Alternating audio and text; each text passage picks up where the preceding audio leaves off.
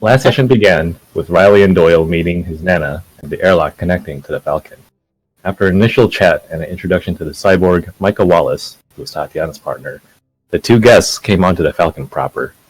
The entire crew, including Severin and Marie, were treated to packed meals of Nana's top-quality home cooking. During this time, Doyle had kept a cautious attitude, asking the guests about the situation below on Hearth Hill. After some discussion about the planet and eating some food, the group eventually lands down a little away from the city near a snowy cabin. Most expressed their displeasure at the cold, especially Gro, who had never experienced snow at all.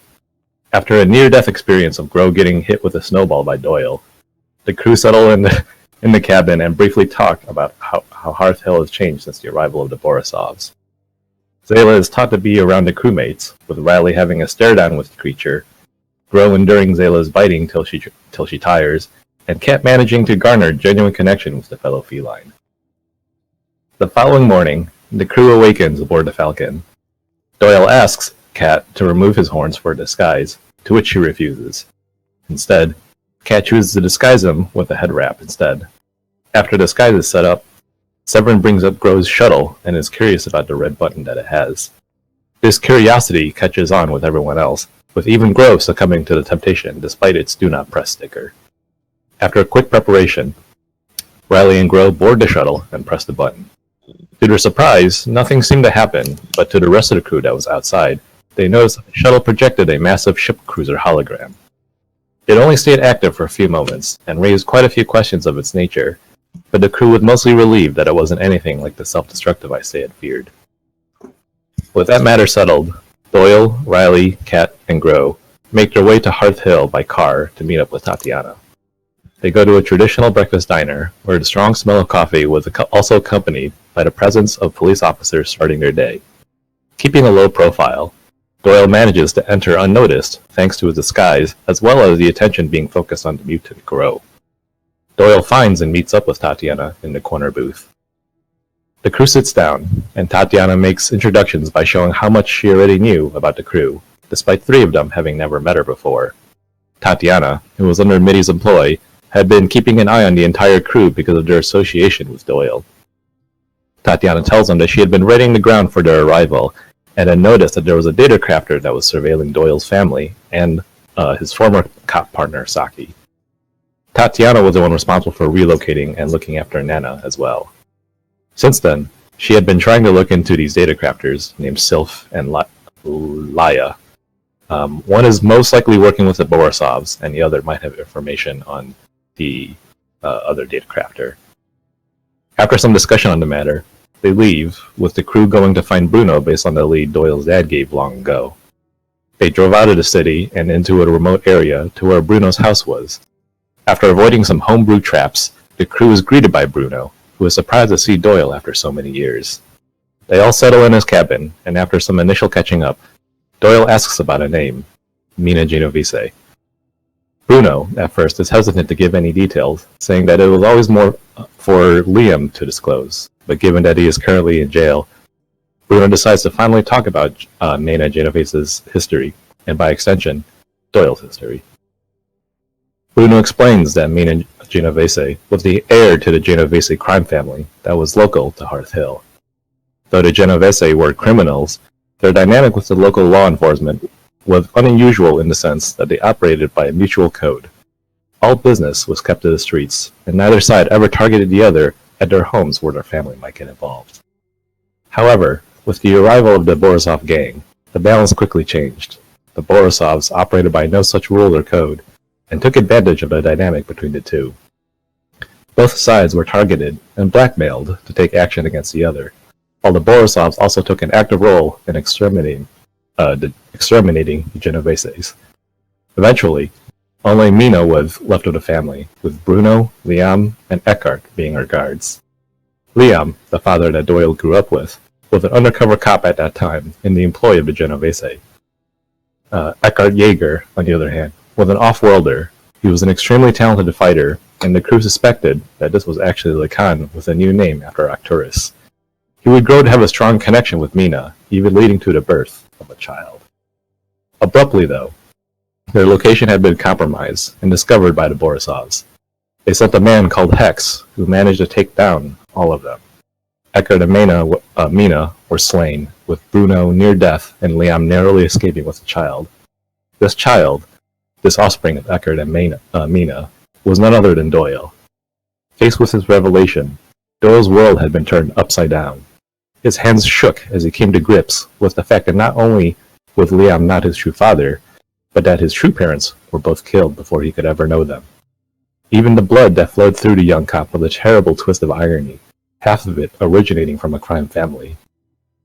Today, on Session 43, our young hero must find himself amidst a sea of emotions. The cloak of mystery has finally been lifted, and the hard truth has been laid bare at long last. Everything Doyle has strived to encounter about his past has led to this moment, but never has his future been more uncertain. What will he do now? What path will he take? Stay tuned to find out. Kai is adorable. I loved it. That was a good recap. That was good. Yeah, it was. I did this for you, man. Congratulations, you done it, man. Oh boy. Alright, so you guys you were about to leave Bruno's cabin in the nearby one of the nearby mountains, just maybe an hour out of Hearth Hill. So you're standing outside. I think it's close to nighttime now, isn't it? It was like 4 or 5 p.m. I think. 5 p.m. So it's still it gets dark a little bit earlier in Hearth Hill, but you probably still have an hour till sundown. Maybe a little bit more. Before we go,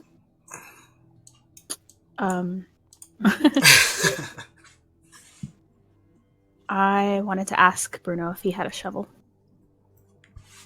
Bruno kind of like, you walk back in real quick, and Bruno's putting away the hot chocolate that he had prepared and all this stuff. He's in the kitchen. He turns to you. It's like, yeah, I should have one in the back. Give me a couple minutes. Are we all in here with you, I guess? Did we all come back in? Yeah, I imagine you guys were all like by the door about to leave. Can I? It's a little retroactive, but I kind of want to do just an empathy test on him just to kind of get his general disposition right now. Sure. Give me an insight empathy test. This would be social, right? Yeah.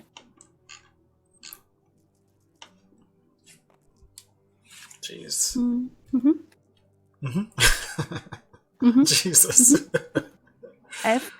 I mean, he is happy to see Doyle. He is sad about this whole circumstance. You get the sense that it's pretty much what he told you, know? He kind of feels that it wasn't his place to tell Doyle these things, but that's the situation he was in. Okay. He's not hiding anything from us? Not that you can tell. All right. Kat's also going to run back inside and approach Bruno and kind of tap him for his attention. Real quick before we leave, I wanted to know where did you bury Mina's body? Bruno comes back with a shovel in hand. It looks old, dingy. He hasn't used it much lately, but it's a shovel.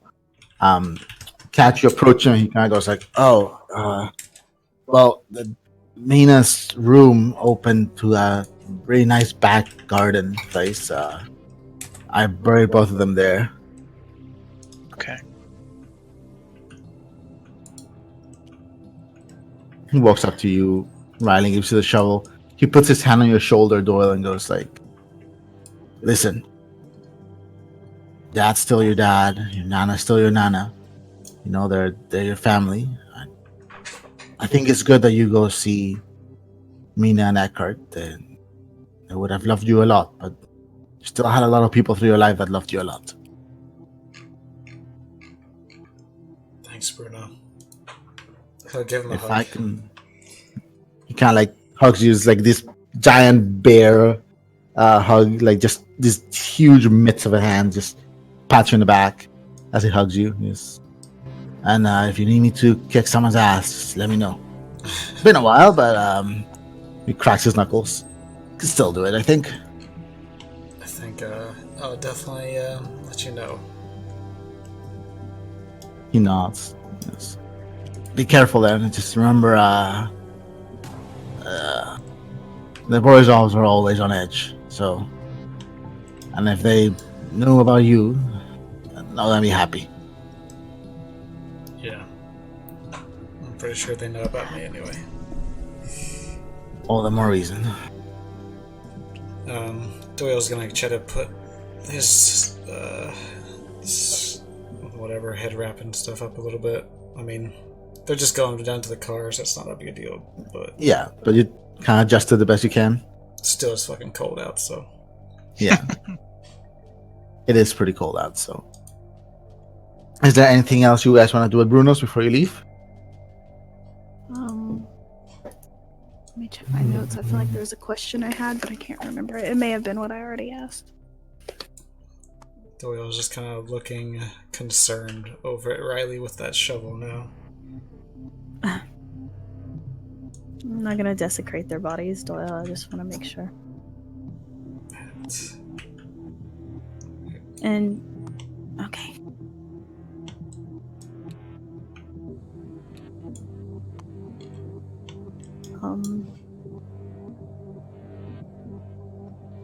Before we go, Bruno, just out of curiosity, do you know much about, I don't know, the goings on around here? Like, have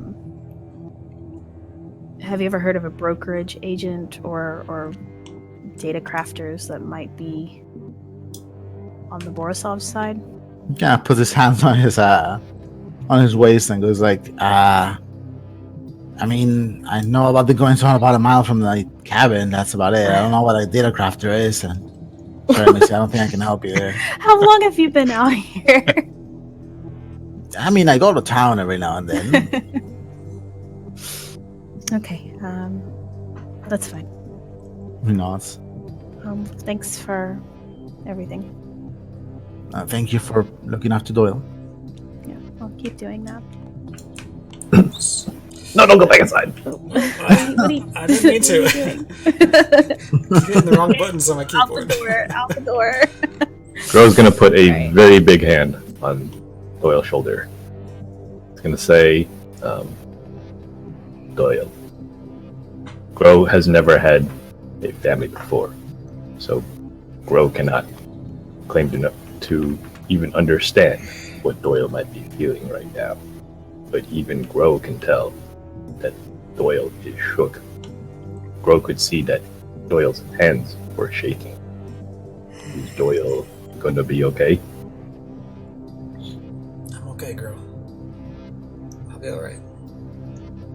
Gro nods, and then he continues and asks, after we visit the grave, what is it that Doyle plans to do next? I don't know yet. I think we're gonna have to take this one step at a time. Gro, he gives a solemn nod. He looks kind of sad too, from everything that has transpired. Takes his hand off his shoulder and steps back a little bit, and well, just know then that the three of us, we will always have your back, and even if we are not related by blood, we are at least a Falcon family. Why are you doing this right now? Stop. Doyle, you're just... Oh, you're impossible. We should go.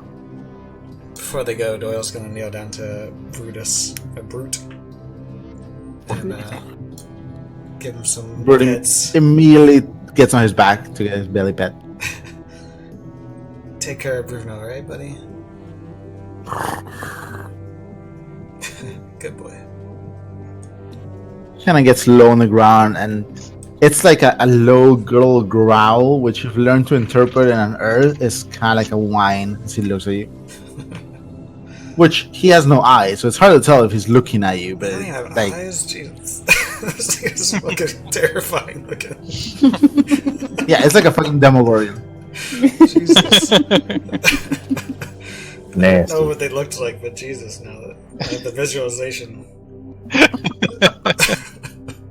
You just hear this growling. It's like, oh, it's cute. Back it looks like So the description is it's a bear with no eyes. No, it's like a- Rock. It's like a hairless gorilla, isn't it? No, it has two like frontal arms, and then a big kind of kangaroo-like tail on the back. And its head, the structure is similar to a lizard, but yeah, it opens 3 ways. Oh my god, okay, I'm leaving. How in the world did I think bear? Because Ursa makes you think bear. Ursa, Ursa. yeah. Ursa's Yeah. Alright, are we going? Yeah. Yeah, let's sit back down. Doyle's going. Let's Watching go out to for the car. traps. The car's somewhere over here, probably. It's like an hour. The car is like a 40-minute walk away. So, Well, we need to go to it then. It's right over there. and yeah. All right, everyone, give me just to see how long it takes you guys to get to the car. One person, give me a survival test Oh shit, grow. with insight. I think this is Oh, well. gross. Oh, Okay, boy. well I roll 5 dice on that. How many does Grow roll? 7. 7. You do it, buddy. Do it. All right. You I'm got gonna this. navigate on this hellhole of a ice inferno. Wow. Nice Inferno. That's a good roll. Look at Yeah, their it's a good fast. roll. So it takes you guys about 20 minutes. It's much easier to go downhill, and it also helps putting Ro in front because he displaces so much snow. It's kind of like walking behind a snowplow. There's not a lot of snow right now, but it's still like nearly like probably on the deepest parts, maybe close to a foot, maybe a bit less actually. But still, Gro kind of just pushes it to the side. And you can actually find the path. This you guys about a good 20 minutes. By the time you have made it to the car, it's still not dark. You can definitely see the sun going down. It's probably 5:30, 5:45. You cannot feel your ears or your noses Or my fingers. or No, your I fingers. wear gloves. Yeah, because you're not. But you're not. None of you are wearing winter clothes, really. Actually, my gloves are fingerless, so yeah, I can't feel Yeah, my fingers. Basically, if your clothes have cold proof, then they're winter. If they don't, you are very cold right now. Okay, yeah. I fumble with the car door and I get in and turn the heat on as high as I can. The car just shudders to life as you turn the heat on. It's not very good, but it's something. Well, it's got to heat up first, except it's an Yeah. electric car, so it doesn't actually heat up, so we're fucked. Okay, what do you guys want to do? Where do you want to go? That's up to Doyle. Okay, so if we decide to check out the safe house, the Borisovs know where the safe house is if they were able to send an assassin there. It makes sense that they would have sent somebody to bug the place and just keep an eye on it because they know nobody should be there. And we know somebody with a signal jammer. Should we contact Tatiana and have her meet us there? We have no way of contacting her. Oh. We'd have to go tomorrow and meet her at the We diner. could. Yeah, we could go tomorrow.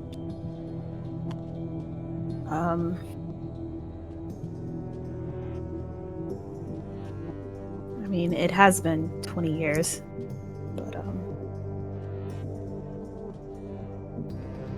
it's Doyle's call.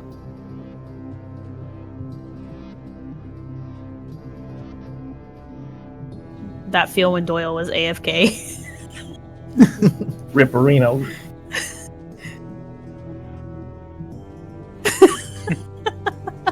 Did you hear what they were saying? Or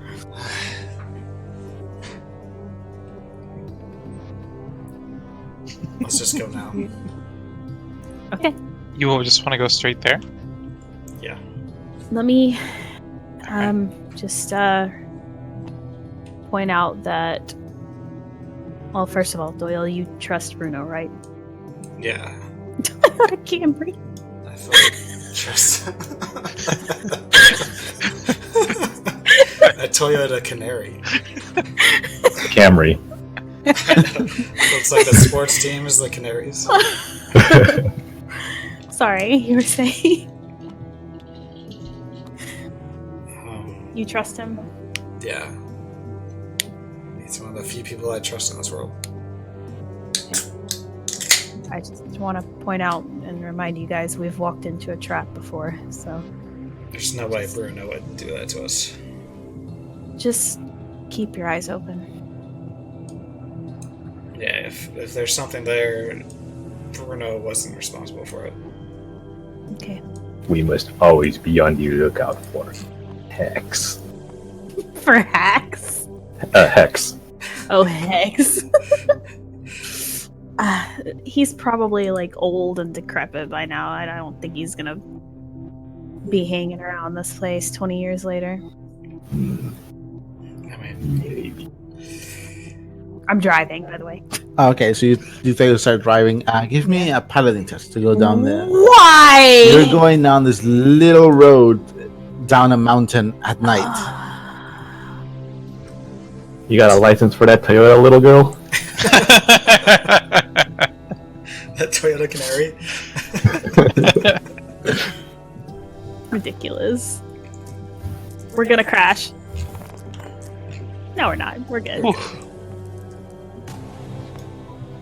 4. Alright. 5. Takes you guys the better part of now that it's dark and it's a bit I slower. wasn't taking my time that time.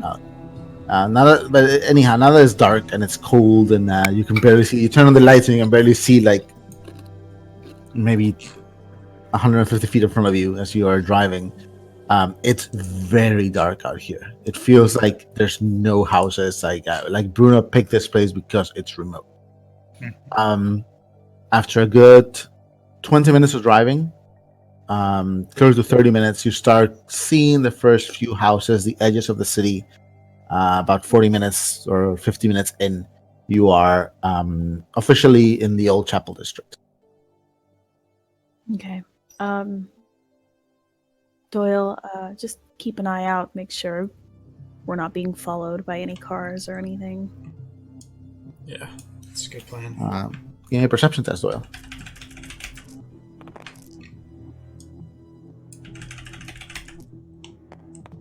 And our path back up is over here, right? Huh? Our path back up to our place is over here, Yeah. right? Yeah, to your own safe house. Okay. Which is still like over an hour away, probably. Yeah. Okay, so you look around, Doyle. There's sparing a few cars. There's a residential area, and people leave work around 6, probably 5 or 6, and they don't get home till 7:30. So it's not right now. It's just sundown. It's right past 6, and it's not quite a rush hour yet. Or especially in this residential area, you're close to your house, so you know the streets pretty well. You see some cars on the road. Some are behind you, some are in front of you. You do not see any car that's suspiciously close to you, or that you see after a long while. Everyone seems to be going their own way. At least you can't tell if anyone's following you, or doesn't seem like anyone's following you. I think we're okay. Okay. Gonna get a little bit more suspicious on our way up to the safe house, so I guess we'll drive that direction. Do you have any particular route, or you just want to take the easiest route through the main roads? How long does it take to go through the main roads? You're gonna have to cross the city, so it's probably gonna be another hour to get like across to the valley. Is that the fastest route, I guess? I mean, Yeah, the because best you way are crossing the whole city. So the best place to hide is in plain sight, right? Yeah. Let's go. okay. You guys go through the city. The city gets livelier the closer you get to the center. You go through Old Chapel, and it's kind of like dark, sleepy suburbs. Still partially embedded in the mountains, but the Hearth Hill itself is located across a series of valleys, so a couple valleys.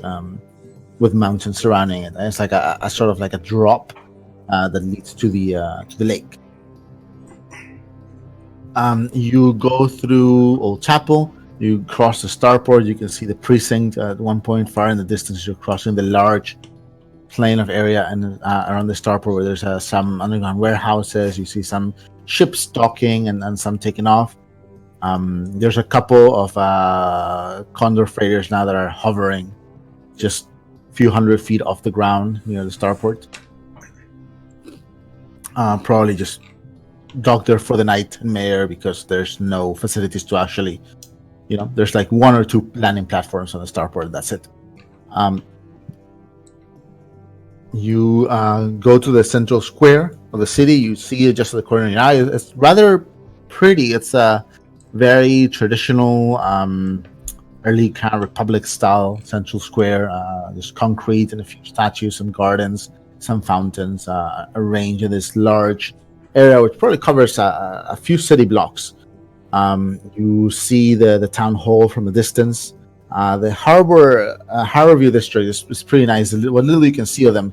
As you start turning towards the Green Sea, you cross what seems to be a large hill, a huge area with a very big forest that just pokes out from the middle of the city, surrounded by fencing. It's almost a Central Parkish style area, but it's on a hill.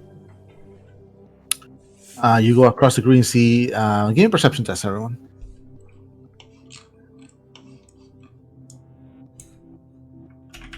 It's not social. Not social. The fucking lag, man. 2. 3. 1 for Cat. Yeah. There's just 3. 3? Okay. So Riley and Doyle, you guys notice, and Cat and Grow, you guys notice that there's foot traffic along the Green Sea, but there's a sort of tension in the air. You see police moving every now and then. Doyle and Riley, you definitely see some sketch stuff. You see shadowy figures trading stuff under the cover of like some bridges that just vaunt over the wrought iron fencing that surrounds the space. You see every now and then someone takes off running across the street, yells. You even hear every now and then a gunshot in the distance. This is a pretty dark area. As you start to climb towards the valley, things get better, and you start to see nicer houses, bigger houses, and they start to spread out.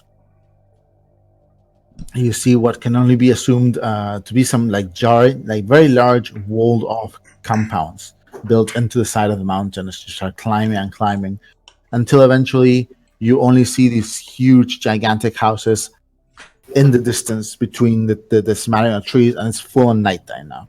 It's getting close to 7, or it's actually a little bit past 7 probably, because it took you another 40 minutes to go back to town, and then another hour, so it's past 7. It's completely dark. As you start climbing up the mountain, you start leaving the houses. I was gonna ask Doyle to do another perception check while we're going through this area, if he could. Yeah, you can do one. Take another What are look you around. trying to? Anything? Make sure there's nobody tailing us, nobody following slowly behind, no strange looks, none of that. Okay. Doyle, give me a perception test. What kind? Bro would also like to ask Doyle if that kind of unrest in the city earlier was like normal, or is that like unusual? Got 5 successes. Nice. Okay. This is kind of the life it is here. Ooh. You can see he's kind of like gripping his weapon, kind of his clubs tight. To live with constant unease and insecurity. This is much different than our tourists. It's one of the reasons why I became a cop. Grow can understand. So, Doyle, you look around. Nothing you can tell. Every now and then, you get the feeling of being watched, and you do notice there's At one point, you see a glint of metal on the trees near these large compounds, and you figure there's security around these houses. Probably extensive security networks or security agents that work protecting these houses of rich people, especially especially those that are closer to the Green Sea, which is an area that is rather sketch and has been for the last few years. But you don't feel like anyone's particularly tailing you. You do draw weird glances every now and then because you're in a very rich district in a very shit car. It's not the farmlands you guys expected, huh? Yeah, quite a bit different. I mean, Bruno's place was pretty. Yeah, Bruno's kind of the exception. I don't think he farms, though. I guess we'll keep driving up the hill then.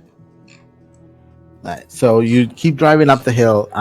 Just now turn slightly into a mountain. You see the winding paths. Luckily, the road is wide, as it is a road that just drives far off the city.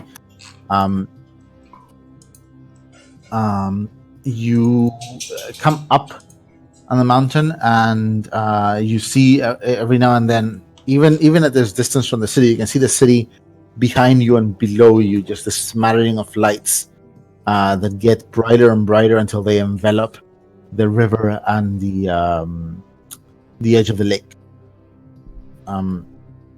Which I don't know if. Let me see if I have this. The lake has a name.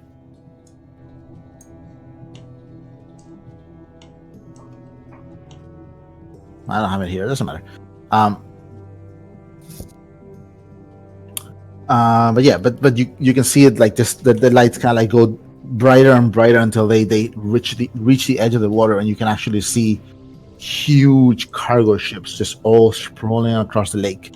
Again, becoming sparser the deeper you get into the dark waters. It's very cold. It's hard to keep the windows of the car from fogging up as you climb up the hill. Everyone, give me a survival test to see if you have a place on the map, but the thing is, it's different knowing the place on the map to actually finding it. Intelligence or insight, or either? Either. Oh, I can use intelligence. Nice. Could I get a bonus to this since it is navigation? Yeah. Yeah. Good. Oh, poor cat. Field advantage. I got this. It's a 3 on me.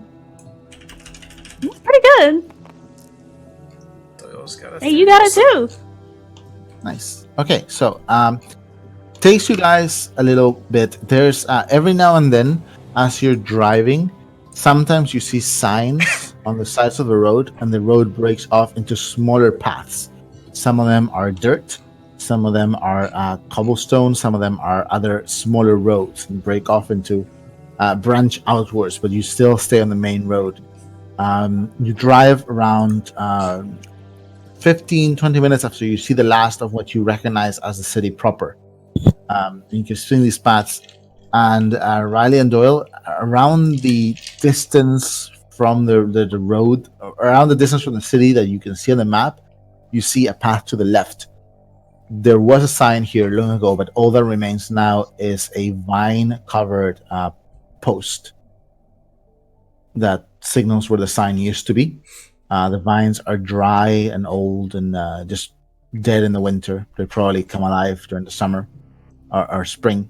And the post is slightly leaning, and you can see an old, badly kept dirt road leading to the left, which would match the it would be around here.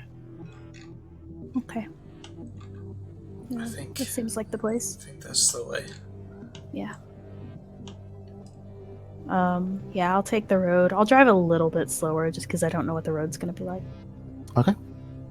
You take a left and you start going on the road. The car is a hover car, but this road's still kind of irregular. It's been very badly but taken if it care of. And, drops off, you drop off too. Yeah. Goodbye, remote. and what's more, the forest has started to overtake this path. Seems it's not commonly traveled.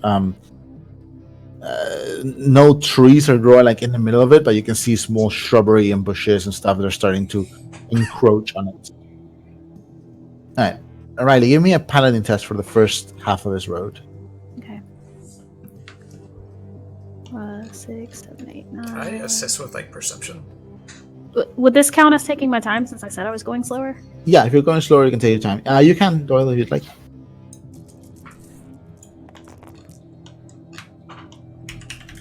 I don't know, guys. My Jesus. piloting rolls are on point lately. Yeah.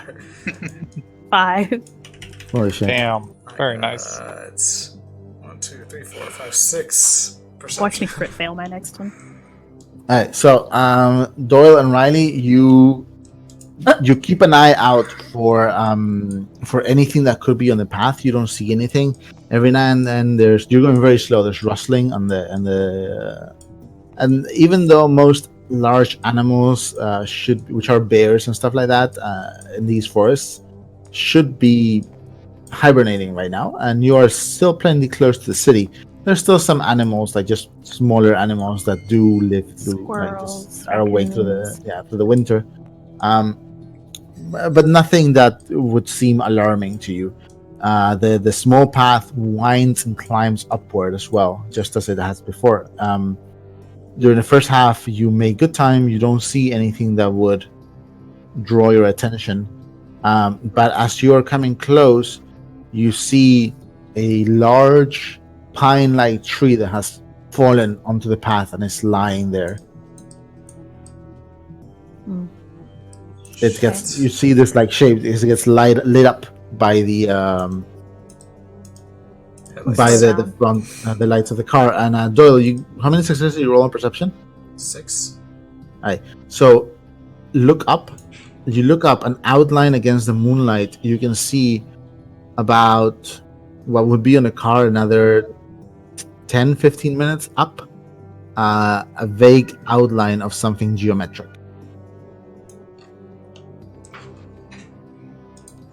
We're really close. Also the car.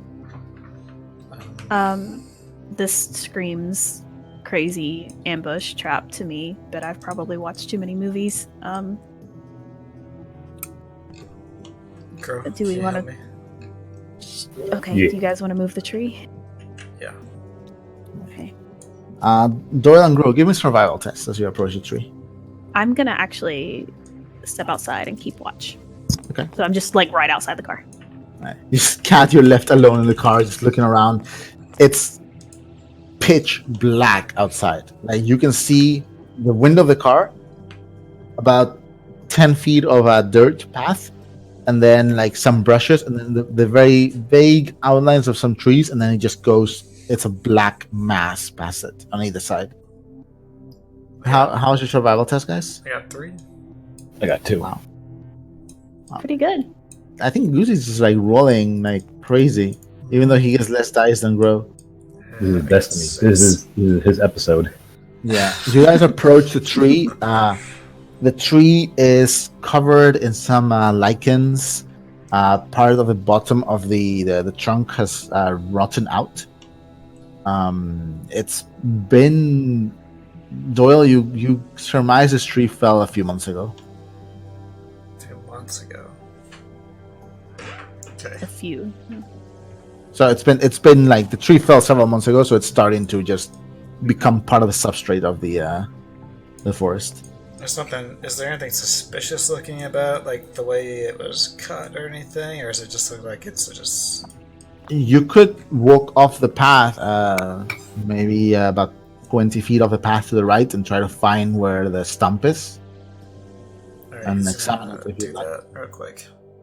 Right. Can You can see in the dark, but up to like maybe 60 feet at most. So it's even at the edge of that vision, it's hard for you to see. Alright, he's gonna just follow the trunk.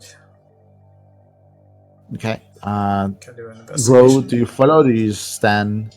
Yeah, Girl's gonna follow, but he's not gonna necessarily examine a tree. He's gonna just keep a lookout while Doyle's looking at the tree. Riley and Grow, give me a perception test while Doyle is. Doyle and Grow, or Riley and Cat. Riley and Grow and Cat, I guess, yeah, because you're all kind of looking around. Doyle is going very specifically to a place. 1. Perception? Just since you guys are all keeping a watch out. Cat will get out of the car when she sees Doyle's kind of wandering off. Yeah. She thought they were just gonna move the tree. Just one success. Riley got 3. 3. Okay. Grow. 1. Riley, you look around. There's some strange noises up in the trees, maybe birds. You hear a couple of them. They do sound kind of like organic, like bird calls. But they're like, it's dark, you know? So it could be bats too, or some other I animal. take out my flashlight and shine it up towards one of the calls. You see a couple of like, just a very bright glint of 2 yellowish eyes. Small. Like maybe the size of like your arm, you know, the whole creature, and a shadow, and a rustling in the leaves. Then the calls kind of die out. Okay. I'll just kind of scan the area with my flashlight a little bit. Okay. Doyle, you approach the edge of the trunk where it broke from the stump of the tree, and you see it's all splintered. And it's badly rotten wood. Okay. That's a relief. Yeah, I'll just go back. Yeah. Just tell everybody it looks natural. Okay. Alright, girl. Let's get this thing off the road. Okay. Alright, both of you strength and athletics tests.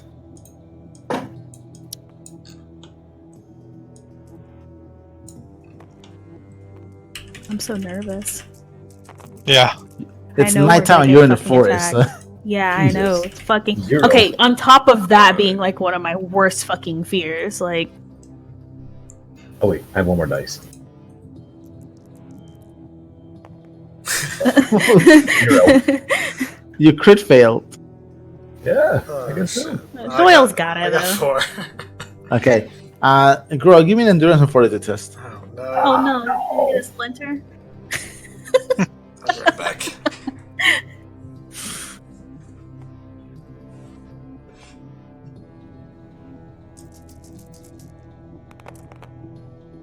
Oh no! It's a 2. Alright, 2, that's not bad. You guys go like, okay. You put your hands on the side of the tree and you say, okay, we push him 3.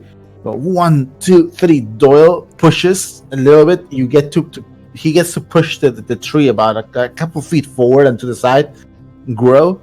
You put your hands on your shoulder and what you didn't realize was a badly rotten part of the tree, and you go right through the tree. Oh no. The wood splinters and you just fall in. And luckily you don't like throw out your arm because you're pushing a lot of things, and the wood just gave, and the tree is now in 2 parts. Oh, that's good. You've Good. gone through one of them. You've gone through the middle of the tree, and now you have one part, which is the one that leads towards the badly rotten stump. And Doyle has pushed the top part of the tree just a few feet, like maybe 3 feet to the side. Grow will act surprised, but then it'll be Grow helped. I mean, you guys could just chop it up too. Might take longer though. So you said it's in 2 pieces now, but like they're both still on the road. Yeah, so let's say this is the road. 5, 10, 15, 20. It's not a very big road. It's like 20, 25 feet in width. And the tree falls like this. The rotten trunk is here. And the top is here. And now it's like this. Okay. And here's your car. I guess Grow will try again to move the one of the pieces. Alright, so yeah. Doyle would have been on this side. And Grow went through here. I try to move this piece. Where's Rai? Where's Rai? Right. She doesn't Rai, have a name, Rai. okay? Oh. Alright, both of you give me strength and You athletics. can't call her again. princess. Princess. Can't stop me. Do you guys need some help? I think we got it. The 3 need help, Alright. or the 3 Big strong requires men got it. Jesus, I got a 1. It's a lot of 1s. Grow. 3. 3. Okay. Grow, you push the tree again. This time you actually find a solid part in the wood. and you manage to push it a couple feet back, like maybe 5 feet back. Doyle, you kind of just go. The tree doesn't move at all.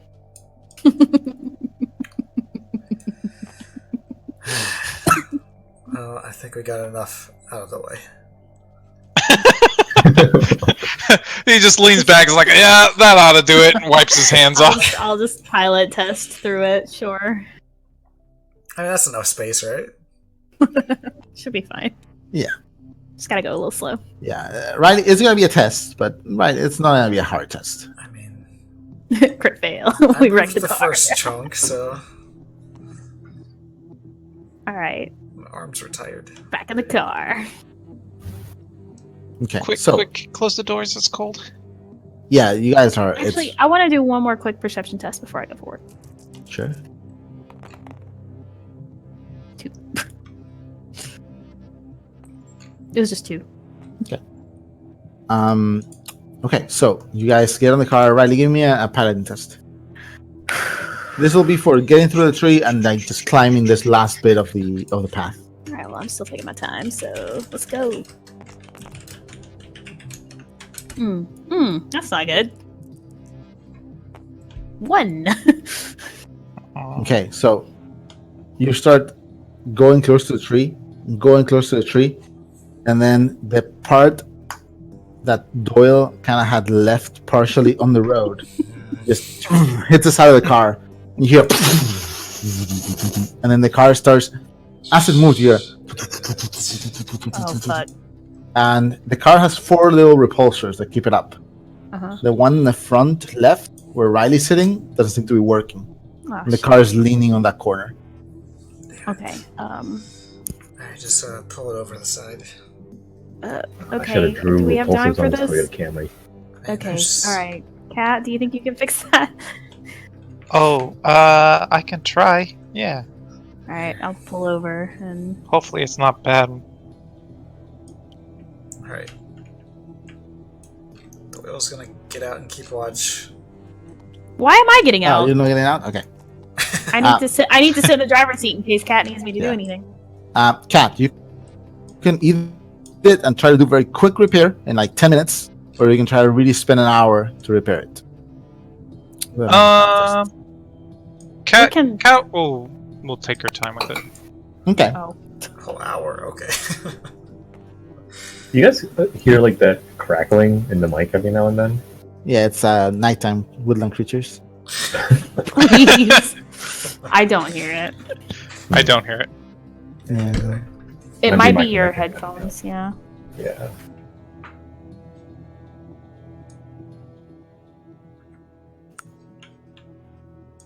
Should probably find some nighttime noises.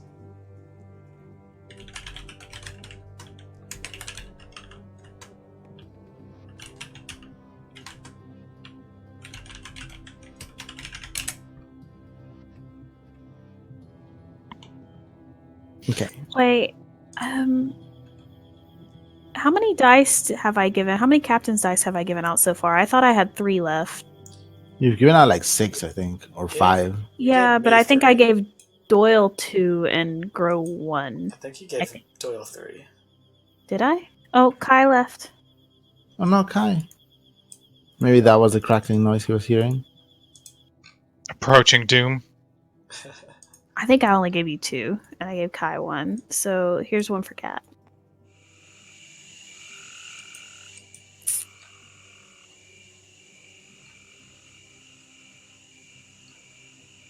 Grow, do you want to hold the flashlight for me? Oh, he's. is he Yeah, still- I assume Grows, because he got off, so I assume he's holding the flashlight as he looks around. This is some dubsteppy, creepy music, JD. I mean, it's nighttime forest music. Are you playing something?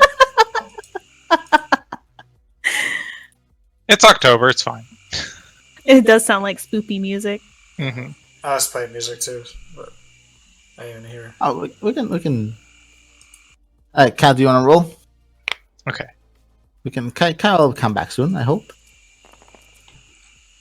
The Hello. die didn't even Hello? help. Hi, Kai. There we go. Nice. Wow. Wait, 3? It's just 3. so far. 4 or 5. Huh? It's You a wanna- 3, I think. Yeah, it's a 3. Yeah. Okay, so 5. Yeah, it's Cat. The repulsor was kind of loose, and this car is a disaster.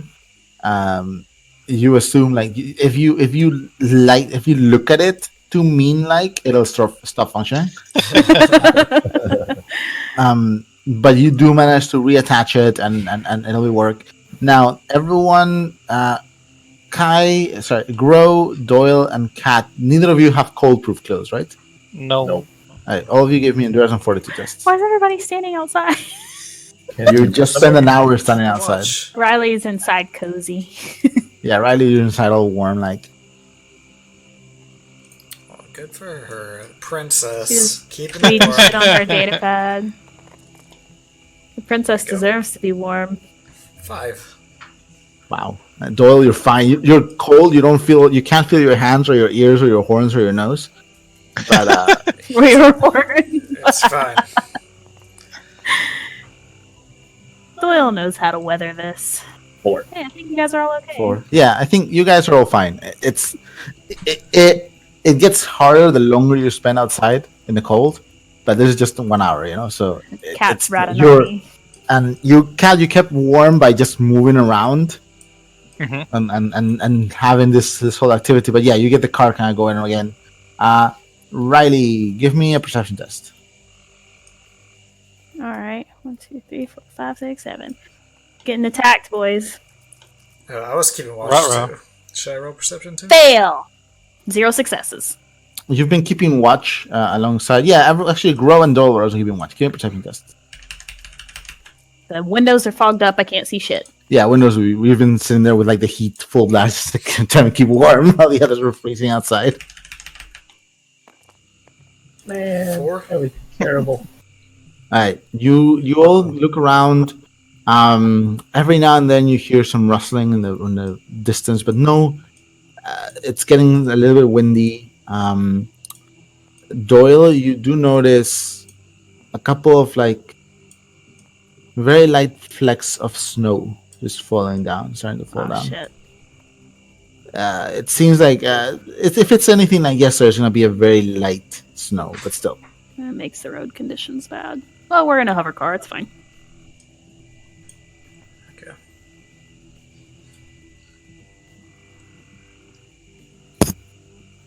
Okay, so the car is functioning again. If you guys want to drive up again, Yeah, let's go. Riley, give me another pattern test, please. Actually, during that time, can I try to move this stump more? Yeah, give me an athletics test. That'll make it easier on Riley. I thought we got past it, though. No, you hit it with the front of the side of the car and you just pulled the side. Let me just try to move it a little more. Is this like a video game where you hit it, you have to go back and do it over again? Yeah. 4. I mean, that's fine. Okay, you move it completely out, and the path is slightly raised, so as you push it out, it just rolls, and you're on the side of a mountain, so it just rolls down like maybe 15 feet before it hits another tree, and it rustles the leaves of the other tree a little bit.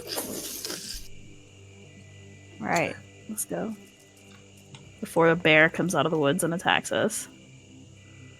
4. Well, that's 5 so far. Here's my last. 6. Damn. Okay, you go through easy enough. You start climbing up the last 15 minutes towards the mansion. It is close to 10 p.m. now. Oh shit, we spent 6 hours getting here? I mean, Or 5 hours? You spent an hour, like 45 minutes getting from Bruno's to the city again. Okay, Then another hour crossing. okay. Then 3 hours. Then another hour to get to this spot, and then an hour fixing the car. That seems like 4 hours.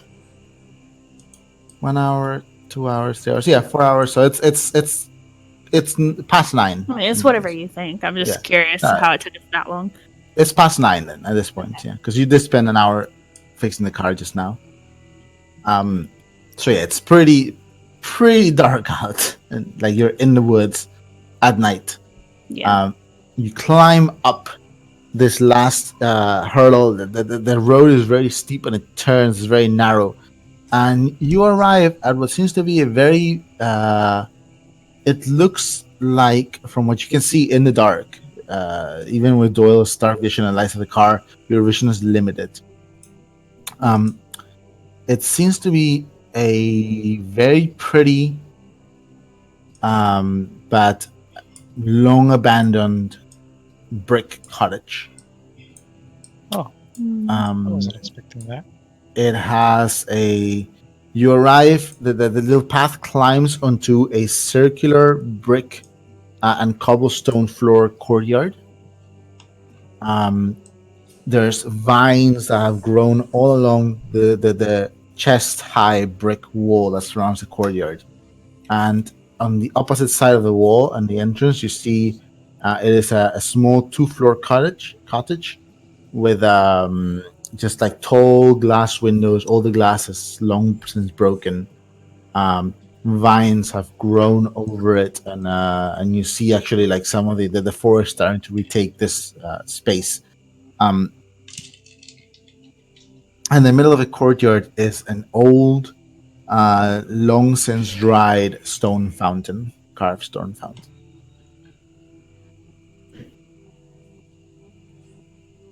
So you just get on the courtyard, and you assume this is where cars would park whenever they would come here. And you park, and you see the cottage. From your vantage point, you cannot see a door. It's only like a black door frame, like a dark door frame, which is dark inside the structure. You see the broken windows, the vines crawling up over the sides of the brick and stonework, and yep, that's what you see. Okay. I guess we should go in. Everybody, just stay vigilant, I guess. Did he say Bro will have his. where he buried them? In the garden, there's an entrance to a garden.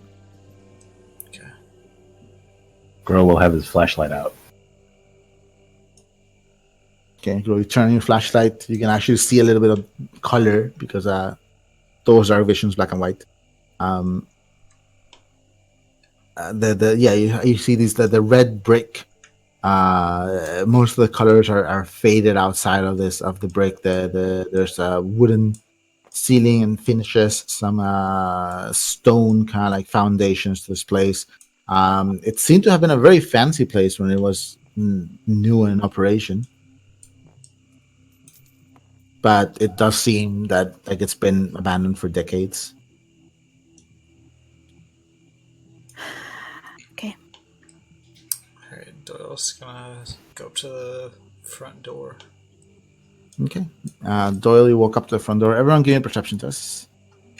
Just to see what you see. Give me a Oh, second. Tyler disconnected. I think my TTS broke. Oh no. Is Grow shining his flashlight inside? Yeah, Ah, fuck. I'll just take out my flashlight too. I got one. 3. Okay. Doyle? 5. 5. Holy shit, Doyle's perception. wants to Let's see wait for what's in Tyler there. real quick before we move on. Okay. Do we want to draw this up real quick? Yeah, that would be nice. What you can see is Let's get rid of this. Maybe erase all that other stuff. Yeah. a large circular courtyard, and the road kind of like comes up to it from this side.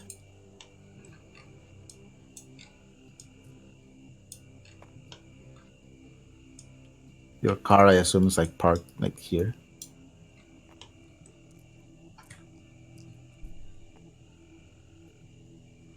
Oh, that's bright. Oh, it's really bright.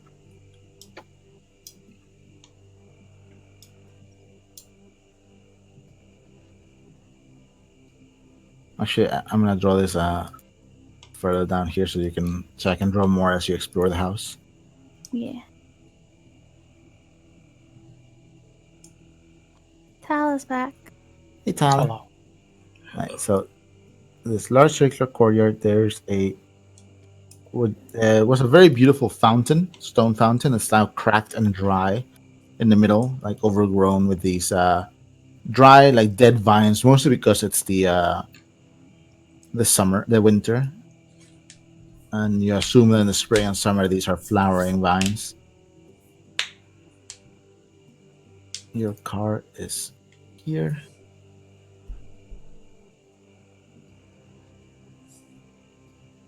Actually, most likely Probably turned, right? here. And there is, see, the entrance to the house here. Sucks that I can't erase part of the Circle. circle. Yeah. There it has these like tall windows on the sides.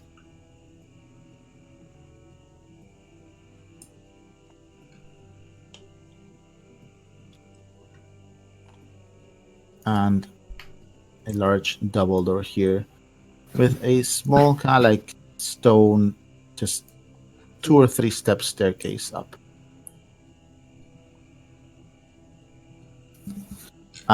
Grow as you shine the flashlight in, what you can see immediately inside is a corridor.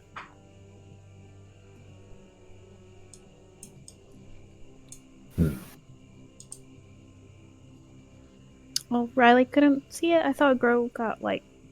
Oh no, Grow shine the flashlight, and that's what you let you guys, everyone, see inside, basically. Doyle, how many successes do you guys get in perception? Riley got 3. Doyle got 5? 5, yeah. Grow got 1. 1, yeah.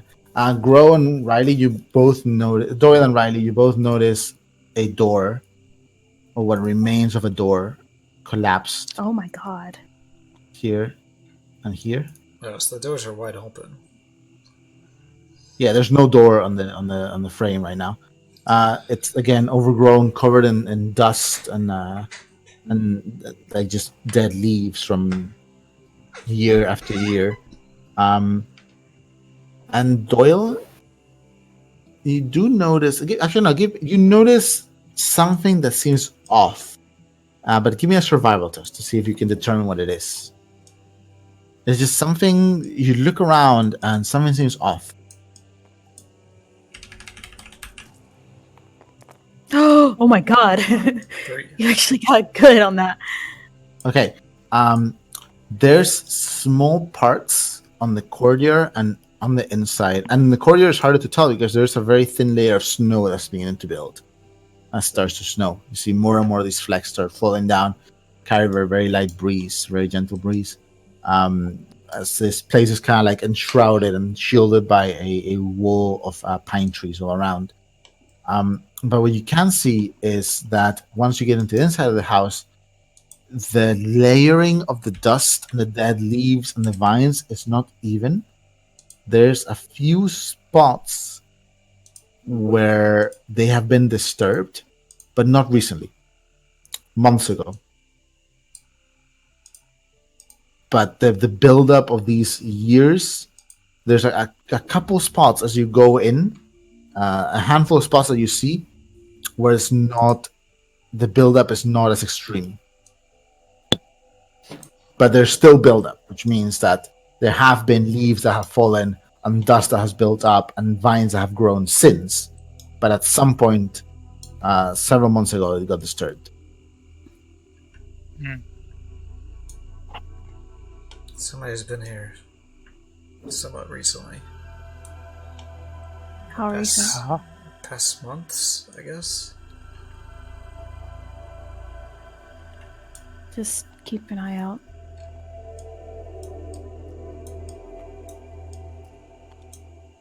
I'll bring up the rear, I guess. And just kind of keep an eye out behind us. Okay. Okay, so you walk in, Doyle, and what you guys see is the corridor continues a couple more feet, and then it opens into what looks like a very nice, fancy dining room. There is a large hardwood table. One sec.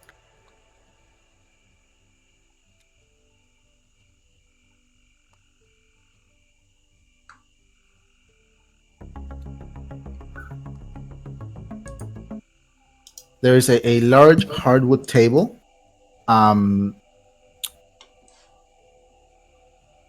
And on the table lies the remains of a broken down chandelier.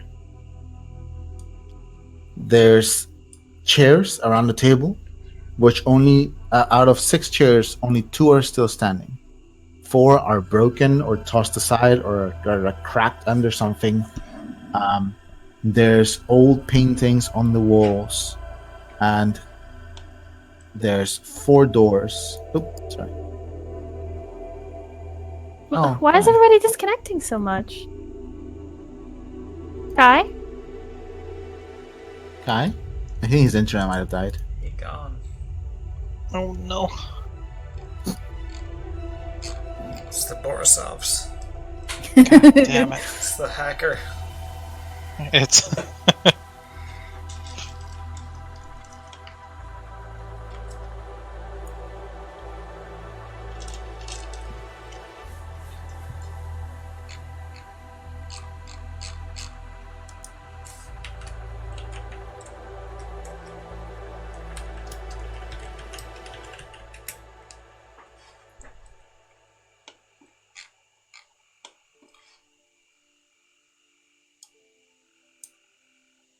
Let's wait till Kai gets back.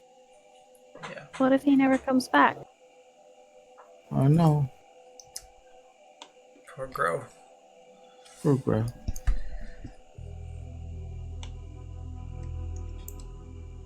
Doyle's just kind of looking around at everything. It's probably evidence of the fight that happened. Mhm.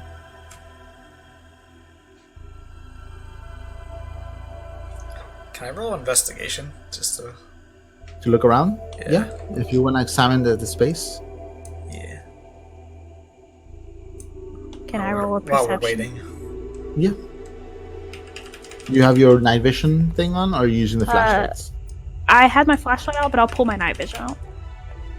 Since I'm facing away from I everyone. just got 1. 3. Alright, what are you trying to perceive, Riley? Nothing, or Just just making looking sure I don't see any movement or anything behind us. around? Yeah, no, nothing. It's started cold. Doyle, you look I around. don't hear anything. You see. You do find some long, dry, black splotches, like stains on some of the wood of the table, and some on the wall behind it. The chandelier seems to have broken. Hi, Kai, you're muted. Hey, Kai. Hey, yeah. Back. Welcome back. Trying to figure out what is causing these computer freezes. Oh. It's only happened once, though, right? No, I've disconnected twice now. You did? Mhm. I thought just tell Yeah. it. Yeah. No, Kai disconnected before me.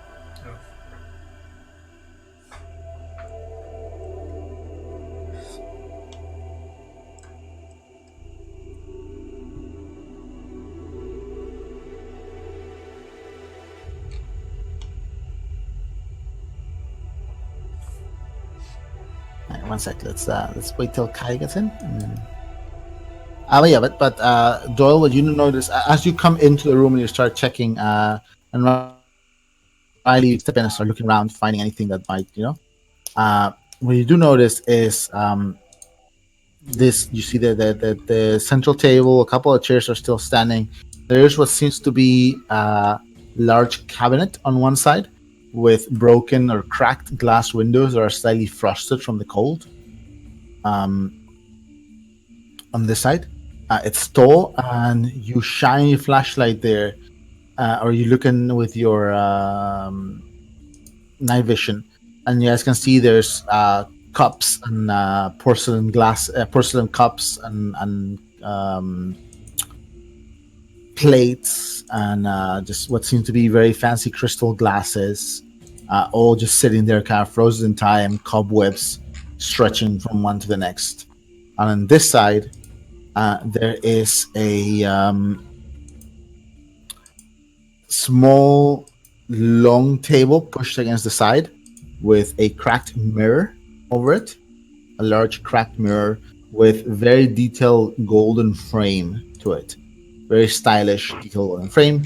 And on the table, there's a couple broken picture frames. And there's a couple more broken picture frames on the floor near it. There's 2 doors here and 2 doors here.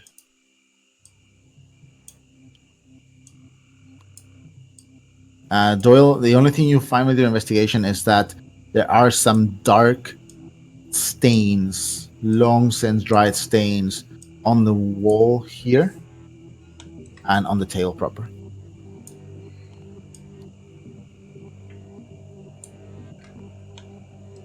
Can I look at these pictures? Sure. Dust them off. Give me an investigation test.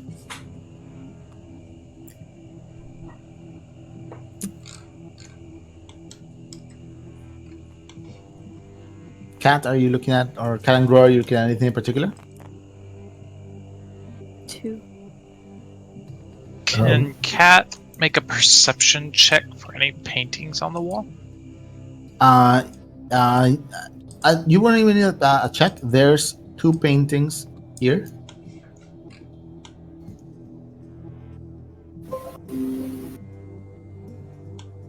They seem to. So you look at them, and you got 2 successes. Okay, so What? the paintings. I didn't roll. I didn't roll. I got 2. You got 2. Okay, so let's do Riley real quick. Riley, you look at the pictures. The ones that are you look at the ones that are still on the table. Mm-hmm. One of them seems to be a group of men in suits. You don't recognize any of them, or none of them seem familiar. At least they are all smiling, and they're standing behind 2 young women who are sitting on a very old school looking couch. And they're also smiling. It looks like a sort of family photo. It's about 5 men, and they're varying ages. The youngest one maybe looks like 15. The oldest one must be past 70.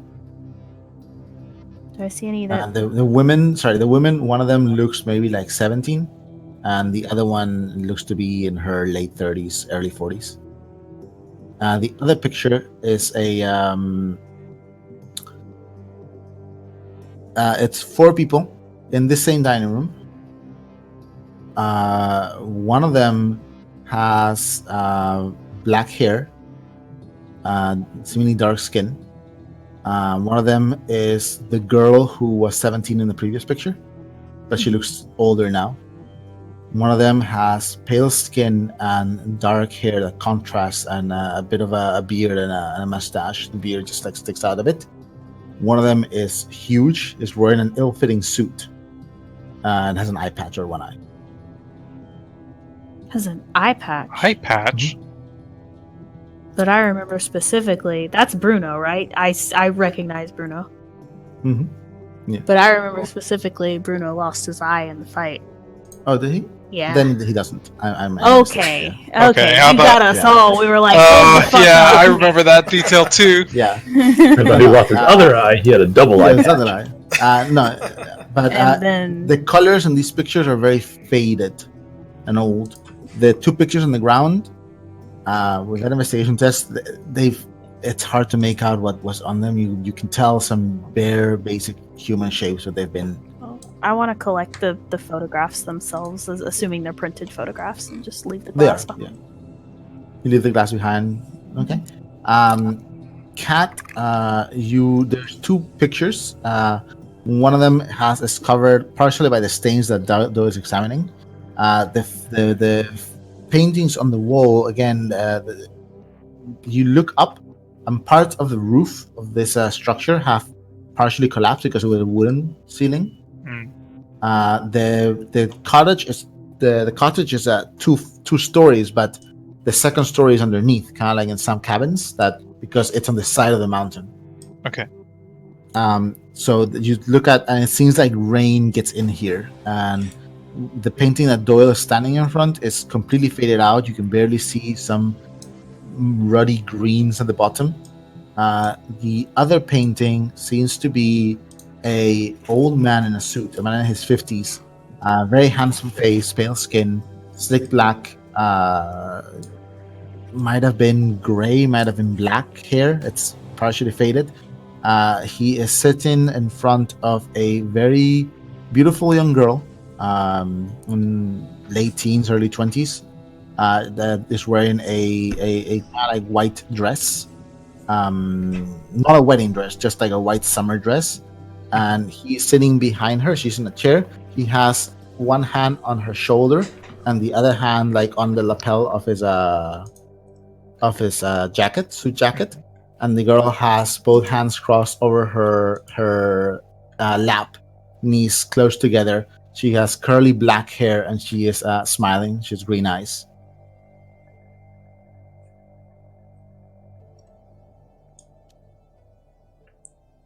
Do I see that painting? If you pointed it with your flashlight, you would. Yeah. Okay. I guess I can't see much. So I'll use my flashlight here. Grow, what's she doing? Because keep in mind that your night vision has no color too. So. Yeah. This door that he's in front of, what's the state of it? That door is actually that door is a swiveling door. It's big, heavy. Yeah, but it's a swiveling wooden door, and it's not locked or anything. It doesn't have a lock, but the hinges on the top and bottom that let it swivel seem to be rusted shut. Break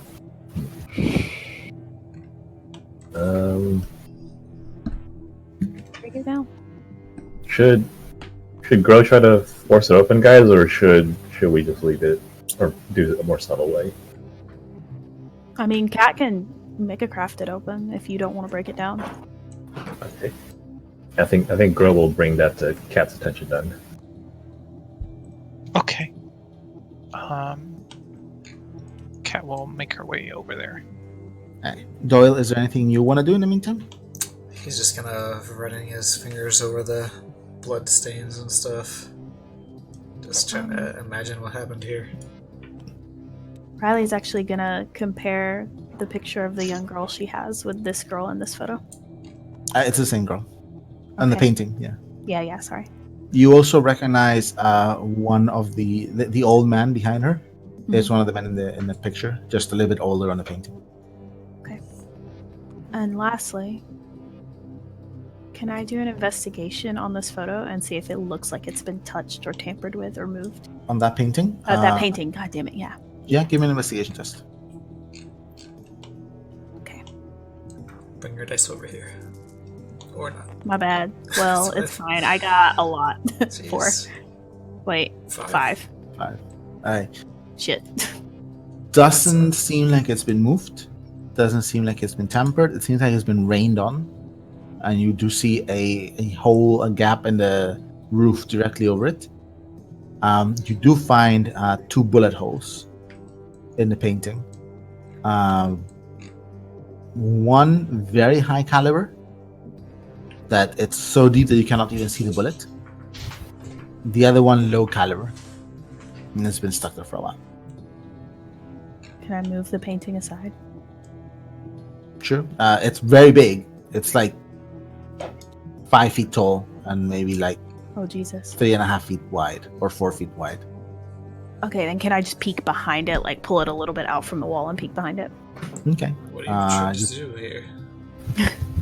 Just You pull the painting. All you see is the 2 bullet holes in the wall behind it. Again, the entire wall has this stained curtain of rain behind it. Okay. Just the effects of rain over years and years.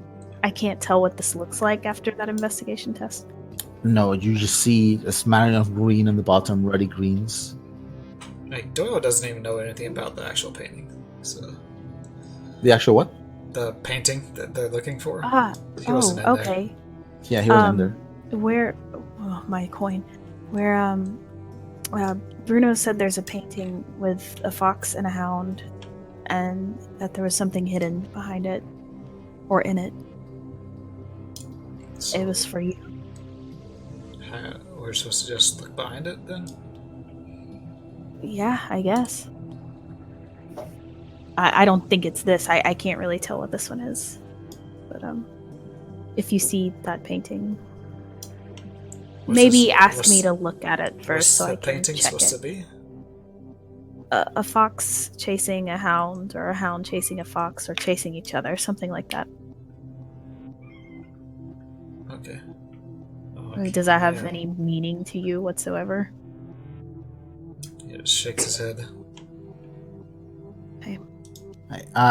Kat, you approach Grow as he's pointing out this door towards you, and you see it is a swiveling door. It doesn't lock or anything. It's made of this thick slab of what might be cedar or oak, and the hinges and swivels at the top and the bottom of the door are completely rusted shut. Uh-oh. So even if she just dismantled the lock, it wouldn't swing out. It doesn't have a lock. It doesn't lock. It just swivels. Girl could maybe hold the door while you dismantle that, so that way, like, it just doesn't plop. Yeah, she could just disassemble the hinges themselves. Yeah, right? you're not gonna be able to repair this, but you can just pull the hinges apart and set it aside. Should be easy enough. Okay, so you guys turn around and you see Grow holding this door and Kat pulling her tools out. Shit, there's a car driving by. Sorry. That was In-game weird. or IRL? No, I just heard them from their house. 4? Nice. 5. Within maybe 30 seconds, Kat has pulled the swivels from the actual door frame, and the door kind of just falls, and you grab it, Grow, and you set it aside. Thanks for catching that. Grow will follow Cat's example and leave a little present for someone. That's a good idea. Let's put the rest of it over there. Cat will teach Girl how to make a neat little pile. Gift for someone later to find. Kat, you shine your flashlight in. What you see in this room, there's this tall, beautiful arch-style window with what do you call these? Like when there's like a seating spot in, like, just in front of the window, like on the wall. Like a nook? Yeah, like a little nook. Yeah. There's a small couch over here that has long since, like, the actual cover of the couch is just falling apart, and the couch itself seems like overgrown, and this room is covered in a thick layer of dust. There is a small kind of like stove on this side, just for warmth, like a tiny built-in chimney onto the wall.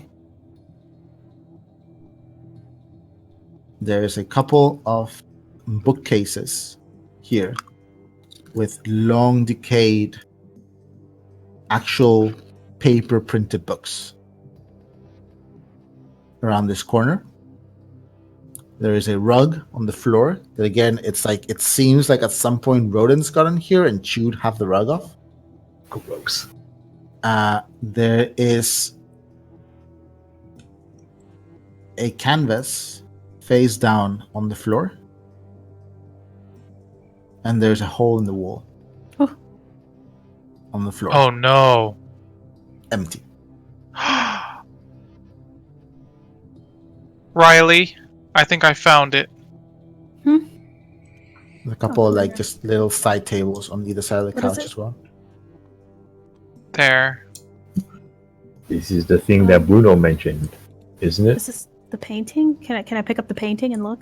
You pick up the canvas. It's smaller than the other paintings, but it is indeed. The corners are faded. There's a few holes in the canvas, but there is a painting of a fox and a hound chasing each other.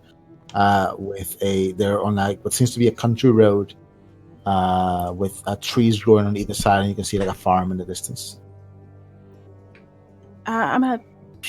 Cat, hold this up and let me take a picture of this, Okay. and I'll get a photograph of that. And The hole in the wall is very small. It's maybe 1 foot wide and just like 10 inches tall. yeah, can I investigate it really quick? Yeah, give me an investigation test.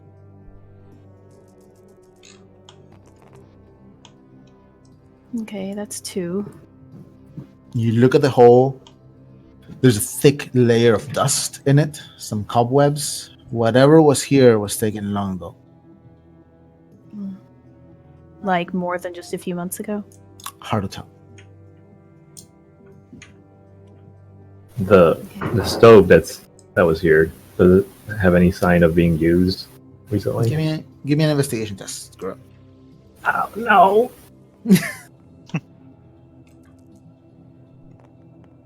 Crit fail. Oh Grow, you look at the stove and you try to open the little, just to see if there's coals inside. They may have been still, it has a little grate with a little handle on it and some hinges inside. You pull the entire little front grate off. Oops. And you just hold it there and you look and you don't see any, you see just like darkened soot on the inside. Hard to tell how long ago this was. Doesn't seem like it was used anytime recently. Crow's gonna set aside the grate in a neat little pile outside. Doyle, do you want to come look at this? I mean, Sure. can you see anything in there? I mean, what could I say that you guys can already? You're got better eyesight than any of us. I'll roll investigation. Yep. Apparently not. Oh, I spoke too soon. 3. You look at the space and it's hard to tell anything more than what Riley surmised. There's dust, there's cobwebs, doesn't seem to have like it's been stored in a long time. What you do notice though is the rust on the hinges would have taken years to build, so no one's been in this room for years. And while the window is cracked, it's not completely broken in. Would it be too meta for him to be kind of really frustrated and annoyed and turn his presence on? It wouldn't be, but what are you trying to focus on? Just looking around at like the painting or the space. Okay, give me a perception test with your presence.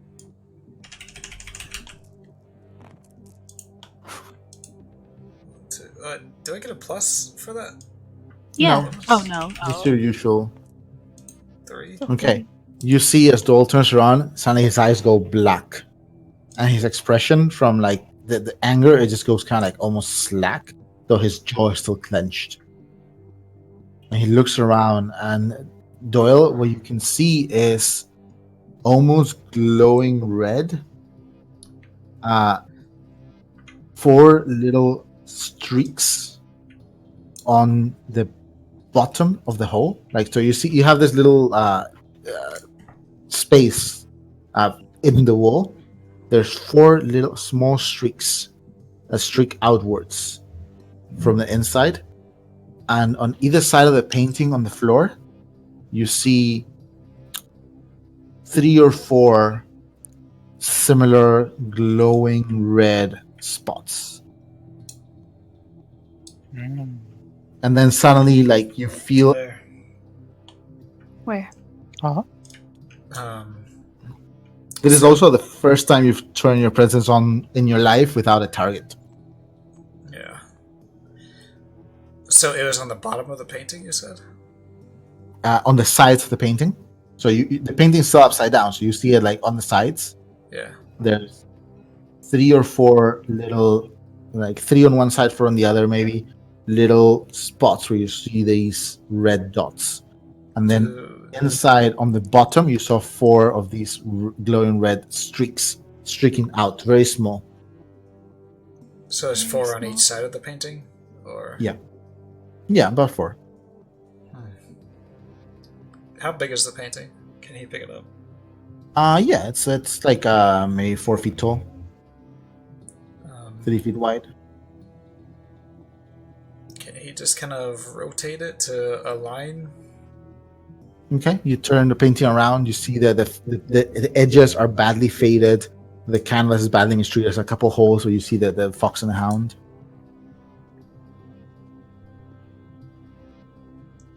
So he'll just kind of rotate it onto its side so that the red streaks would line up with the red streaks on the painting? With what? The red streaks on the painting would line up with the red streaks on this thing, I guess? No, the red streaks on the painting are on either side of the painting. The red streaks on the hole are in the middle and the bottom.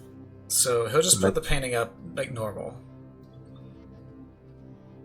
Okay. So there's streaks coming from the center of the hole, and then there's streaks on either side. Yeah. So imagine if I draw the if you look at that. I know what you're talking about. If you want me to. Imagine if this is the hole, right? And it's not very deep. Are you drawing somewhere? Okay. Yeah. But then you've got like 1, 2, 3, 4. Yeah, but they're not there. Oh. They're on the bottom. Oh, I thought that was the bottom. I'm turned the other way. So you have 4 little streaks streaking out. And then on the painting that goes in there, they're on the sides. The painting doesn't go in the hole. The painting was covering the hole. The painting is much bigger than the hole. On the painting, let's say this is the canvas. 1 sec.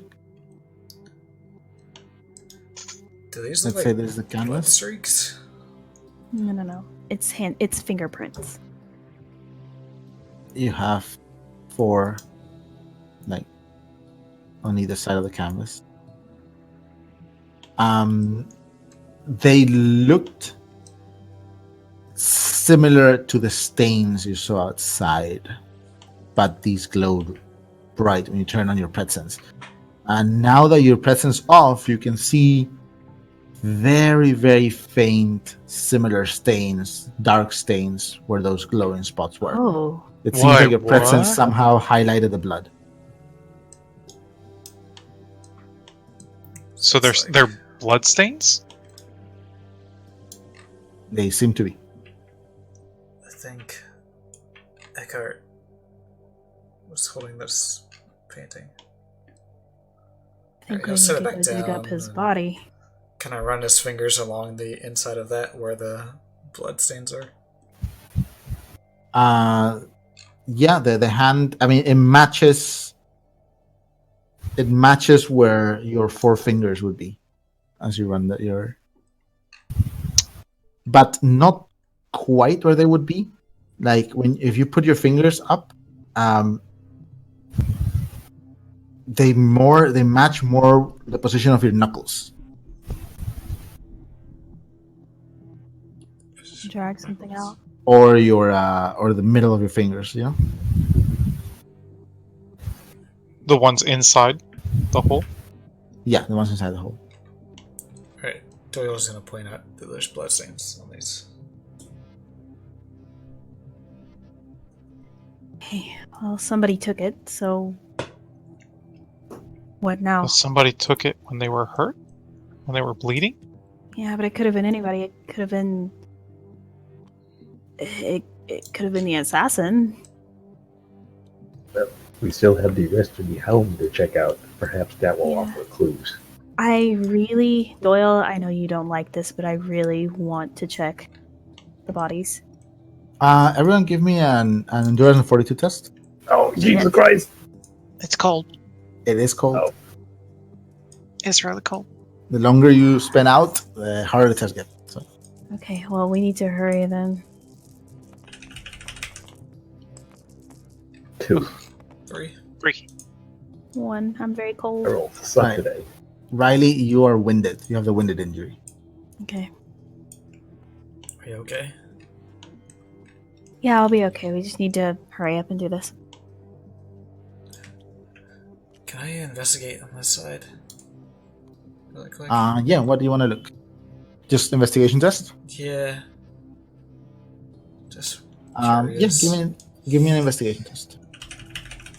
1, 2, 3, I can help. 4. I'll help him.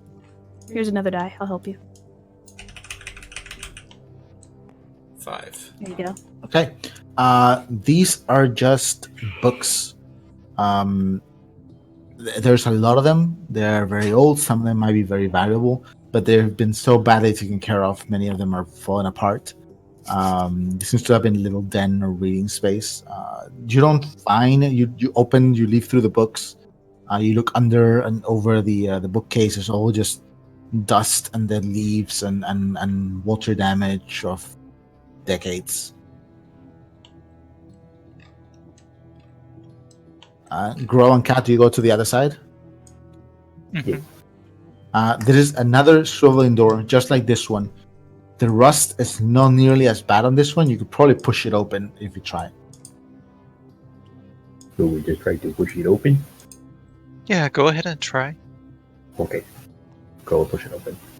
You push it open, and what you see on the other side is you see a similar little nook, just like the other one, but there's a little table.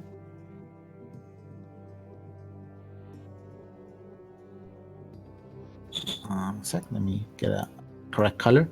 There's a little round table right in front of that nook with 3 stools around it. The stools are still standing there, rather undisturbed. And on the walls, you see there is a fridge, and there is a stove and a pantry, and there seems to have been a kitchen. Everything, from your perspective, at least right now, everything looks like it was undisturbed.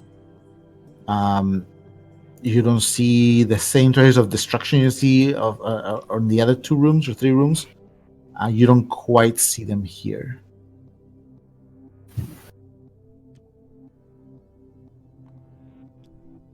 What do you think, Cat? Let's take a look around just real quick. Okay. Let's investigate. Start. Give me an investigation test, guys. While they're doing that, can I start pulling Doyle back out, kind of Yeah. leading him out? Let's go look other places. Come on. Just get And these 2 are doors, right? Yeah, This those 2 are doors. just very frustrated. You said you saw blood. Can you look for trails of that blood? I just shrug and try it again. That sense? Yeah. We can do cat and grow first. Well, Okay, so turn on your pret sense. You focus on that same blood. And you see in this space several different hues of red.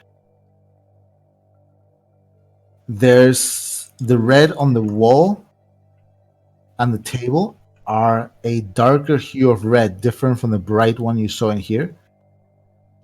And on the floor, you see small patches of red that go this way, the same bright red, and then they go this way.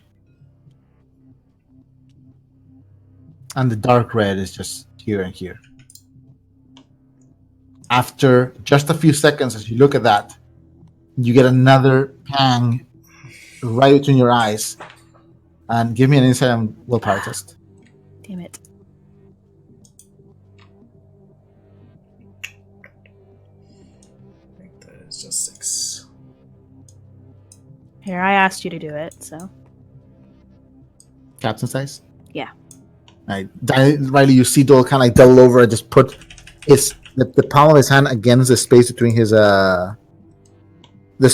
his eyes, and he just doubles over. You try to help him. You put your hand over his back, and Doyle, your pret sense goes off, and you take a point of insight stress. Shit. Oh no. Is that 2 points now? You're okay, right? Okay, fuck. Okay, maybe you Just can't do that anymore. I'm not. I normally don't use it on empty Yeah, it's spaces. Sorry, I didn't mean to. It's okay. But yeah, you get the feeling that each type of red corresponds to a different person, maybe. Did you see where it went? Upstairs or through this door and then back towards the room we just came from. Then let's go through this door. You guys, Go ahead and do cat and grow, though. yeah. Can Grow, you guys roll your investigation tests? Yeah. I got one. One. Okay. You guys look around. There's under the kitchen. You see some plates, some old glasses. A lot of it cracked. There's some flour that has long since rotten, has holes in the bottom, and you see like little shells of little insects that probably ate through it at some point. You open the fridge and you immediately regret it. It doesn't stink, but it's not like. It smells like what you imagine a mausoleum would smell, like not immediate rot, but something from years and years and years ago. There's like just some clouded bottles, like glass bottles on the back of the fridge, and what might have been food at some point, which is just now dry, dark lumps inside the fridge. And other than that, you don't find much else. Nasty. Hey, Okay. guys. This seems like a bust. Yeah, a bust. Yeah, Captain. Do you guys want to take that side of the house? We're going this side. Okay. Okay. Just comms are on if you guys get in any trouble. Okay. Can Grow, just so we do this faster, you open this door, there's the bathroom. Oh. Investigation. Oh, look for medicine though. Check for pistols in the toilet. Yeah. Look for anything in there. If there's new life, whatever, anything would be good. Cat Do you want to do an investigation test? investigate. Okay, so do an investigation test. Nice. 2. None. Oh. Alright. Kat, you look around and you do find like It's a lot of probably the all medicines expired. here seems to be just like old that you wouldn't want to consume. But you do find a small silvery container. And it has a cap. And when you pull the cap, it has like a little needle-like injector. Oh. Does it look like the container that she got from Sunkia? No, No, It's- okay. it's much she smaller. did get a silver container. it's like a from little Sunkia. pen. It's like the size of a little pen. Does it look like liquid cocaine? No, Riley's gonna be disappointed. It doesn't seem like cocaine. I'll let Tala ask the questions. I really want to ask questions though. This doesn't look like the new life cat was given by Dr. Bowman, does it? It looks like New Life, just Oh, old really? New Life. Old new life? Does it look used? Does it look used? It doesn't look used. Ah, shit. Okay. Hmm. He's dead. That's really suspicious. Oh, that's not a good sign. That's not a good sign. It was also kind of tucked away, like it was at the bottom of like a med kit of like really out of date medicines and just stained, slightly chewed into by rodents, bandages and stuff like that. Yeah. Well, it doesn't look like anybody had gone through it. No. Okay. She'll pocket the new life.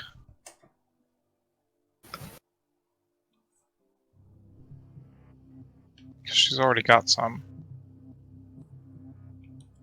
So I'll just add one to her inventory. Mhm.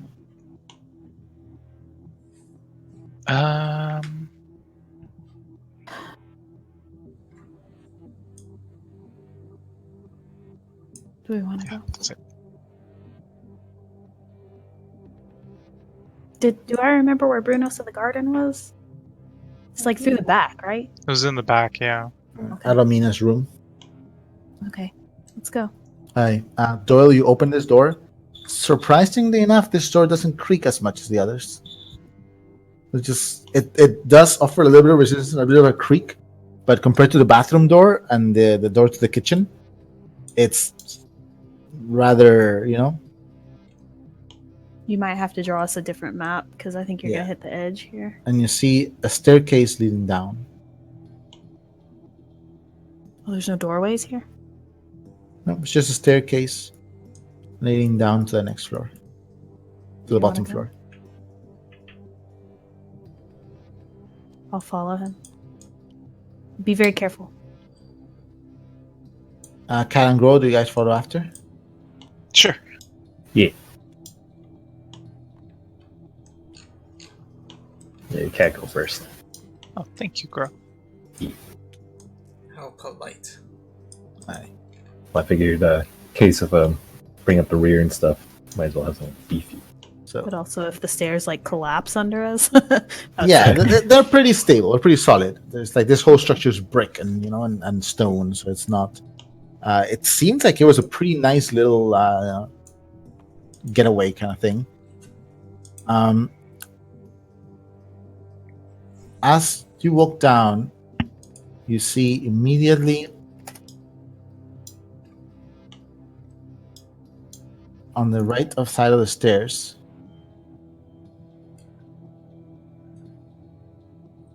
what seems to be a small, like, just lounge or playroom or play area. One sec. Let me just do this.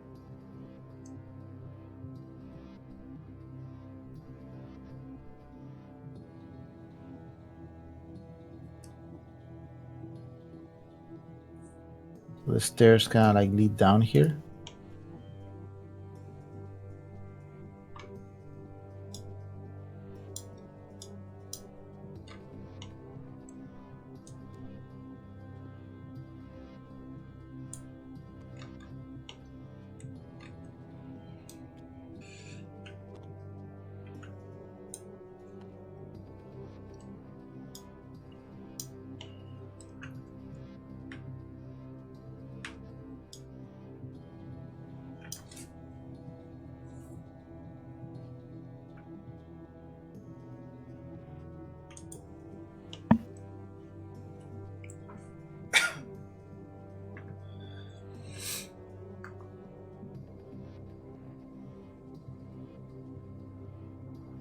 Okay, yeah. So the stairs kind of lead directly out. Like, there's no door between the bottom of the stairs, like the landing and the and this room. Okay. It is a small kind of like lounge area. You see a very old school, broken down holovid display in a corner. You see what seems to be a couch.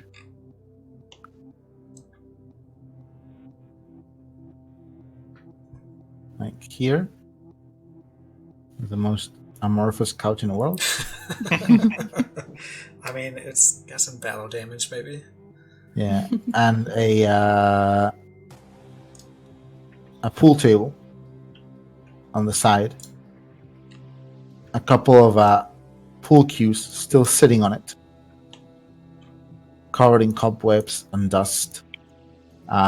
There's a lot less leaves and water damage and stuff in this room, and it seems, other than the thick covering of dust and just the natural decay that comes with abandonment, it seems mostly undisturbed.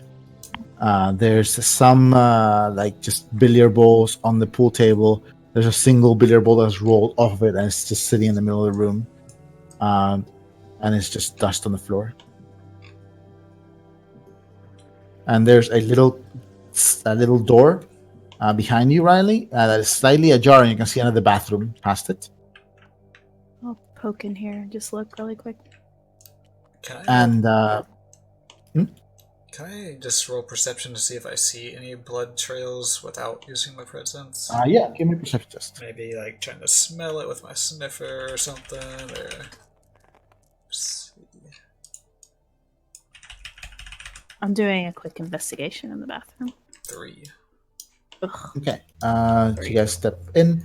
You check the bathroom, Riley? 3, yeah. 3. Okay. Riley, Oh, good. there's some bloody bandages. Old bloody bandages. The blood is nothing but like a black stain on the crumpled cloth at this point. An long since empty bottle of painkillers and an empty New Life container in the trash of this bathroom. And boy. some whatchamacallit? Just some old blood stains on the sink. Okay. Very old, just black stains. Is it possible to look at these bandages and tell maybe what they were used on? Like what part of the body? Yeah, give me a medicine test. Okay. Doyle, 3.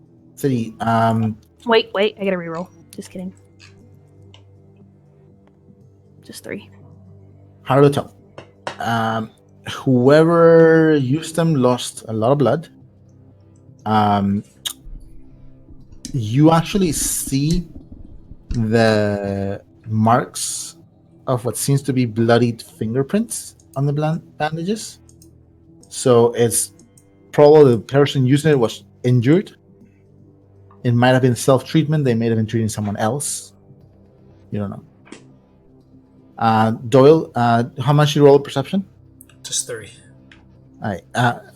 However, you do notice there's spots where the dust, again, much like at the entrance, is lighter. Damn it.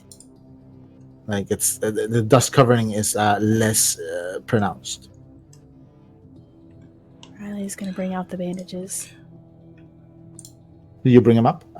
So you see Riley steps out with And the New Life container. some empty New Life container. It looks just like the one Kat found. I don't know if she's mentioned it, but but this one has been used. It's empty. It feels light, like hollow, and some bloody bandages, long since used. Like the blood again is nothing but these black stains, similar to the ones on the table at the top. Alright, Doyle's rubbing his eyes, and when he moves his hand away, his eyes are black again. His eyes are what? Black. Oh no. Okay. Doyle. Give me a perception test.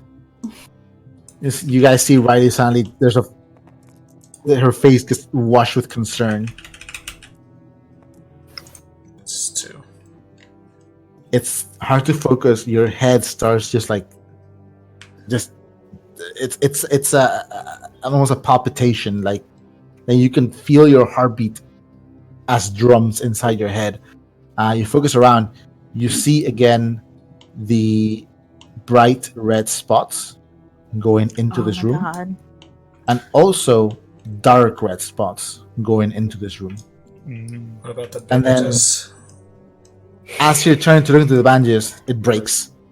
And give me another insight on willpower test. Take it. Fuck. That was not smart. You guys see as Doyle suddenly doubles over and almost goes like fetal, like just his head almost between his knees as he grabs, like presses his the bottom of his palms in his eyes. 4. But you manage to hold it together, Doyle. Like your head is starting to hurt. You feel it like Doyle, he stands up and stumbles forward. I'll help him like steady himself, I guess. Everyone, give me another endurance and fortitude test, please. Shit. I think Oh, no. Kat was saying something. No, she's just acting really concerned with So how I got Doyle's 2. acting. 2. Okay. Anyone got 3? I failed. Oh no. Riley, you get an endurance wound. Ah, You're in frostbite. fuck. A wound. Grow and Doyle, you're both winded. You have an injury. Jesus. The cold is like getting to you. See Riley kind of like hugging her arms, chittering, and like Riley, you start to lose some sense on your limbs. When we put that on our trauma sheet, is that 1 check and just a -1? Or You guys are winded, so you're not injured yet. It's Riley that is wounded. You're no longer winded, but you have a wound, Riley. how do we keep The track first of one of that? the campaign. How do we keep track of that? Of what? Just being winded. It goes away the next day. Yeah, so you don't put it in the character sheet because I just put it on a token Oh, okay. because it goes away after you rest. Can... Cat, you're still okay. Oh fuck! If I had treated my winded, would that have helped? Yeah. Shit. Well, can I go ahead and treat it? Your injury? Yeah. Your wound? My injury. No, you're wounded now. Did I lose winded? Yeah, you lost wounded. You're Oh wounded shit! now. Okay, I'll wait. It evolved. If you fail again, it'll get winded again, and then every 2 fails is going to be a wound. Okay, well, I'll go ahead and treat my wound then. Okay. So you see Riley's just doubled over. Like her breath, like... Kat, can you hold this for me? She'll hand her the med kit. Yeah. Yeah, because you guys are in a mountain during light snow, but still with no winter clothes at night, you know? So Yeah. Here's hoping. Oh boy. you got 3. That's all you need. Well, I want to 4. try to crit it. Oh, you're going to crit? Fool, that was close! Damn it! Okay. So your So your close. wound is treated. The counter is down to 2. You get to roll vitality when you sleep, and then again next week. Okay. Doyle, That's my first wound. Fuck. what you want to do? Is the door closed? That door is slightly ajar. If you want to push it open. Yep. We should hurry. Again, just like the door up top, this door doesn't creak as much as, say, the bathroom door, which creaked really loudly and you had to push it hard, Cat, to open it, or Riley to open it. What you see in this room, it's a very beautiful small room with its own bathroom on the side. Small bathroom. There is a large double door out here. With beautiful stained glass on it that is slightly cracked and clouded just from time. It seems to lead outside into what seems to be a very pretty garden. There is an armoire here on the side too, on the other side of the door, like a small one, like a dresser, and a large bed. And Doyle, the bed, the entire bottom half is drenched in this, God. dark black stains. There is a small chair that has been pulled up next to the bed and just left there.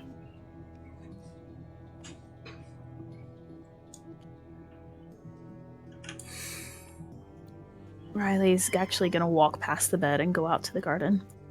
Okay, She doesn't want to look at that. you push the window, the doors to the garden open. Again, little resistance on these. Okay. What do I see? As you step out into the garden, this garden is fenced with crisscrossing wooden cat. You can go to it, Riley, if you'd like. Okay. This garden has a tall fence of these crisscrossing thin wooden slats with little spaces in between them, kind of like diamonds that shoot up like about 6 feet up. And they're covered in these vines. And even now you see dry flowers in the vines. It seems like these probably flower in the summer and they must be very pretty. On the far side of the garden, there's 2 very small mounds next to each other. and someone at some point has dragged some stones and very haphazardly carved on each of the stones as you light them with the flashlights is on the left one Mina Genovese, and on the right one Eckhard Jaeger, and there's bouquets of flowers, one on each of the graves. Are they recent or are they dried? They are dry and old, but not 20 years old. Mm. Maybe a few months. Mm. Before they get over there, as they were standing at that doorway, Mhm. Kat is going to lean in and kind of poke at the old bandages that Riley found and ask, do you think those were Bruno's? She's asking Riley? Yeah. I don't know. I don't think so. Doyle, I think he saw the same blood on these that he saw in the hole in the wall and on the painting. Bruno said he didn't get whatever was in the wall, so they can't. Doyle, you're sitting. There's the bed, very pretty bed. The blankets and the sheets and the pillows seem to have been a light pink color, like a very pale pink color, and it has this almost a four-poster bed with brass colored metal tubing that just goes up into and out and kind of splays out. But the whole bottom part is covered in what seems to be old dried blood. He's just kind of looking at the bed.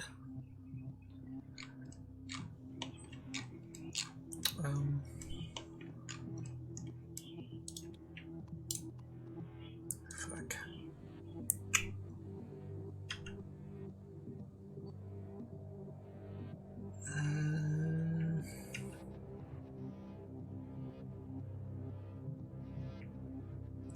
Alright, I'll step outside.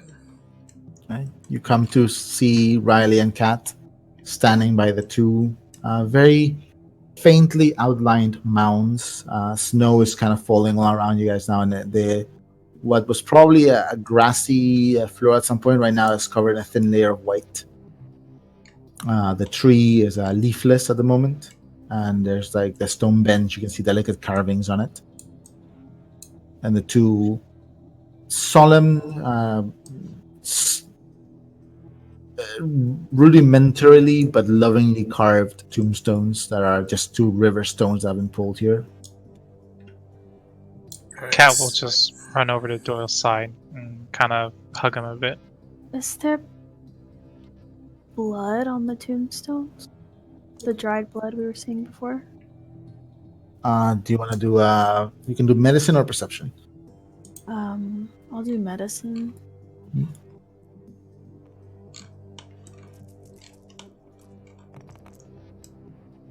Nice roll.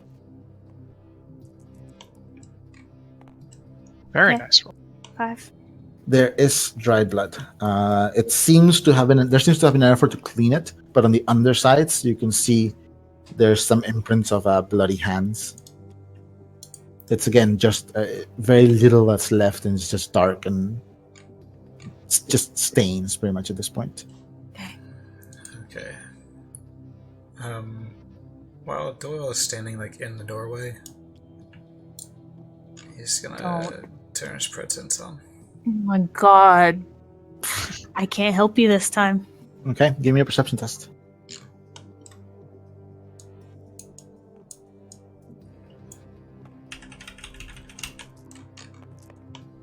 Oh, my wow. Goodness.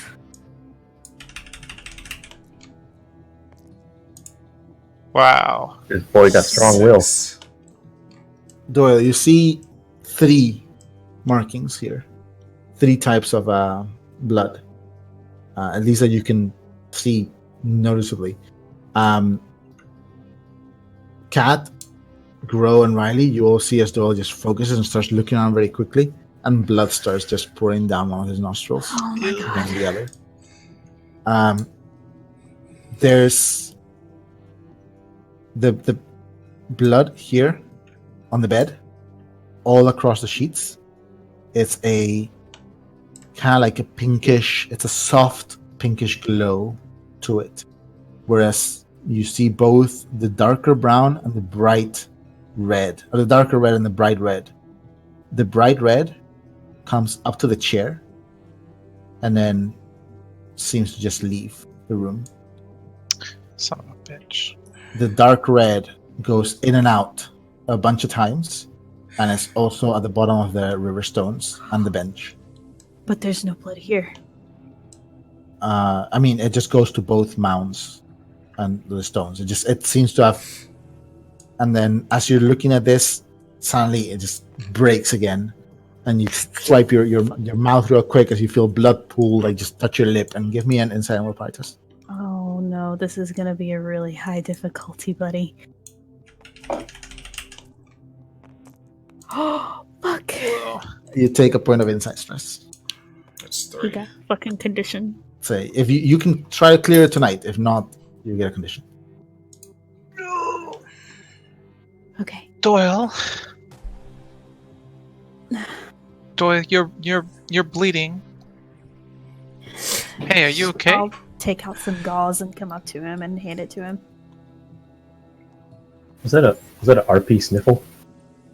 It was an RP sniff. Mm-hmm. Hey, you need to not do that anymore, okay?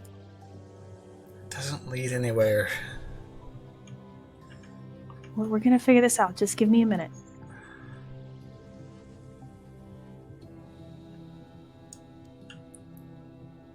Why do you keep doing that? Your eyes keep going black.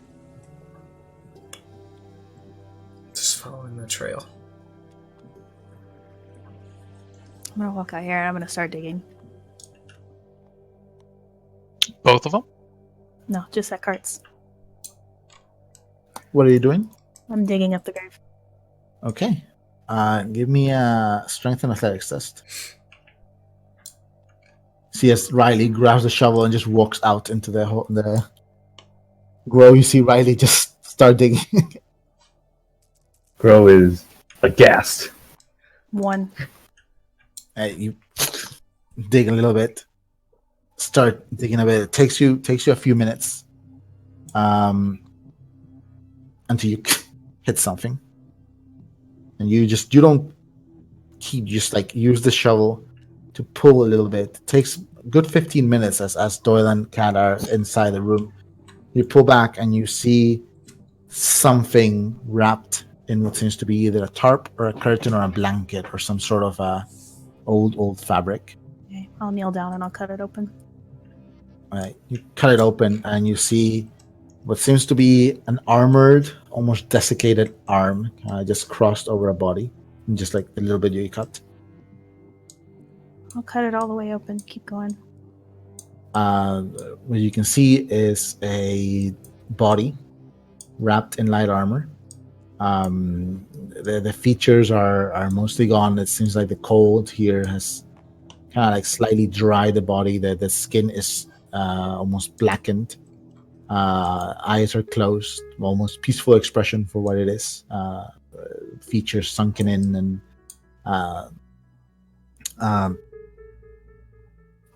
messy mat of black hair, horn stumps coming out from under the over the forehead. Grow cannot bear to look. Give me a medicine test, righty?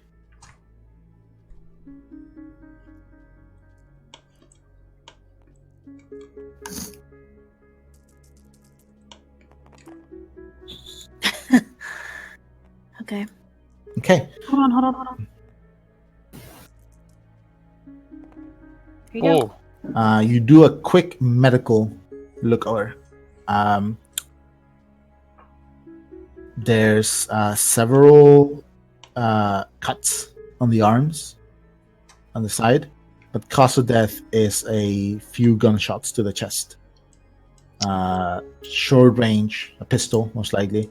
There is a high caliber wound on the shoulder from a some sort of rifle, might have been.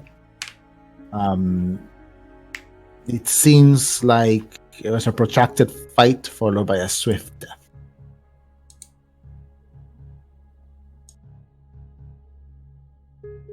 But that's what you find. Okay. Crow cannot bear to look. What does Riley see? Just a sec, girl. Oh. Like, you got me. Oh.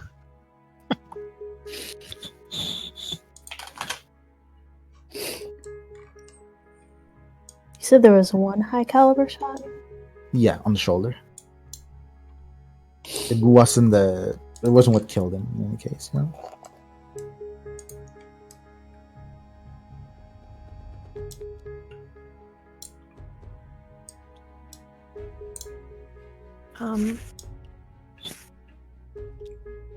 Can I look at the roots of his hair? Yeah, you look at the roots of his hair. You pull it back a little bit. Luckily, you're medically trained, so you know, they're not blue, but they are a faded color, like a lighter color on the black of the rest of the hair. It could have been blue at some point, but it's been 20 years. You don't know how well the color of the hair keeps. Okay. Doyle and Kat, what are you doing in the meantime? Riley didn't answer Grow. So yeah, sorry. Just one more thing. Can I see if he's holding anything? Holding anything? You check. He doesn't seem to be holding anything. He does have a holster with a knife, which seems to be a bone handle or grip on it, and on the other side a gun holster, but the gun is not there. I take the knife. Yeah, just kind of pull it. Give me a survival test, Riley. Intelligence or insight? Either one. Okay. Oops.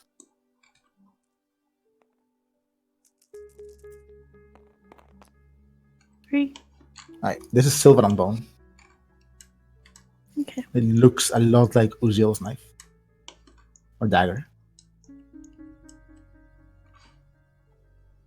I'll pocket it for now. Okay. And, I'll turn to Grow and tell him what I found. That it looks like it's Khan or Eckhart. But Seems he died to a lot of gunshot wounds. so sad. That dagger, though. Are you sure you should be taking it? The dead should remain with your possessions. I'm not stealing it, Grow. It's Sunkia's. Oh. See, It's Doyle's, really, but it's Sunkia's. For now. Bruno. So, you can't really traveled all this way then, huh? To this planet so far away from home. I guess so. Does his armor have any markings on it or anything? The Akil markings. Not that you can see. Not The that I can dagger tell. doesn't either. No.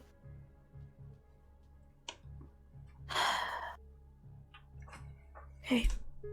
Girl has a very solemn look on his face, like so sad for him to meet an end like this. Yeah. I'll just sit back and wait on Doyle.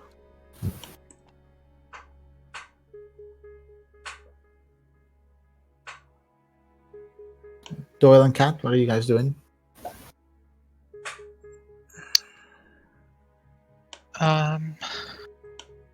Hey, talk to me. What's going on? What are you looking for?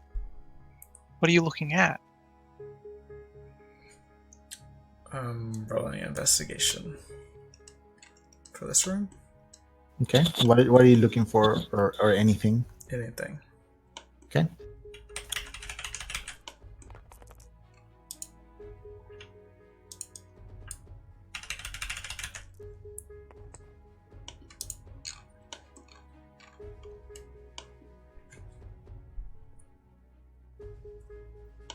Okay. You look around. You don't see any signs of violence in this room, at least outside of the blood on the bed. The the chair was pulled up deliberately, but it was a long time ago. You do see the same kind of signs of disturbance over the last few months of someone walking through here or moving through here, which would explain why the door's still opened. And other than that, the room seems mostly undisturbed. It doesn't seem like anyone went through the stuff here. It doesn't seem like the drawers or the bathroom door has even been opened over the last 20 years. He's like throwing stuff around, trying to find stuff. Okay. There's clothes. There's a broken data pad on the like just long since unserviceable in the bedside table. There's some like small charms sitting on a little heart-shaped ceramic-like box, but you don't find anything that might be like that particularly draws your eye.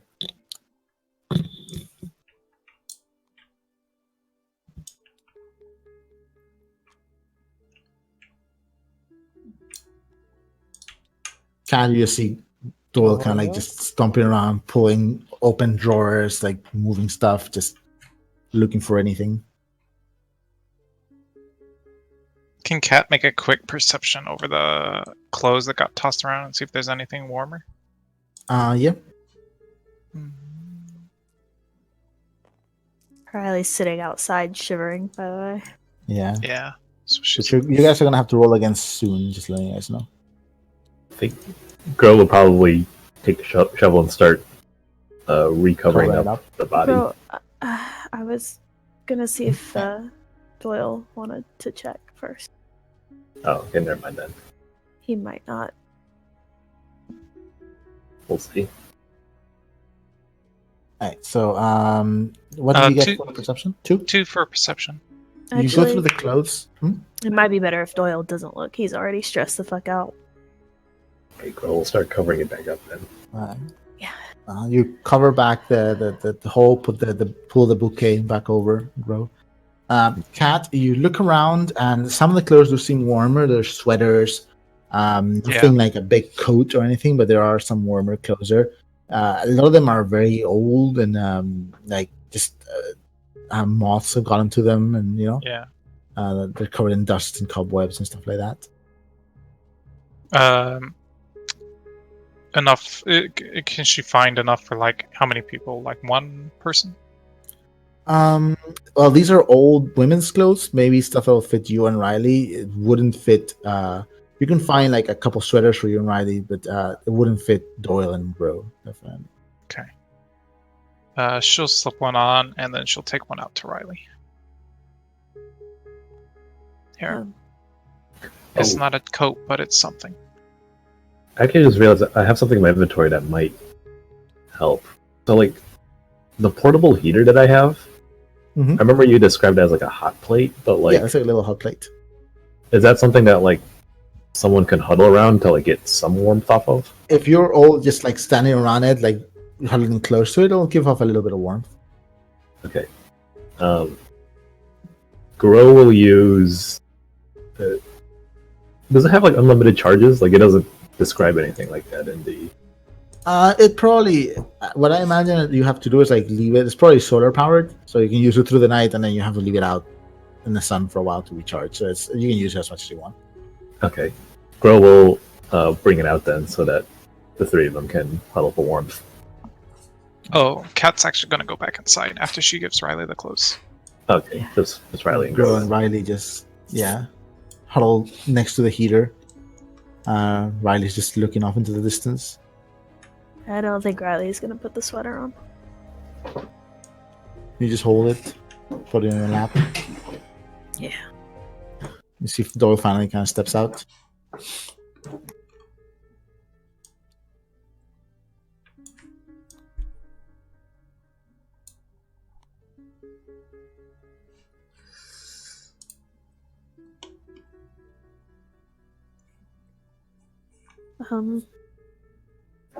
I think it's Likon.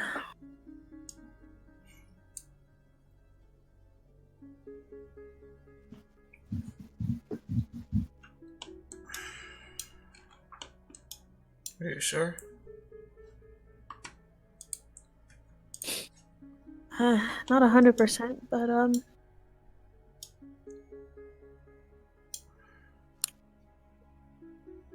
here, she'll stand up and hand him the dagger.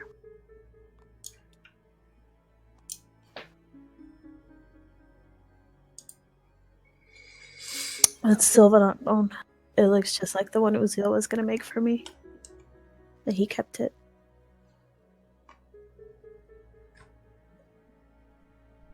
Alright, I'll take it from her.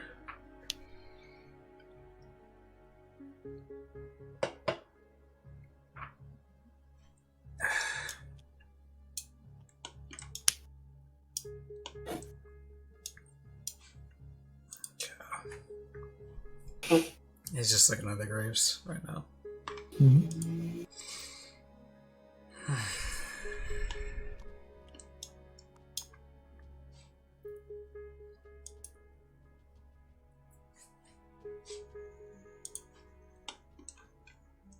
Hey, Dad and Mom.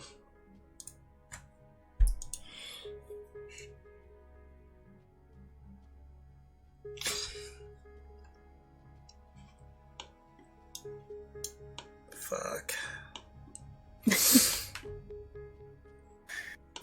Man, our allergies are really bad today, guys. These are so bad Yeah. allergies. I really wish we could have met. There's so many questions I have for you guys. So many things I want to tell you guys.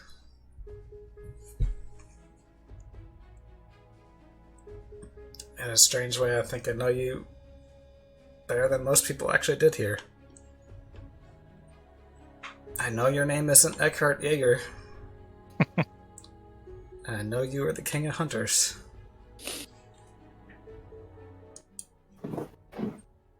Strangely enough, I kind of even traveled in your footsteps.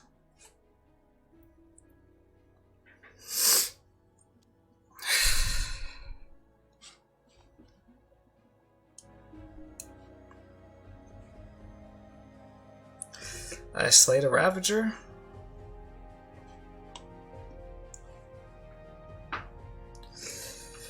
And I became a hunter.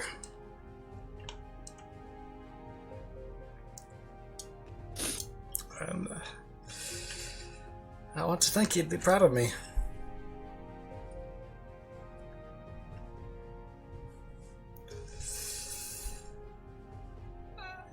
I wish I knew more about you, Mom.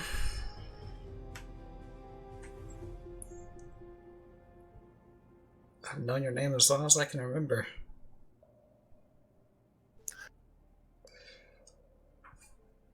And I've looked for you the whole time.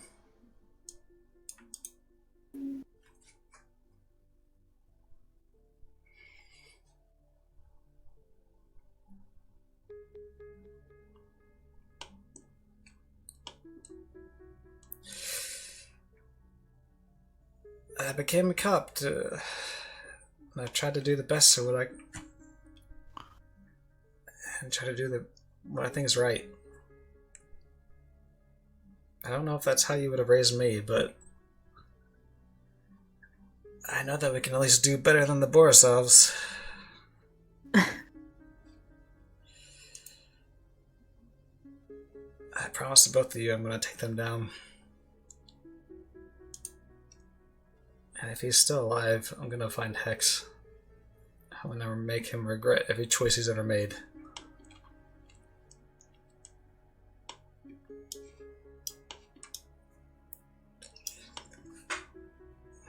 He's just gonna walk away. Riley's gonna go back over to the headstone and pull it up and carve Laconic Heel into it. Okay. Use your dagger and just like slowly carve Licon's name under where it says Eckhart Jaeger. Yep. What do you guys want to do now? Grow is being depresso espresso.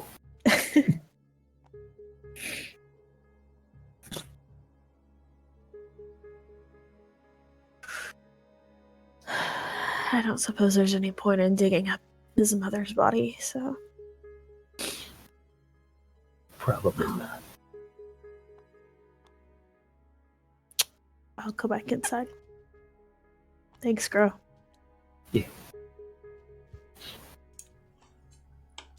Grow packs like the portable heater. I'm gonna I don't know where Doyle's going, but I'm gonna go back upstairs to the room where the painting was. Okay. Yeah, he'll probably go up there too. Cat and Grow? There was another door here. Yeah. Can't Oh. check what was. Yeah. behind This the door hasn't been open in a long time. It has a lock and it's not locked, but the hinges are rusted shut. So you can try to like disassemble them a little bit or make a craft them, or Grow could just push it open. Yeah, Grow, you want to hold the door like you did before, and I'll take off the hinges. Okay.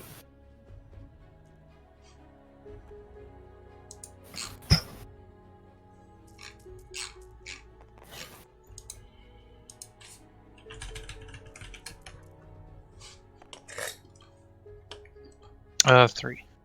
3. Okay. Takes you a few minutes as Riley and Doyle are heading upstairs.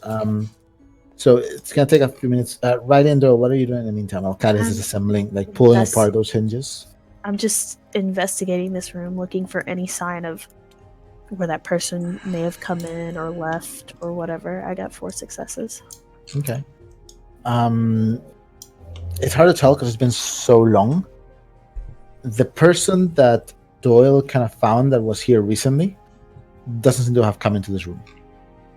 This seems to have happened a long time ago. It's hard to pinpoint at the time, but maybe either during the attack or shortly after the attack. Because the door was shut, and the person who came here recently, if they had opened that door, it would have been like the others. Right. Did Doyle point out to me where the blood trail had gone? I don't think he's told anybody about the blood trails. Yeah, no. He's just turned on the presence and just I knew he was Follow following trails, one, but that yeah. was it. Cat, after a few minutes, while Riley checks, just pours over the room upstairs, you manage to pull the door off. And what you see here is another small room. Again, very fancy, nice room, like the one across the way. And what you have here is 2 beds. And this room is slightly messy. Oh, two beds or 3 beds? Actually, 2. Just 2. Okay. This room is slightly messy, but it's not. Again, it hasn't been disturbed. It seems like it was messy whenever this door was last shut, and it stayed like that. You look around you. There's a closet with some like clothes like sprawled over it. Some of them seem like dirty, and again they have the same. Now they've become this ratty, bitten in piece of cloth. The beds were not made whenever this went down and this place was abandoned. There's a bedside table in between the beds, but other than that, you don't see much of interest. Not at first glance. Out of character, there was 4 people that were hiding out here, though, right? Like, Yeah. Yeah, but Eckert sleeping and in Mina's bed. Mina Yeah. probably slept together. Yeah. Oh, that makes sense.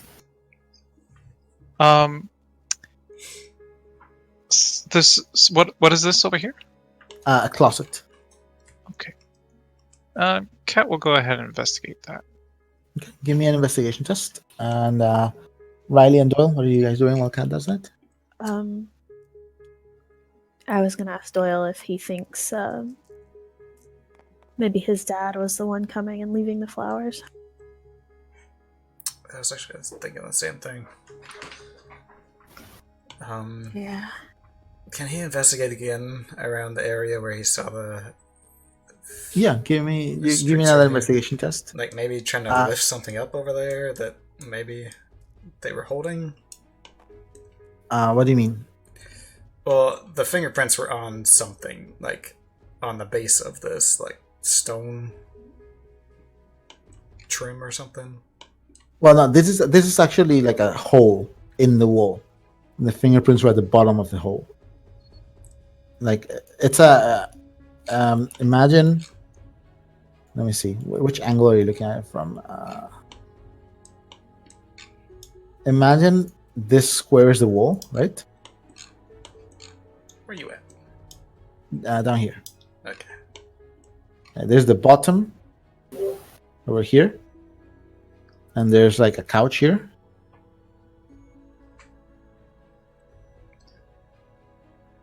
I love your couches. Yeah. And the painting at some point was hanging here above the couch, right?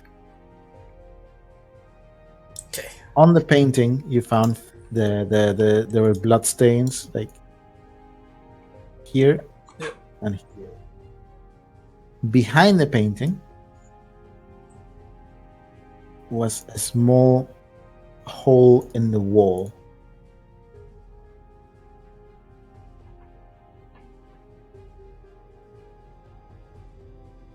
And at the bottom of on the bottom of this hole, you saw these 4 streaks.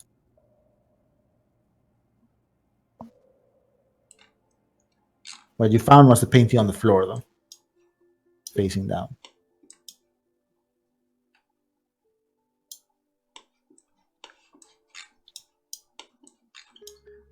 Right. He's gonna explain all that to Riley. To Riley. Okay. Okay. Kat, how much do you get investigation? 3. 3? Okay. What you find here is an old shotgun. There's clothes. There's a couple actually warm winter coats. There's clothes for someone very big and a couple people that are smaller, men. And you do find a shotgun which has an open choke. And it's a sawed-off. Okay. So the sawed-off shotgun with an open choke. It's not loaded, and it is pushed against the back of the closet. That's the one thing you find that's outside of the clothes. Okay. She'll take the big coat and hand it to Grow. Here, put this on. See if it fits. Okay. Go put it And on. she'll put the shotgun in her pack. She'll swap out her sweater for one of the guys' jackets, and Okay. she'll take It's a the little bit other. long on you, but still. Yeah, she'll take as how many other jackets are there? Just one more? No, 2 more. 2 more. Okay. No. Perfect. One more coat. Okay. Yeah, that's what I thought. Okay. Yeah, one. She'll take the last coat as well. Okay. Riley and Doyle, did you roll investigation? Oh, no. What are you trying to find, if anything, or just see if anything draws your attention? Can I also roll and see if there's like maybe not, but any other like areas in the wall that are holes or maybe hidden or something? Yeah, give me a test.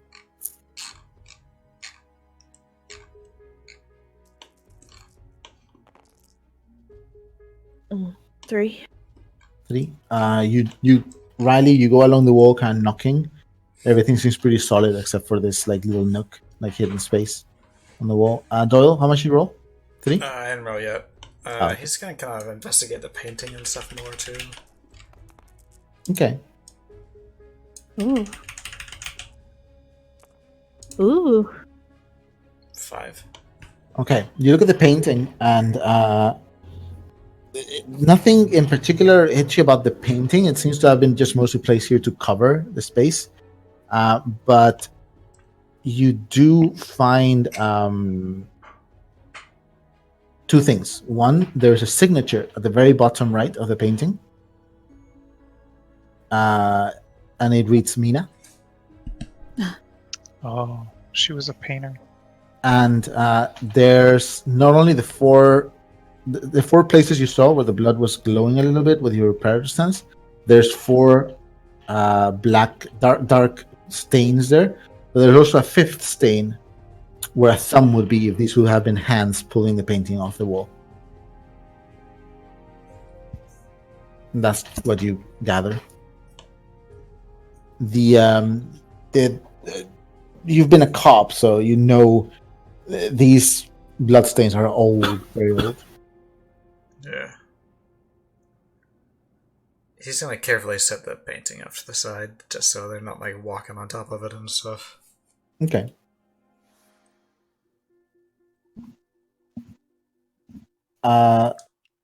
Everyone give me, and actually Doyle and Riley give me fortitude endurance tests. Even though I sat by the heater for a while. Actually, yeah, no. Doyle, give me a fortitude endurance test. I mean, I imagine I'm getting cold, but Yeah, I was you're getting toasty cold for again, a but you bit. warmed up for a little bit. Okay, you're okay. Actually, no, you guys just 2? Just 2. Alright, Oh no. that would be a wound. That would be an endurance wound. You should have let me fix the fucking injury. It doesn't stack, so if you have another wound, it doesn't become a -3, you know? But you are wounded. Roll -2? We should go. Yeah. I think we can come back here later.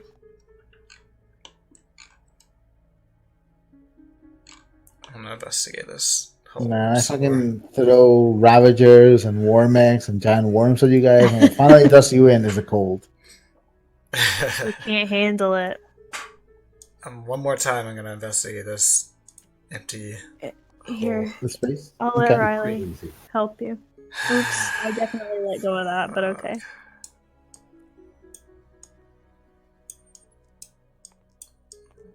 His eyes are gonna turn black. Oh my god, no. Aw, shit. Here we go again.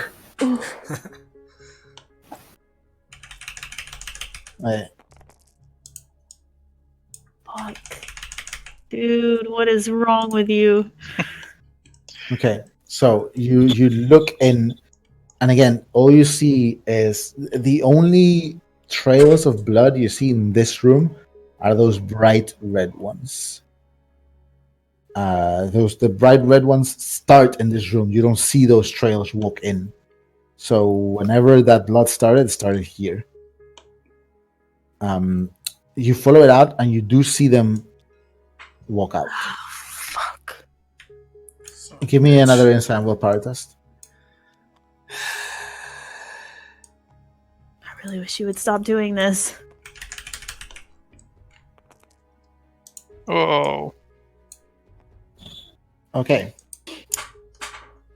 Doyle. Clear all your 2d6. inside stress.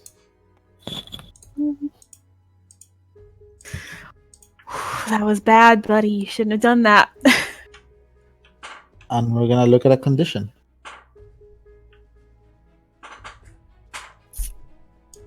He rolls 2d6, right? Yeah, 2d6.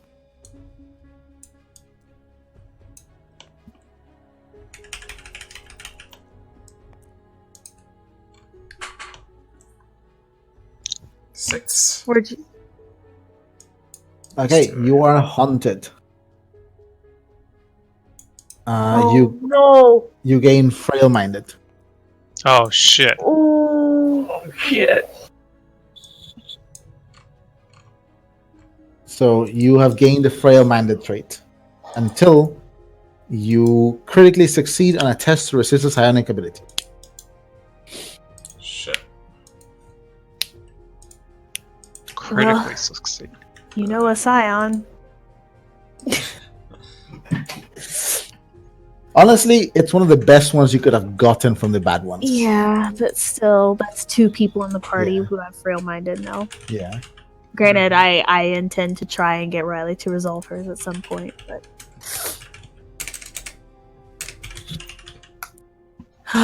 What's Fuck. what's Gro doing down here? He's just sitting on the bed, Being sad. Yeah. Aw.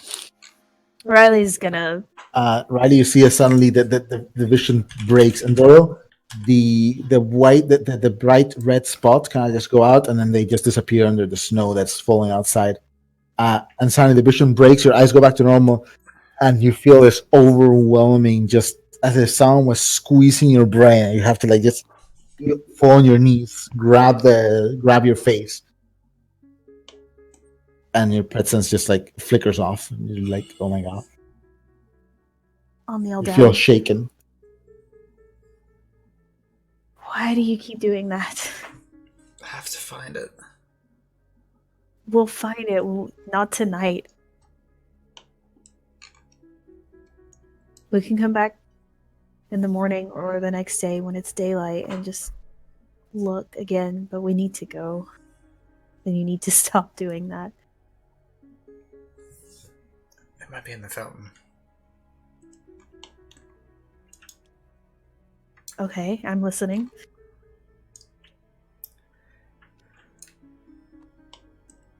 I'll go over and I guess Yeah, you guys investigate gonna with investigate the him. phantom, okay? Yeah. Cat and Grow, what are you guys doing downstairs?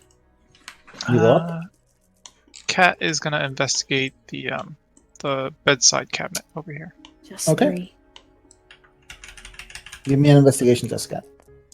Ah, Jesus. Riley, how many you get? 3. 3. You check through the fountain. You don't find anything. Can I It's take just- my time? Yeah. Ooh, fuck, that was almost a 5. Now give me an endurance and fortitude test. You're outside under the snow, just wading through this fountain. Remember, you have a Oh. fortitude penalty now. Well, I failed anyway. You're winded again. I got 3 when I re-rolled minus a die, so... Well, you're close to the car. You're probably gonna get in the car before you have to roll again. Yeah. You look around. You move the leaves. You move the snow. Your hands are just like you can't even feel your fingers. Neither of you. There's nothing here. Definitively nothing here. Not that you can tell. I mean, I guess it's pretty obvious she's like really cold, huh? Yeah, she's combing through it and just like Alright. Doyle's gonna kind of put his arms around Riley, help kind of keep her warm. Cat, how many you get? Just one. There's some old bottles of like just some liquor. There's some magazines. There's some just like what you call it, assorted like scraps of paper and whatnot. Much of it is like badly damaged and nothing of value that you can find here.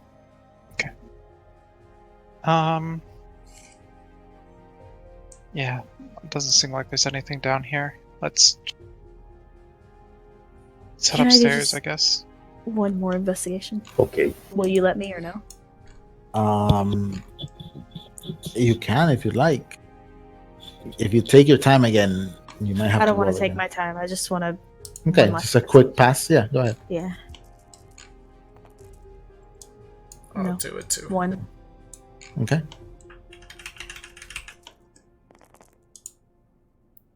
No. Okay. You look around, you move stuff around. You don't notice, you don't find anything, but Doyle, you do notice something strange. There's a crack on the fountain here, and there's another crack on the fountain on the other edge at exactly the same size, width, everything. Just like one crack here, one crack here. What? Alright, let's- Can we open it? Can we push it? No, it's just a little crack Just a little on the crack. fountain. On the stone. And there's one here and there's an identical one here. What is it? Does it look like I could stick a blade in it? I mean, it's the edge of a fountain, the rim of a fountain. So it's not like it goes in. You can see from one end to the other. Wait, what? I'm confused. So let me draw it. Imagine there's the rim of a fountain, the edge, right? Uh-huh. It's like a little crack. Like that. Oh. And there's one here, and there's one exactly like it here. What's in the So middle? directly across from each other? What's in the middle of the fountain? Anything? I guess it's just like a little structure, like a little stone, like where the water would pop out. And the crack actually, so like the little structure is like I'm gonna here, treat my injury the real cracks are- fast. here, and here. Identical cracks. You're gonna treat yourself, okay? Yeah. Cannon Grow, do you guys just want to go upstairs, or is there anything else you want to check downstairs? What was in this room? That room was a small lounge. There was a couch, an old broken down Holovid projector, a pool table, the cue still on it, and just the. I didn't get it. Okay, so you're winded. That's gonna last until tonight Okay. when you rest. This doesn't look I like need- bullet hole, like shot that went through both sides, Oh. does it? It could be. Yes, it does.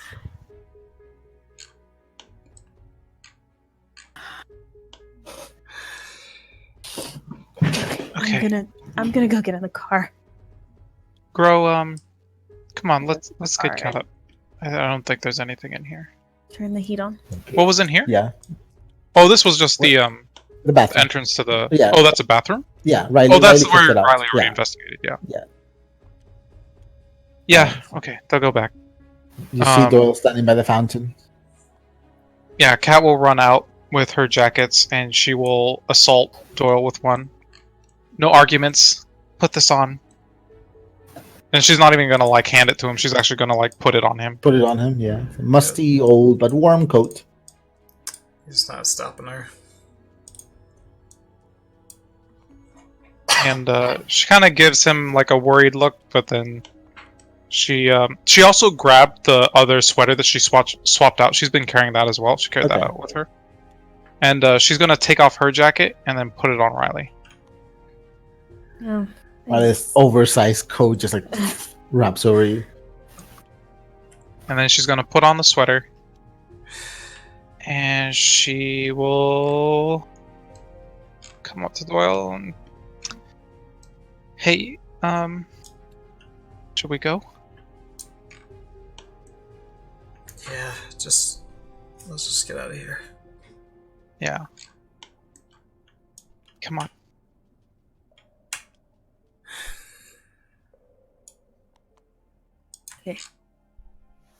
Okay, so Um, get on the car.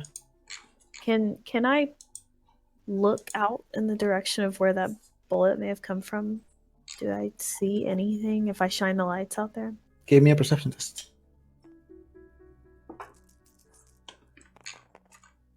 Just one.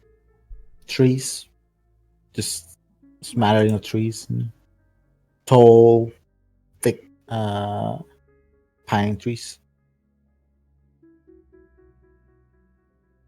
Okay. Okay, so you I'll guys get on the car, warm up a little bit. That was a Doyle took a wound and a permanent condition in this house. It was it's a bad place. Bad place. I took a wound and 2 injuries. Yeah. Okay. You start the car. You notice, Riley, that the car is low on energy. Probably have enough to get you to whatchamacallit? To the Okay. safe house. If you Yeah. like drive, not if you don't, you know. Yeah, I'll be careful. Yeah. I'll drive cautiously. Yeah, and you've been take running us the home. heat a lot and stuff. Okay, so you go down to the valley. You probably spend about an hour here, if not a bit more. Mhm. So Figured we'd spend a couple hours actually. yeah, it's probably close to a couple hours. So it's probably close to 11 right now. Okay. let's just You go. go down to the town. Again, is there anything else you want to do, or are you just heading back to the safe house? I don't think there's anything we want to do right now. I need to go back and warm up. You head back to the safe house. Unless Doyle has anything he wants to do.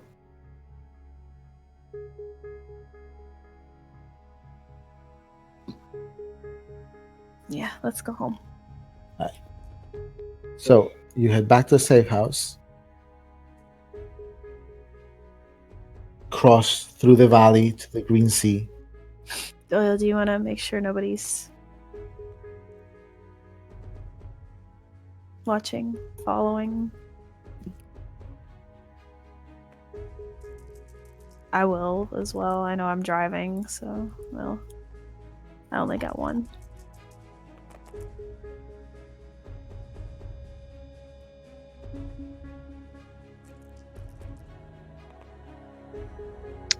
Nice.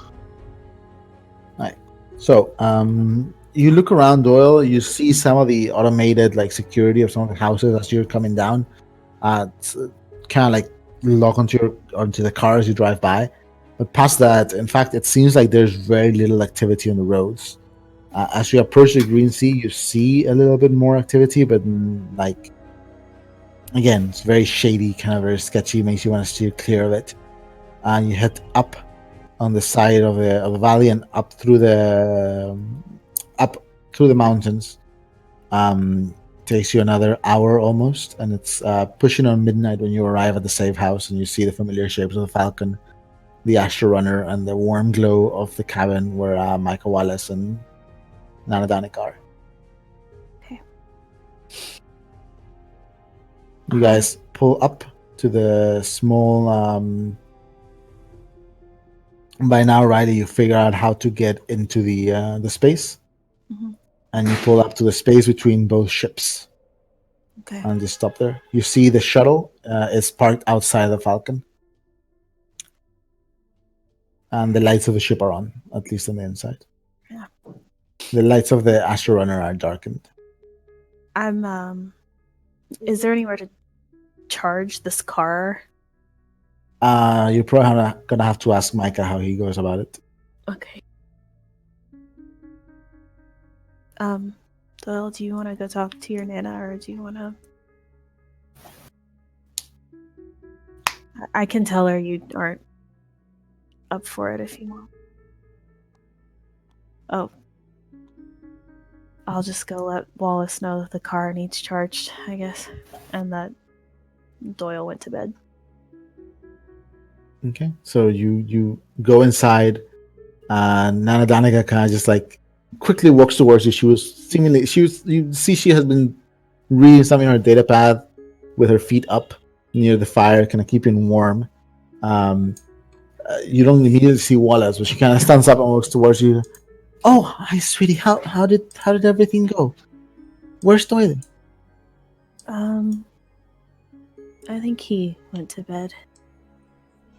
Oh dear, the things don't go well. No, the meeting with Tatiana was fine, but we went to see Bruno. I don't know who that is. I think that's Liam's friend who lives by the woods, right? He's an odd fellow, but Yeah, I've never met him myself. But he's very nice. We went to see him, and we went to see where Doyle's parents are buried. she kind of cocks her head a little bit. It's oh, you mean? Oh, Liam never really told me about his mom. And he I just showed up with Doily one day. She kind of like smiles faintly. he's gonna be okay. It's just a lot to process. She nods and goes like, and I should probably give him some space right now, right? Just for a day or two. Tell him to come talk to me as soon as he wants. Tell him his Nana will be here waiting for him. Yeah. I will. I'll make some pie. Yeah, can you let Wallace know that the car needs charged too? Oh yes, yes. I'll let him know. He's out back. I don't know what he's doing, but I'll let him know. Okay. I'll walk back out. I'm a little bit too cold to go look for Wallace, but I'll let Cat and Grow know that Wallace is around back somewhere if they want to go talk to him. Yeah. I'm gonna go in the ship. Yeah, Grow will retire to the ship too. Yeah, cat too. Once in the ship, what do you guys want to do? Get something to eat and something warm, and just Okay. I'll make coffee or something for everyone. Alright, so I assume Grow and Riley's injuries would be out. By the time you get back, Sarah and Marie are in bed because it's late. They've left you a little note and a few plates of food just set up and tell you Danica came by and assisted in cooking. They're all kind of like in the fridge, stacked together. Okay.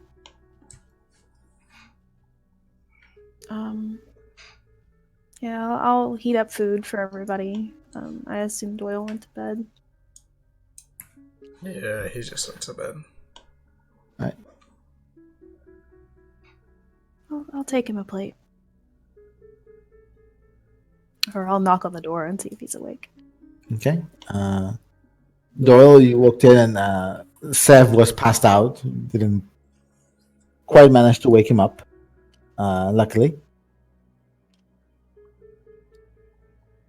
You hear a knock on the door. Oh, sorry. I think it's Discord or me or something. Hello? Can you guys hear me? I can hear you. Yeah. Can you guys hear you Jake? know. Oh, there we go. It's back. Yeah, It's okay. back. Yeah. Okay. I was saying, you go to bed. Severin is already asleep. You just get in bed. You don't manage to wake him up or anything, but just a couple minutes after you've come in, you hear a knock on the door, and Seth kind of just like goes, just like turns around, pulls the blanket over his head. I think Doyle's probably still like shivering from I'll just walk in. being so cold I've seen boy things before. in the shower. Hey. No, not in the shower. I didn't look, I promise. I'm just gonna. They haven't eaten since this morning, so here. Thanks. Yeah. Your Nana said to come talk to her when you're ready. Okay, I'll do that. Yeah. I told her you're okay, but it was rough. Do you need me to look at did he take a wound? He took a wound, but it'll also heal if he sleeps. It'll get treated. But you can lower the counter if you roll. Yeah. Do you mind if I take a look at your what was it? An endurance wound? Yeah. Okay. Yeah. Your hands, your frostbitten hands. I'm just gonna hold out his shaking hands. Oh. Okay. I'll try to heat him up a little bit and then treat them, like rub my hands on his. Okay. Give me a fortitude medicine test. Yeah, I'm gonna use a med kit on this. Okay.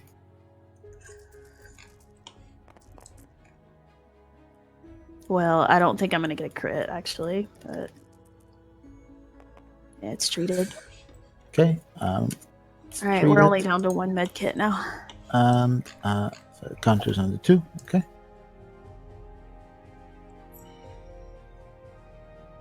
Okay. Thanks, Riley. Yeah. We'll talk in the morning. Okay.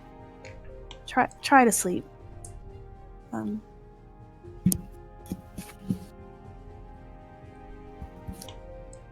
you need anything else? No.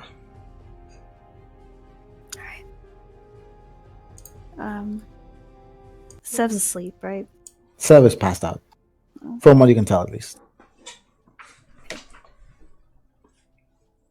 I'm just gonna walk over and like give him a little kiss on the forehead and walk out. He almost in his sleep, he immediately covers his horns. If I walk into Marie's room, is she naked? And her underwear. Okay. She's doing her best to be modest. I'll walk over and give her a kiss on the forehead too. Kind of like opens her eyes. It's like, oh, really? Late night? A little. Did you guys have fun? No. Opens her eyes a little bit. Oh, that sucks. Well, maybe we can cheer you up tomorrow. Might need to. Maybe do something to distract us, a job or something. I don't know. I'll send down Savion's horns. Maybe not that much. I can figure something else out. Okay. You should probably turn in. It's really cold. Yeah, I'm very cold. Cat and Grow, are you guys doing anything in particular? Or are you guys turning in as well? I think Crow will turn in as well after he gets up from the eat and stuff, and then he'll.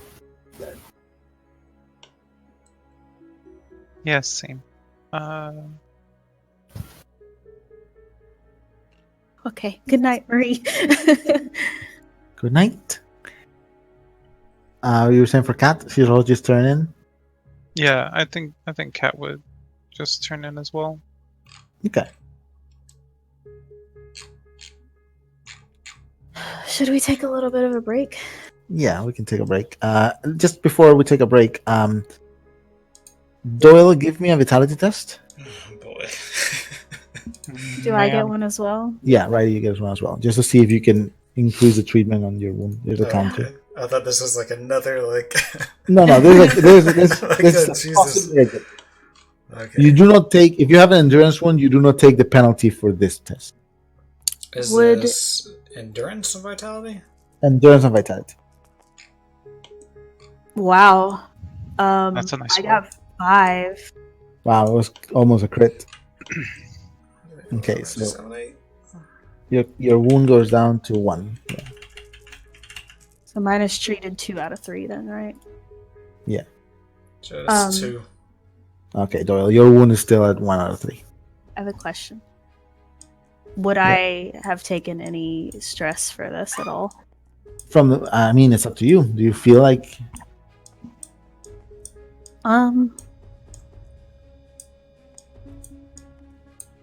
I sort of feel like I would have just because of I feel maybe everyone should roll insight and fortitude, insight and willpower, except Doyle, who already got a condition.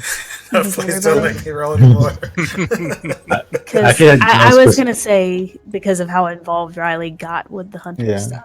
I think everyone would roll, I think, an insight and willpower test. Oh, but I specifically looked away during the Oh, grave. okay. Grow wouldn't. Yeah, Riley dug up a body. Yeah, that's pretty failed. fucked up. Nice. Fail or could fail? No, just fail. I just failed. Like, you take a point of stress, Riley. Yeah. Okay. Oof, just 1 for Cat. Okay, so you take a point of stress as well, Cat. Uh-oh. Right, and no one has other stress to clear, so that's it. No, for the night. Cat does. Oh, what stress do you have? She's up to 2 insight now. Oh, so you have the one from last time. Yeah. Yeah, so give me another insight and willpower just to clear the one from. You can do so as well if you'd like, Riley. It's up to you. I'll see. Oh, 2. I didn't clear it. Okay, so you clear 1 point, Kat. Okay. It's just one for me. Yeah, so you're still up 2, Riley. Let's take Have a a break. Everybody's about to end up with condition. If I were to take a condition and I got frail minded, would I just not take it, or would I have to? Yeah, take you wouldn't something just you would just not take it. else? Okay. You If you take get- whatever other effect that gives you. Like you can't double up on frail-minded, etc. Yeah, you cannot. Excuse me. Man, imagine if you got like an 11 or a 12. That would have altered the narrative, I feel. Is he like haunted by like ghosts of his parents now or something?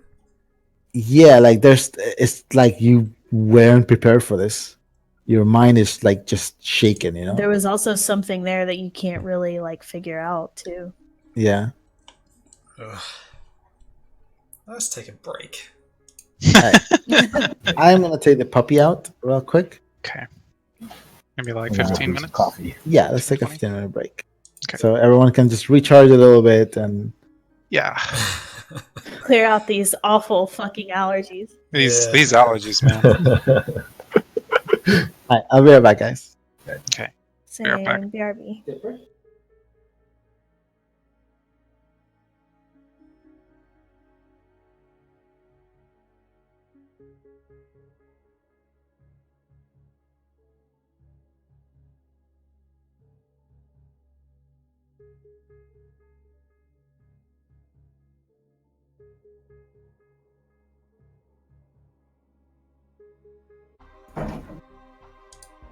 Just letting people on stream know that Figgy and I are eating soup. So Slurp slurp.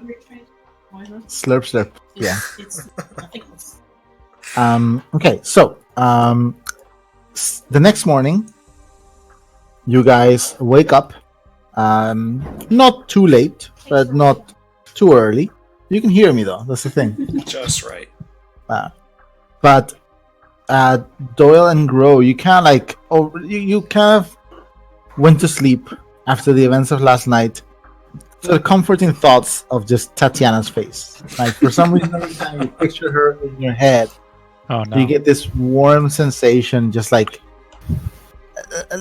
something enveloping your minds with just warmth and pleasant feelings. Stop. And suddenly, as you wake up, that is gone, and it's super sudden. It's like being dunked in a tank of cold water, like a thread snapping and breaking somewhere in your head, and that sort of feeling of trust and confidence you had in Tatiana kind of immediately fades. You don't dislike her any more than you did the day before yesterday, but she's not for some reason you consider her a good trusted friend all of yesterday. You don't know why, but that's gone. We don't know why though, right? It's just kind of like it's just inexplicably gone. Inexplicably, yeah. It's like again, like a thread snapped suddenly. Suddenly you were like, oh, and it was gone. Interesting. So those coats we got, do those Those are- actually like part Oh. clothes with like a You can quality? use them. They're regular clothes with cold-proof 1, but Okay. they're old and musty, and they have some holes from like moths and stuff. So it's up to you. That's fine. Nasty. Dodo's probably gonna use it. I mean, it's either his dad's or his Bruno's, or maybe. I mean, we Like in could the pocket. we could go to a mine? store and just buy a new set for everyone. Yeah. Can I look in the pockets of mine that I have? Yeah. They're empty. I'll just probably toss it. There's no need to keep it.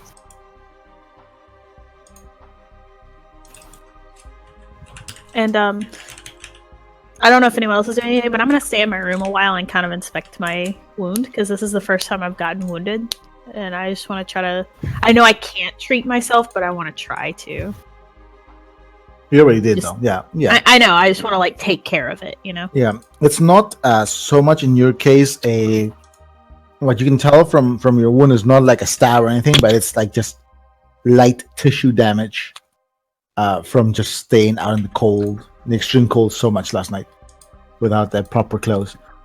You wake up. You don't see Marie or Severin in the beds.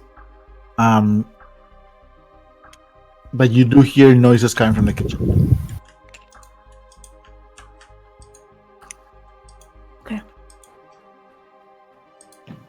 Girl will get up and see what the ruckus is all about. Okay, so you get up, you walk into the kitchen, and both Marie and Severin kind of like walk, like just wave at you. Severin is shirtless, just wearing a like a pair of sweatpants, no socks or anything. Motherfucker. Marie is wearing a rather tiny little like tank top and boy shorts combo thing, and they're just sitting on either side of the table. They've opened one of Danica's Tupperware containers and warmed it up for breakfast. And they've set up a waste bin like over here, and they're bouncing little balls of paper off the edge of the table into the waste bin. Fucking cute. And Severin goes like, "Good morning, girl." Good morning, Severin and Marie. What are you doing? This looks like fun. We're having breakfast and a little bit of healthy competition. Loser does the dishes. Oh, what kind of competition? Basically, you bounce a ball of paper off the edge of the table, and it has to go into the bin. You want to join us? Yes. Gro would like to partake, and he will also play the stakes as well. Very well. Let me go get you some food and some paper. Nice. When he comes back with another one of the Tupperware containers, she warms it up real quick, slides it towards you, sits down. Her tail kind of like wraps around the back of the top of the chair as she puts her feet up on the other chair. And you wanna play with him? Yeah. So Gro will he'll enjoy his breakfast, and then he'll put together the little like wad of paper and stuff, and try to shoot for the rubbish bin. Okay, give me either a strength and aim or a dexterity and aim test. Strength and aim. Where are you rolling?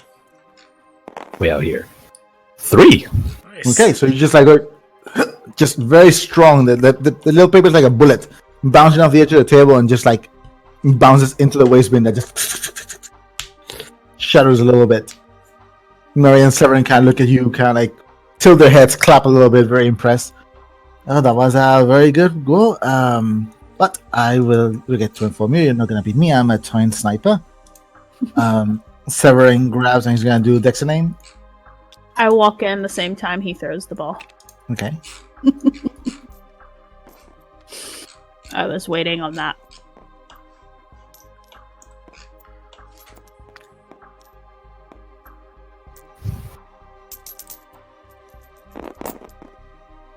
Oof, and he misses.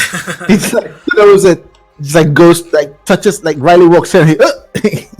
He kind of gets surprised, and it hits the back of the waste bin and just like flies off and just falls among probably 15 other little pieces of rolled up paper that are on the floor around the waste bin. She ducks. Hello, Riley. We're about to see if Molly does the dishes. Looks like you're doing the Yes. dishes.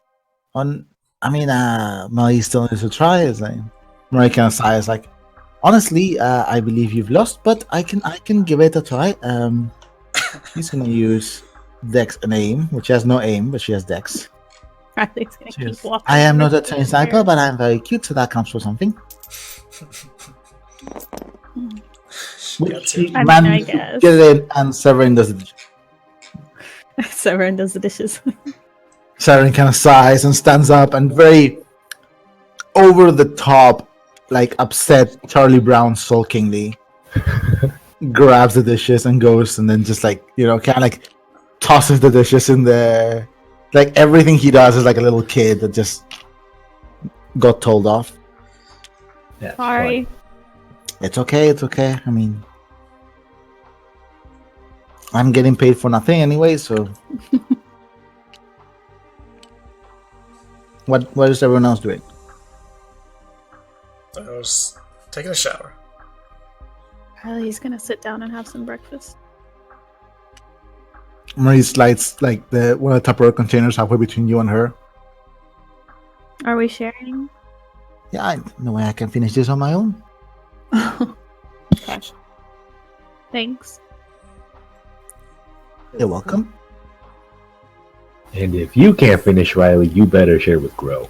Grow had a whole Always, Tupperware Grow. container in front of him. You know you're our trash can, Grow. Jeez.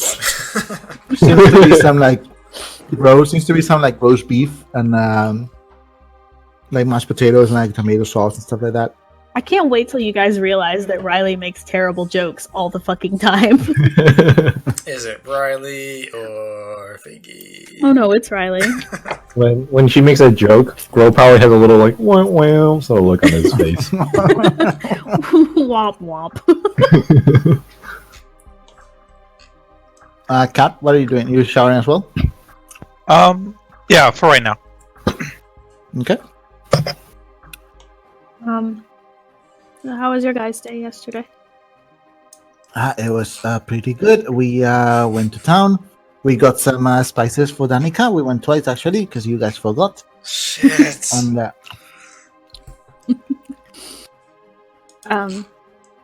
Sorry, we what? walked around. There's nice parts of town. There's less nice parts of town. People looked at us like we were freaks a little bit, but it's nothing we're not used to. So You guys aren't freaks, you know that.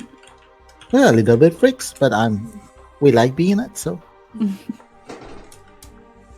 I understand things went a little bit south yesterday. What is the plan for today? I don't know. Honestly, it's up to Doyle. I guess you guys should have a talk and just let us know. Yeah. If possible, I'd like to take one of those jobs we got from Severin. Perhaps No. it will. Just Perhaps it will help take Doyle's mind off of things, and who knows, we might even run into more clues unexpectedly. maybe. I don't know. The pets have invaded the workshop. Oh, it's a workshop, sorry. Poor Rudy. Well, they were in the cabin. Did they get moved back in there? Oh, by the way, Yeah, I mean, Micah took him out and then put him back in their kennel. Okay. And it's probably gonna take him out today as well. Grow got a message from Philippa and Peter about the shuttle, but Grow will wait until everyone is here, and then Grow can talk about what that shuttle was supposed to do. Okay. There's a ladder to the lower deck in the bathroom? No, it's on the hallway. Sorry, After it's this little thing in the hallway. He found a secret tunnel. He's going down. After I eat, I'm gonna help Severin with the dishes because I didn't eat much. Okay. Doyle just flushes himself down, ends up in the lower deck. He does like this. His hands squeak going down. He's doing like some Mario shit. It's just like, Cat walks in, and those Severin return. I was like, "Morning, Catherine. Would you like some Morning. breakfast?" Sure. What do you And guys kinda got? just stumble over each other trying to go get breakfast. Oh no. Excuse me, works. Thank you for doing the dishes, Riley. Are you serious? It do bring like some of the leftovers from yesterday that Danica made for you, Cat. Okay. Riley Oh. finishes the dishes and shakes her hands off. She's like, "You're not getting any gifts, Severin." But Riley, I mean, I got you breakfast as well. No, you didn't. Shit, I thought you might have confused me with my. Okay, well,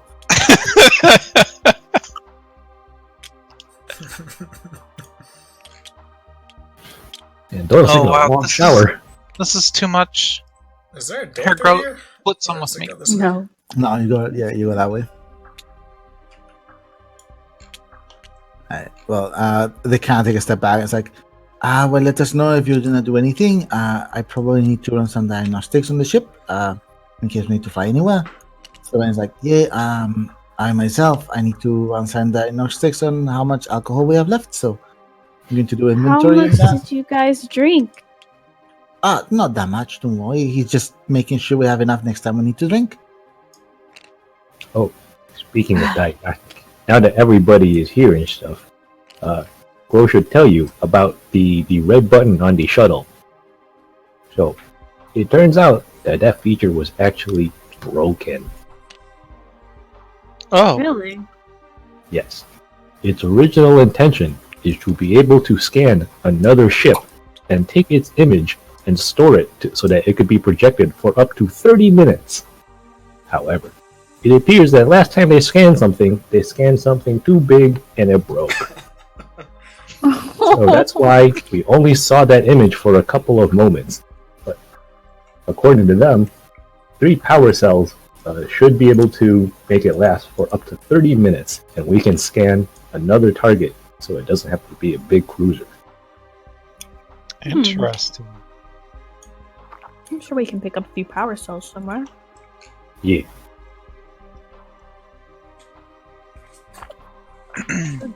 Be really useful to scan the Falcon if we ever needed it. That's true. It would That's make not a for bad good idea. distraction.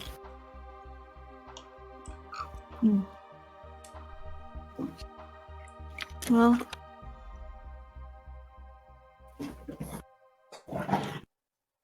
Doyle, how are you feeling today?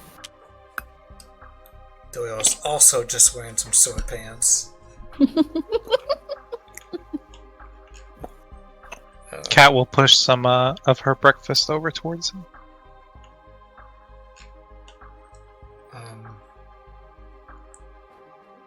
You don't have to share with me. I can get my own. No, it's okay. Marie and Severin, like, they both brought me like 1 plate each. This is too much. Oh. Okay. Alright, I'll just take the plate and eat. What did Here, Gro in ask? fact, Gro, I can only eat half of this plate. They brought me so much. Can you eat some of this? Wait, who's she saying that to? Gro? Oh. Well. Don't mind if Gro do. And he before he even finishes a sentence, like he's already like reaching across the table with a fork and like forking the food out of her plate. Yeah, that's good. Thanks, Gro. Yeah. What did you ask, Gro? how you're feeling? How are you doing today? Oh.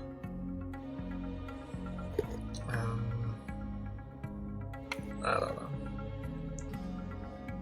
I think I just need more sleep.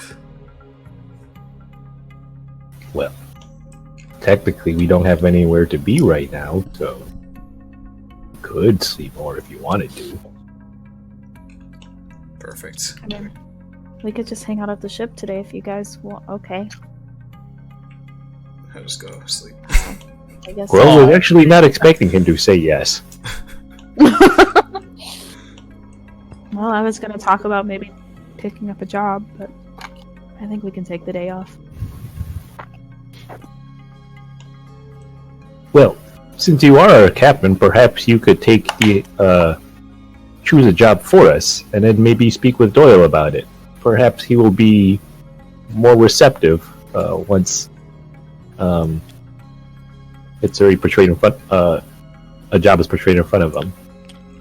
Well, He's actually I going to go already- downstairs. I already had a job in mind.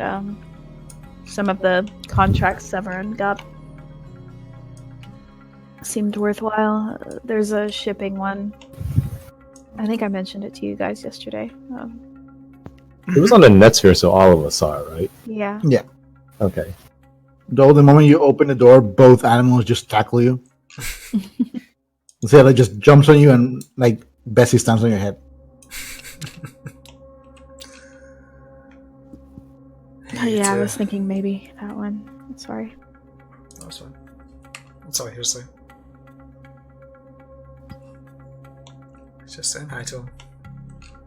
If you guys are interested in the other two as well, we could look into that. But Sorry, which one was she gravitating towards? the shipping one first because it is time limited. Okay. Shipping. The other two are a little heavier than what we're used to. Is the shipping one the Vinet one? Yeah. Okay. Or the supply good for nothing thieves and murderers, I guess. Not really used to killing people.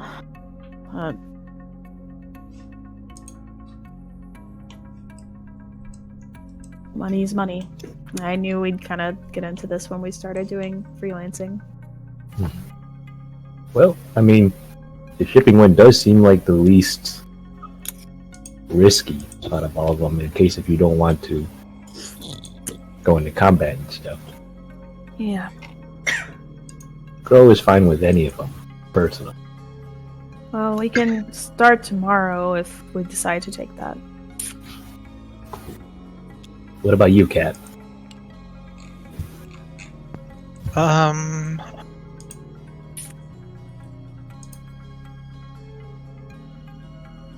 I think,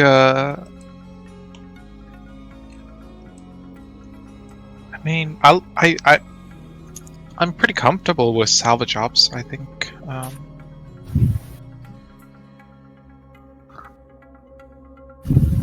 Problem is we'd be doing this in the middle of a storm. But I mean, Yeah. we survived being out in the cold for 2 hours last night. I think we'll be okay. Yeah.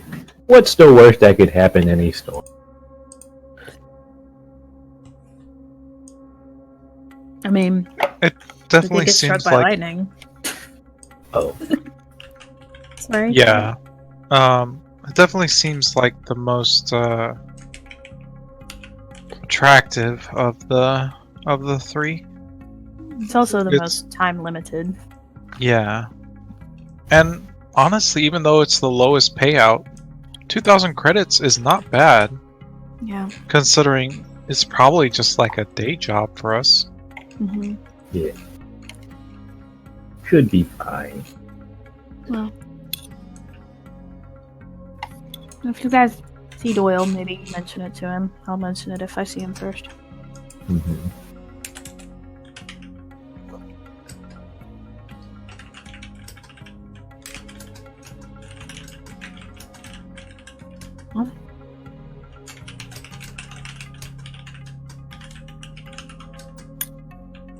I guess for now, we'll just wait till take the day off.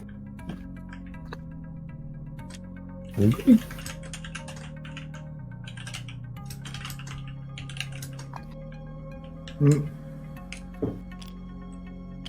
If you're taking a day off, is there anything you want to do during that day?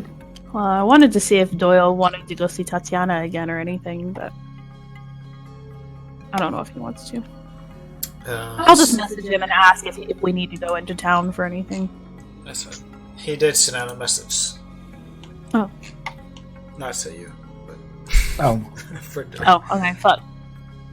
I mean, if we go into town again, we could also buy clothes while we're there. So. Yeah. you could, yeah.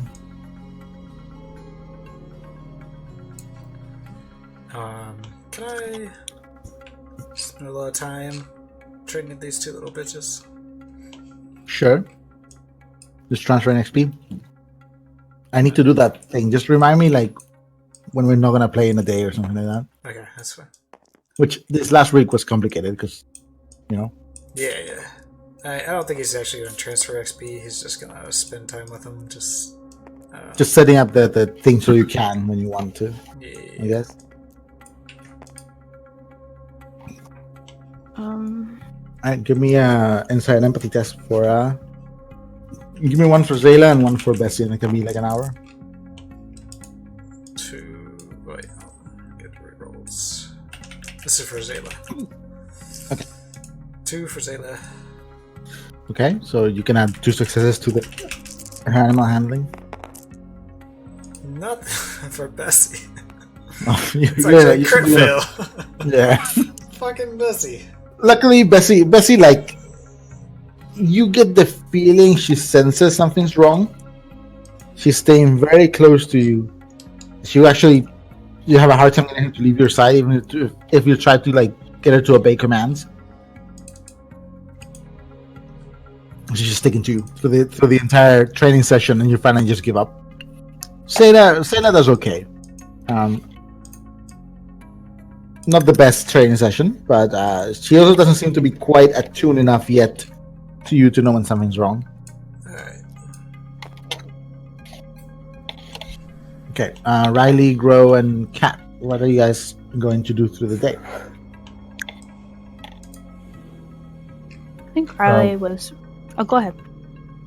Oh, I was just about to say, like, if you were to go into town, Grow would go too, but I don't think Grow would go on his own, considering he can't Yeah. drive, and everyone would probably give him plenty of looks. We can do town at some point.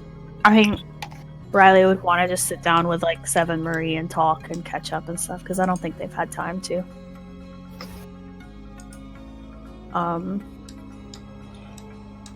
It doesn't have to be all day.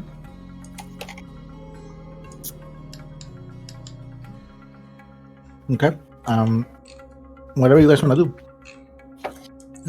Eventually, Doyle will come back upstairs. It's weird because as far as you guys knew, Doyle was in his room, but suddenly he comes up the stairs because he went down the ladders. Grow and Kat, you're in the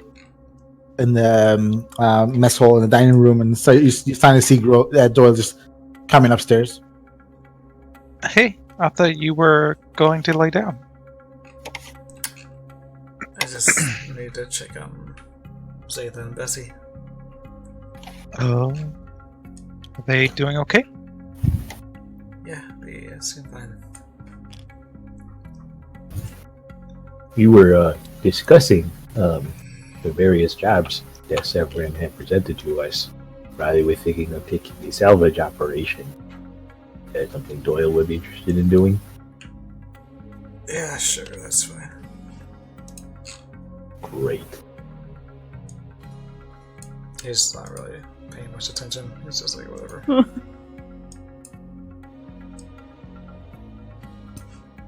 Okay, so Cat can message the captain and let her know that Doyle's interested in taking the salvage job. which you would get that message, Riley? I'll just message back. We can do it in the morning. We can start in the morning.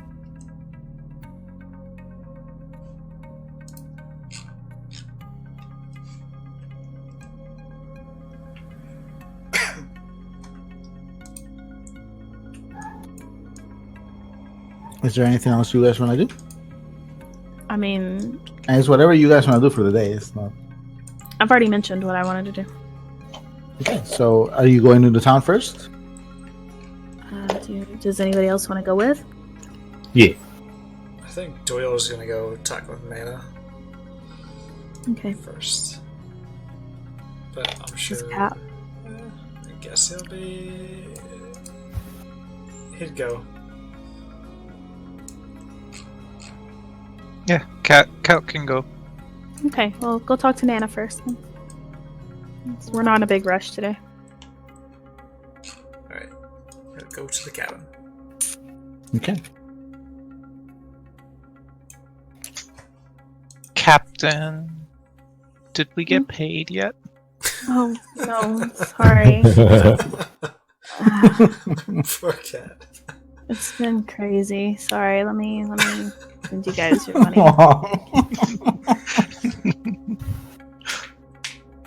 Alright. So you guys can all add 500 credits to your thing, and if you guys need more, like Riley will let you have an advance or borrow some or something. 500. Yeah. We haven't really made a lot of money past couple weeks or past week or so.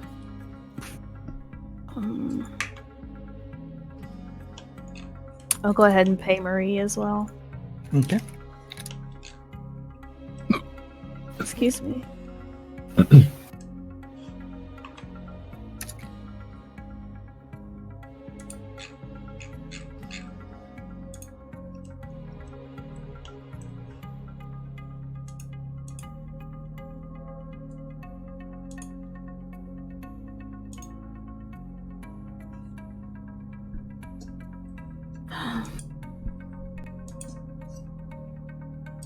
Okay, so Doyle, you come out of the ship.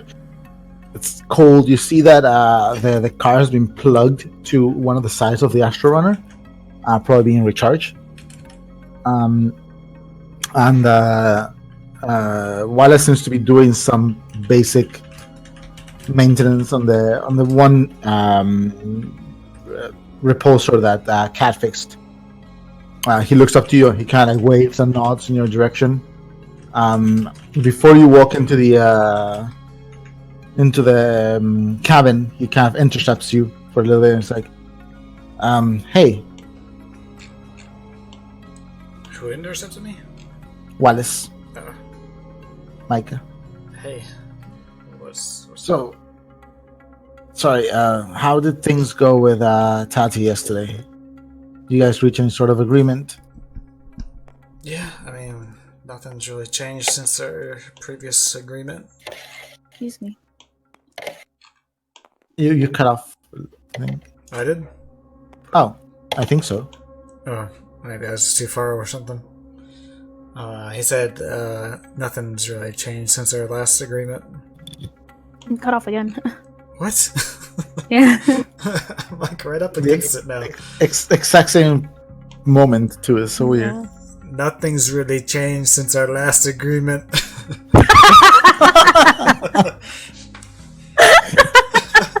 we got Did it again. we got a couple more syllables this time. Right? Fucking I think we kidding me. understood it. No. What the fuck?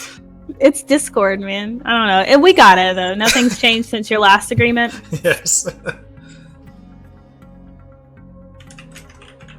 Yeah. So he nods and goes, "Okay.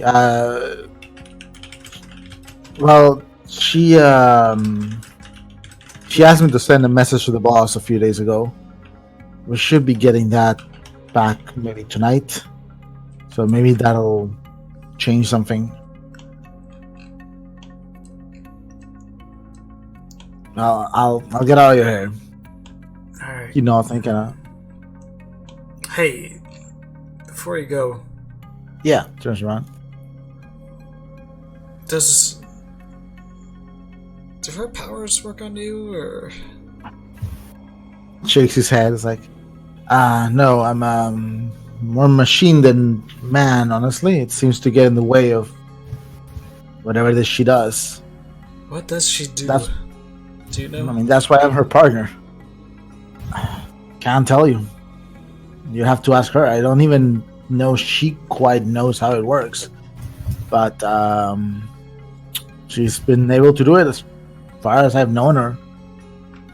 Just I was people like her, I whether liked she makes her them or not. a I lot don't know. yesterday for no reason. I mean, she has a way with people. Almost supernatural way, I think. It's just kind of hard to work with somebody when you can't trust yourself around them. Tell me about it. That's why I'm her partner, you know. She's not a bad person, I don't think. If a bad person could do the things she could do, She'd probably do she'd worse. done a lot. She'd done a lot more with them, yeah. But I just make sure she doesn't get lazy, and she doesn't get careless. It irks me a bit thinking of her working out there without me. She can get overconfident sometimes. So when I met with her, it seemed like somebody might have been following her. One of the cops. He tilts his head a little bit.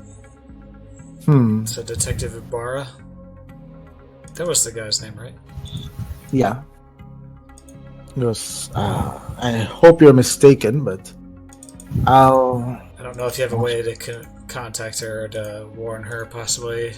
I mean, maybe he's just in love with her. I don't know. Wouldn't be the first time that's happened, but she's off the grid for now. Who did this? Who did this? What? Look at my dice. Oh. Annabelle. She's off the grid for now. She is supposed to be coming here tomorrow, maybe, since we're expecting more back from the boss. If you see her today, you can tell her it's a risk for me to contact her as long as that data crafter is at large. So she'll be out there at noon again today?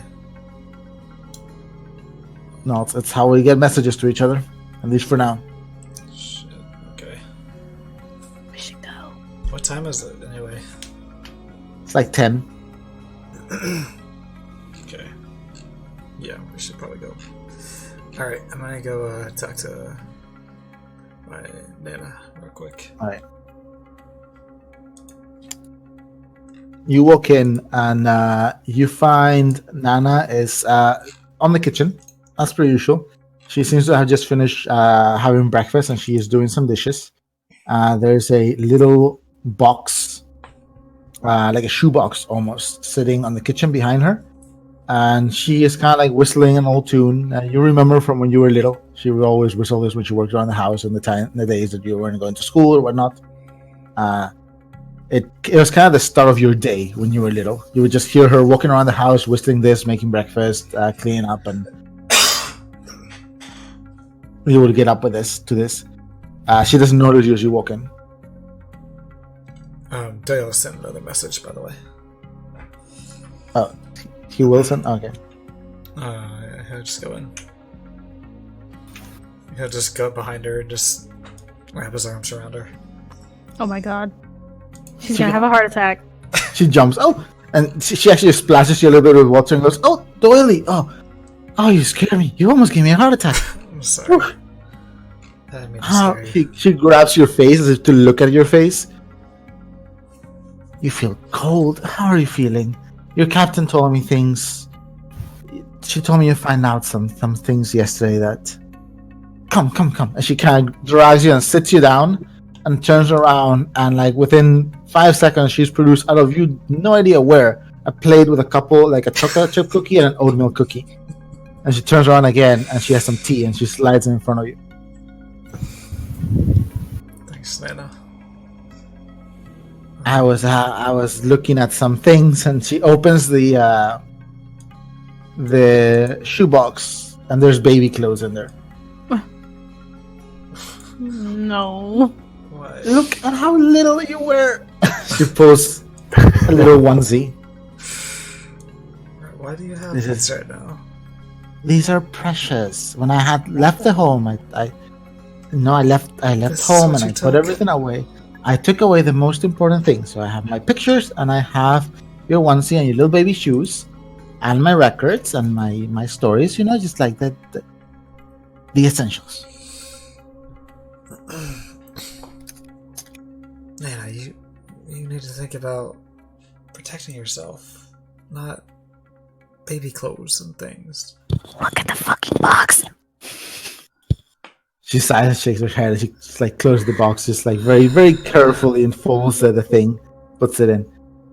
I mean, Doyle, these are the things that are important to me, and I'm protected. Don't worry, no one's going to come after an old lady like me. I mean, I guess maybe, but still, you should be careful. This is a dangerous place. I lived in this city all my life, Doyle, so don't worry about it. You just do what you need to do, and I'll always be back home waiting for you with a warm meal. Or here, until I can get back home. He'll kind of hold out his hand, like, asking to see what she has. What do you mean? Like in the box? Yeah. Yeah, she slides the box. There's a big stack of actually printed pictures, easily 40 of them.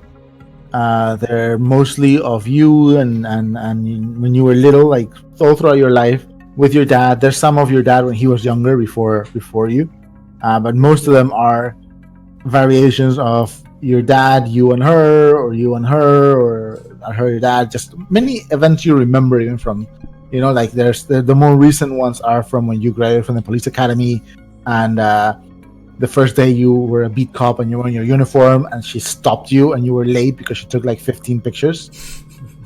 So you were late on the first day. There's pictures of Saki too towards the end.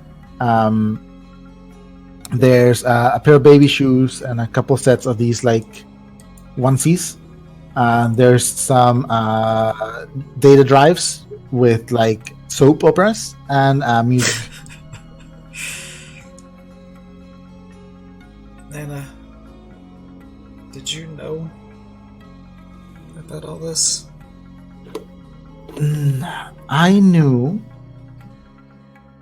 there was a chance that Liam wasn't your biological dad. You two are exactly the same, but don't look the same. You talk the same, you think the same. You can both be extremely hard-headed, but the looks didn't match. And there weren't that many girls that Liam would have known that had, your gene mods. But I asked when you first came about who your mom might have been, and Liam told me it was best if I didn't ask, because it was the safest thing for you and for me. So I trusted him. He asked me to trust him, and I did, and I never asked, and I never cared. As far as your dad and I are concerned, I'm your nana, and you're my grandson, and you are Liam's son. So all I knew was that Liam loved you, and that I loved you, and that you needed a home and a family, and we were it. And that's all I needed to know.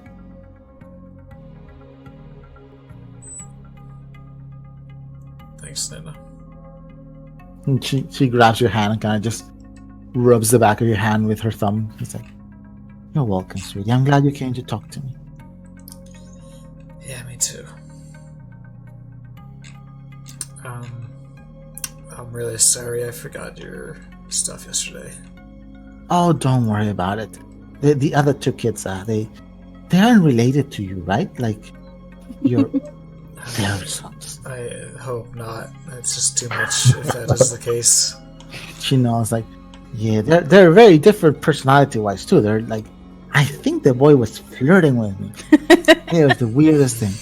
He didn't try I to mean, kiss not you, that I'm did not he? flattered, but Did he try to kiss you? no. Just She smack looks him. like disappointed. If he does, you just smack him, okay? Will do. And Wallace and I took your little girl for a walk yesterday. She's actually very sweet when you get to know her, and she stops trying to chew on you. Yeah. And I'm getting used to the other one, the clicky one. Bessie. Yes.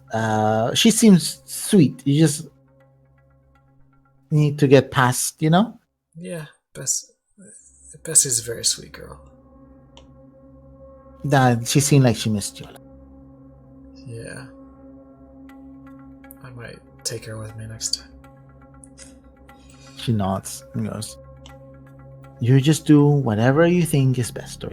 You do whatever you need to do, and know that your dad and I will support you all through it." You haven't talked to Dad lately, have you? Not since I came here. I went to see him a few days before Taddy came in. But then they told me that it wasn't safe, and I don't know why I believed Tati right away, but I mean, Wallace is very strict to me, and I know that you sent them, so it must be. Yeah, I think that's good advice. You probably should just not try to contact him right now, at least. Who knows? Like, they told me that whoever was doing these awful accusations against him, they were spying on his communications, and that they were looking for things that they could use against him in court, because they don't have much of a case otherwise. And I trust, like, there's a lot of messed up things in this city, but your dad was a hero, they wouldn't. Have you guess you probably would have never heard of anybody named... Or, did you ever go through Dad's files or anything? Oh no, I didn't even know how to turn on his terminal. Okay, well, don't worry about it. It's fine. No, I was like, it's these Genovese people, I swear. Things were much better. You know, we always had crime, but it wasn't like this. Could you believe that they were calling the house a few months ago, just trying to, I don't know what they were trying to get out of your dad, but... Who was? Some woman, Oksana, I think, was her name. Oksana Borisov? Yes. She was calling the house? Someone in the name of her. She wanted to talk to your dad. What did she say? I didn't talk to her much, you know, because they were always very rude, and they were like, "Oh, we want to talk to Liam Kosan," and they needed to know how to open the vault. And they thought your dad knew for some reason. He told them he didn't know anything about that. But they just kept pushing and kept pushing until one day they stopped, thank God. But yeah. A vault. Was that all they asked? They were very insistent on just that. And that was a few times. The only time they really said anything to me outside of, "Oh, we need to talk to Liam." Okay.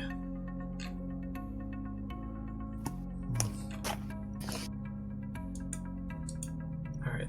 Thanks, Amanda. Take care, Doyle. Be careful, okay? I'll try my best. She nods.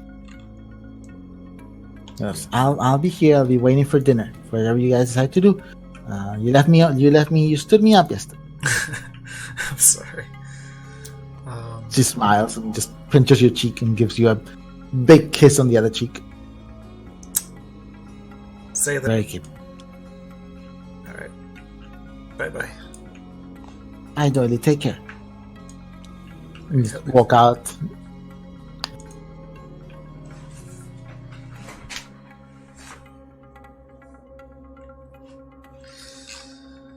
I see he's got messages, but I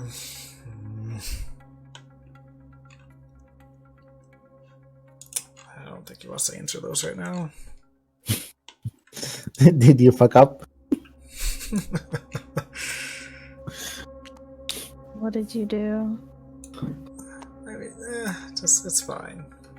Did you message Saki? This is fine. Did you message Saki? Is this Riley asking? Oh my god, no, this is Figgy asking. Well, then ask Doyle.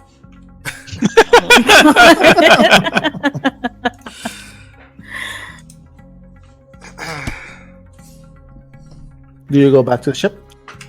Yeah, I'll go back in there. Right. As you're getting back, Wallace kind of calls out to you again. He goes, "Do you want me to take out the Silverlong Cub again?" Yeah. He nods. Yeah. She's fun. She breaks the monotony. She works? She did what? Breaks the monotony. Yeah. He points towards his mechanical leg and he pulls up the pants leg, and you can see some bent metal from chewed markings. Probably one of the better people that could take care of her, considering she can't really hurt me much. Yeah, that's a good point. Just take care of Nana, okay? Will do. He kind of looks around for a bit. If you make this deal with the boss and Taddy and you decide to take the fight to the Borisovs, do you have anywhere off planet that you can trust? Because it might be better if I take your Nana there and then come back and help. I do, just out of character. Arcturus. That's close by, but Idea. just let me know. it might be for the best, especially if you're contemplating open conflict. Yeah. I'll get back to you on that, though. He nods and he goes back to working on the little shell cart. Thanks. Alright, he'll come back. Okay, so you guys see Doyle as he walks back in. What is everyone else doing? Riley's just chilling in the lounge. Severin goes like, Eileen, would you like a drink? It is early, but as far as I know, we may still be in Arcturus time, and I think it's later over there. Arcturus time?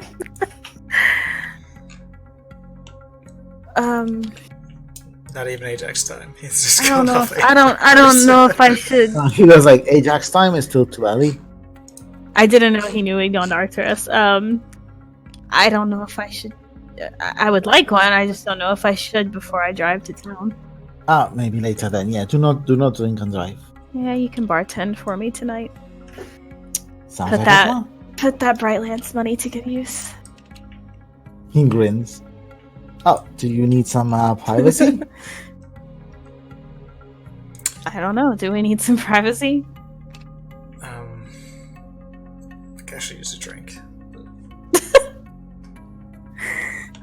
Severin kind of just pours you some of Don't roofie him or anything, Sev. just a little Wait, just what? whiskey on the rocks and just slides it towards you. A little spritz of water on it. This isn't... It was a joke. I'm sorry. I don't know why you don't realize I'm bad at these things. Are Kat and Bruno doing anything in particular? Or?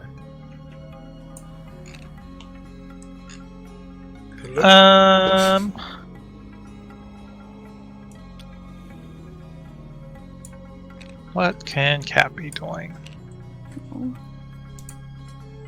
If Doyle's sitting next to Riley, she's gonna put an arm around his shoulder and kind of squeeze him a little bit. I just kind of lean against her.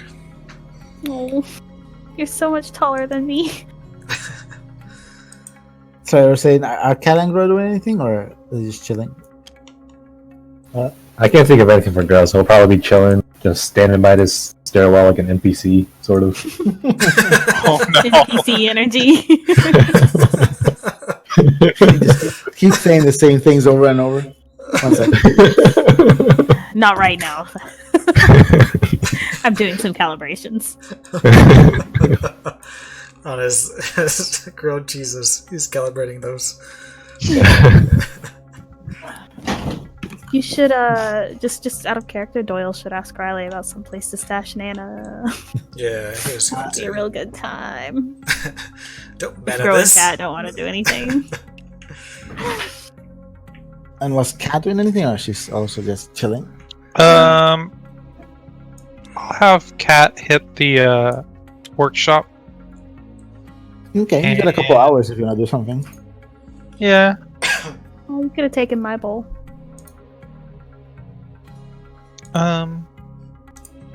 Let's see. She was partway on a project. I Flachet think he rounds. Yeah, that's the shit. I could do that, You can work with hours if you or want, yeah. I had some stuff on here.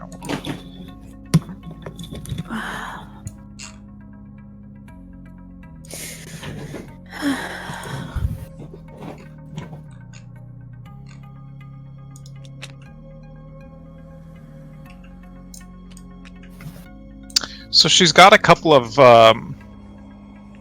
mods that she picked up during the bunker hunt. Mhm. That she took out of the power armor that they weren't able to salvage. Oh, yeah. One is a Flachet discharge mod, and the other one's the self-repair protocol mod. Mhm. Could she try to install those onto Rudy? Yeah. Give me a Mechacraft test. And probably a couple hours to install both mods. It's not a hard test. But... Let's see here. 11.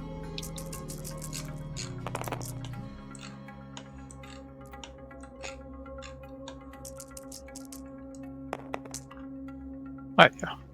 3. 3. Yeah, that's enough. Okay. You spend about an hour and you just open Rudy up and you manage to install the mods. The flechette one is interesting because it'll give him some defensive capabilities, and with the self-repair one, since Rudy's gotten hurt before. Mm-hmm. Yeah, Yeah, so they'll yeah. both be good. So Cat is down in the workshop with Rudy, souping him up. And I will.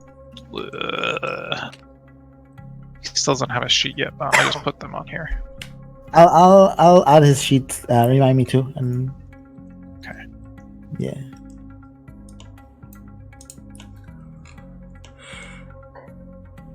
You can just let me know all the mods he has, and then I can. Well, those are the only ones. Oh, I thought She he had the doesn't- medical protocol things. Oh, he started with medical protocol, Yeah. but it's just those 3 right now. Okay. Riley and Doyle, you were in the lounge? Mm-hmm. Did you go talk Oh. to your Nana? I actually thought of something that Gro could do, but you guys can go first. No, go ahead. Go ahead. Gro was gonna, I think, actually approach Nana and see if Okay. she could actually teach him like how to do proper cooking. Nice. Okay. Didn't see Gro's this gonna coming. cook for us. Did not see this coming. Chef So- Grow, I'm ready. Chef Grow already. So, Gro, you come up to Nana, and she actually gets rather excited. She gets an apron for you, which is very low on you. It's like, it looks like a little mini skirt almost in the front. And she puts a little chef's hat, which you don't know where she pulled out of, on your forehead and on your head. And you start with some simple recipes. Give me a dexterity and crafting test. Do I take a penalty if I'm not proficient at crafting? No, do not take a penalty for this, because Okay. 2. Alright, so you spend the first hour, and she teaches you some like the basic stuff. But you're starting to get to the point where you can start to cook a bit. You'll need some more lessons with her. You can spend more time with her if you want. She's more than happy to help. Yeah, I mean, if everyone else's stuff is probably taking more. Yeah, Kat is spending at least an hour with Rudy, so Wait, how long are they taking? an hour. We need to leave at 11. So you need to leave like soon after this, then. Yeah. Okay, so 1 hour is all I get. Yeah. Assuming we're going to talk to Tatiana, because I think Doyle was going to mention that to Riley. Yeah. Okay. Alright, so while Kat is souping up Rudy and Doyle is Gro's learning how to cook, Doyle and Riley. Anyway, did you go talk to your Nana? Yeah, I talked to her for a little bit. She pardon. had a big box of baby clothes and pictures and stuff. No surprise items that were hidden behind paintings or anything? I wish. Hmm. Nothing like that. I thought maybe if anyone took it, it might have been your dad. But Well, if he did, I don't think he would have told her. you think he would have, though? I mean, he kind of kept a lot from all of you. At this point, I don't know anything. Hmm. We have time to find it. Wallace was asking. He made a good point. If they need to take her somewhere to be safe, off I mean, planet. probably. I figured maybe Arcturus would be a good place to hide her. Well, I don't know about Arcturus, but whether you want to take her out of here depends on how much hell you're planning on raining down on this place after finding out what we did last night. As much as possible. I'm right there with you. You said you want to take her somewhere else? Possibly. I don't. Not necessarily yet, but somewhere she can be safe. She nods to Severin, actually. Severin kind of looks up. What? I wasn't listening. What? He puts down his data pad. I have a friend staying with Severin's mother. Oh a yeah. while. Whew. My Yeah, mama, reference. she runs a He's way too old for me, Doyle. Come on. bed and breakfast type of thing. What? My mama, that's what she. Oh, I misunderstood you. I'm sorry. That's what she wants. Yeah. Who is this? Who's this person? My Guy. mother. No, not your mom. I am so very confused right now. I'm talking about Usud. Oh, okay, yeah, Usud. He's old cranky old man. So yeah. He taught me how to navigate when I was a kid. My dad's best friend, basically. He's like an uncle to me. But Seven or Marie's mom is taking care of him right now. You'll probably pay her to watch over your Nana for a bit, maybe. Why did you have to? Huh? Why did you have to put him with their mom? He's like 90 years old. He can't do anything anymore. He's so old. Okay, I guess. And you It's in Savannah, you're not which into is... that, is what you're telling me. Doyle, are you serious right now? Does it look like I'm into that? I don't know what you're into. You've seen 2 examples so far. I mean, never know. Okay. He's an uncle, not whatever you think he is. I didn't say anything. You said a lot. Anyways, they're on Savannah if you wanted to take them there. It's relatively quiet. When was the last time you visited them? Or heard Usud? from them? Like Anna or I'm sorry, Mrs. Perot or Osud? Either. I heard from Mrs. Perot like a week ago. That's how I knew where to go pick up Seven Marie. So you're sure it's still safe there? It's never really been that dangerous. I mean, it's like any other planet, except there's no Borisovs. Honestly, Doyle, it's safer than Arcturus right now. I mean, you weren't there, but September said it herself that she's planning on releasing that information we found, and it's going to be a powder keg when it comes out. Yeah, that's a good point. Alright, well, next time we talk to Wallace, I'll mention it.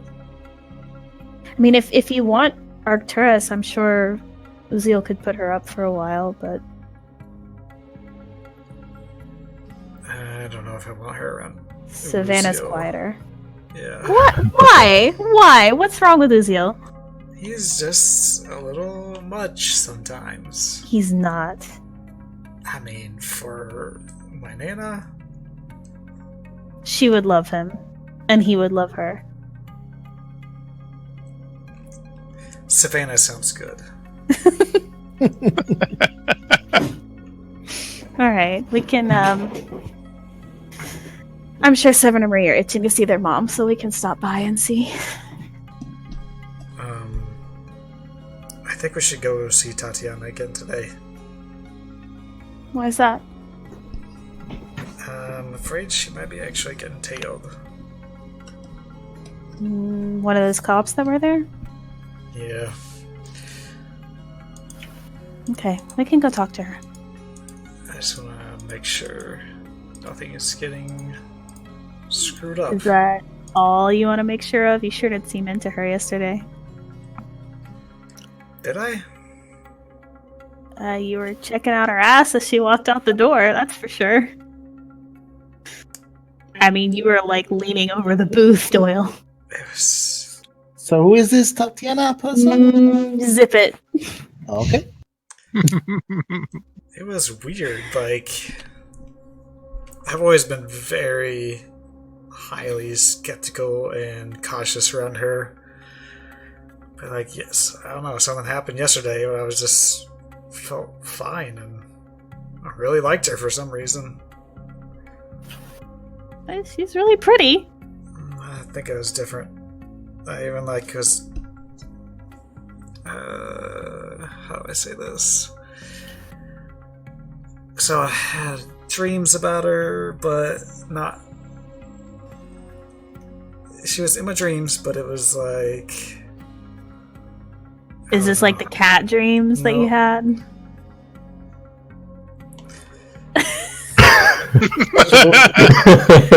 Are those common around here? What do you say? Oh no! Are you for real right now? What do you say? I am not. I will be taking my drink, and I'm going to go to the money in the bite. Oh, okay, sure. He said, "Are those common around here?" Anyway, I don't know. I just woke up feeling totally different.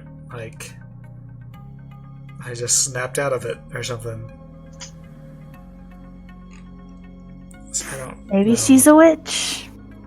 I think She was definitely BSing yesterday when she said she wasn't. Well, yeah, I definitely caught on to that, but Ah, damn it, I meant to talk to Grow about something last night. It was so messed up.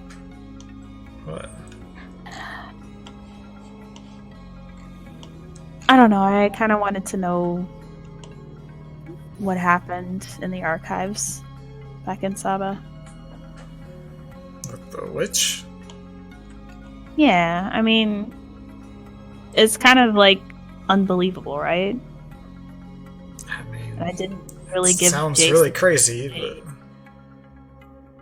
I didn't give Jace the time of day, and I feel bad. But yeah, I don't know.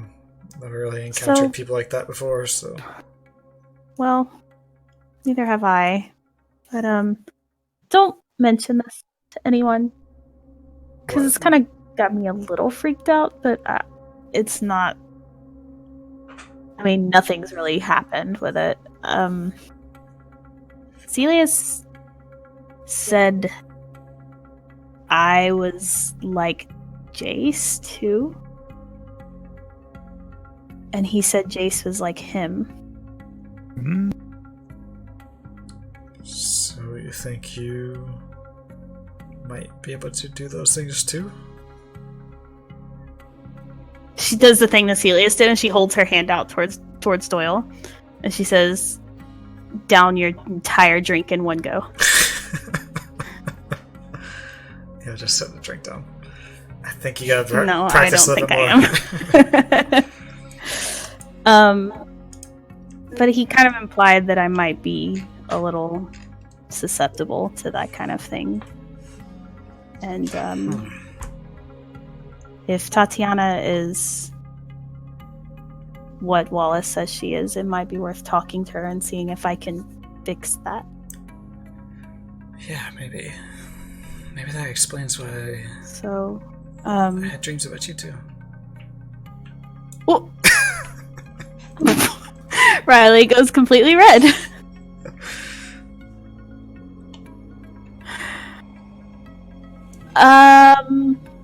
Okay. He was just joking, but he's gonna give us some food. Oh, she doesn't. She completely believed it. All right. What time is it?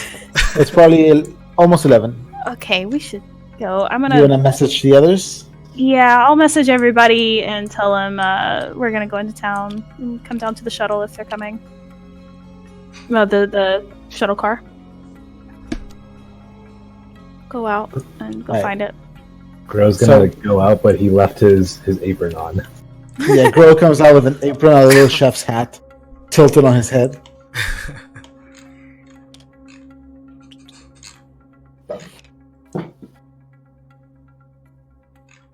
Do you do your disguise again, Doyle? Oh, shit. Yeah. Cat will come over and dress him up. Cat, give me a dexterity and crafting test. Quickly, don't take your time. Why? We don't have We gotta go. forever. We gotta get there by noon. Oh, Mr. Busybody. I gotta see Tatiana before she leaves. Alright.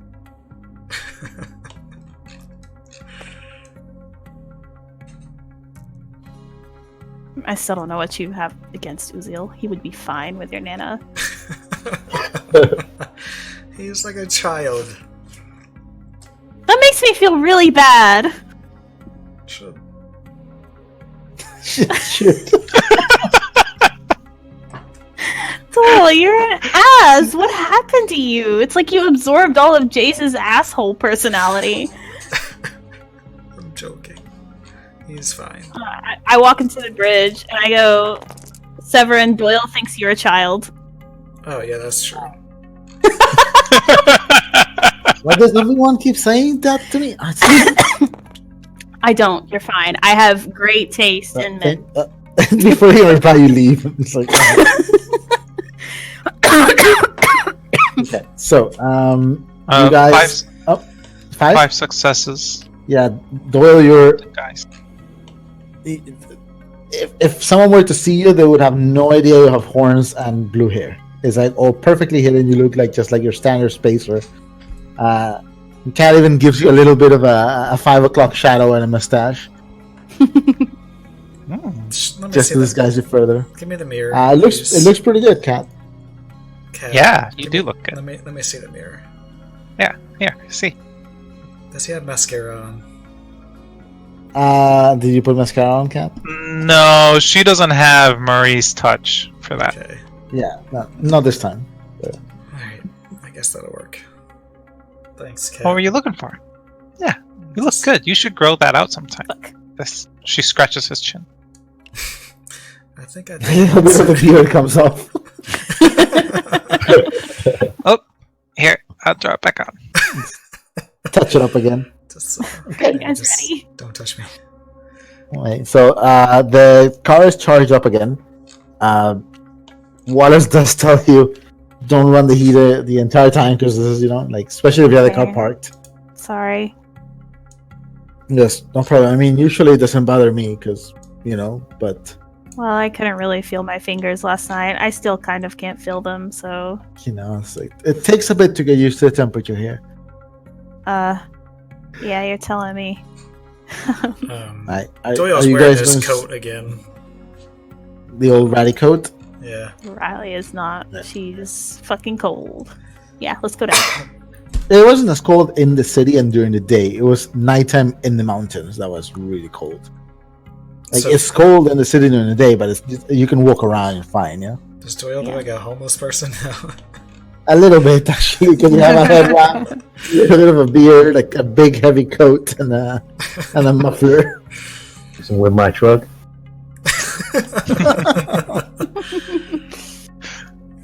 Are you guys going straight to the Old Faithful? Yeah. Yep. You get there a little bit past noon. You drive down the mountain. It is Wednesday, I think, right now in Hearth Hill. It seems to be just like your normal day. You approach the restaurant and park in the same spot that's still vacant from the day before. And you see sitting on the same back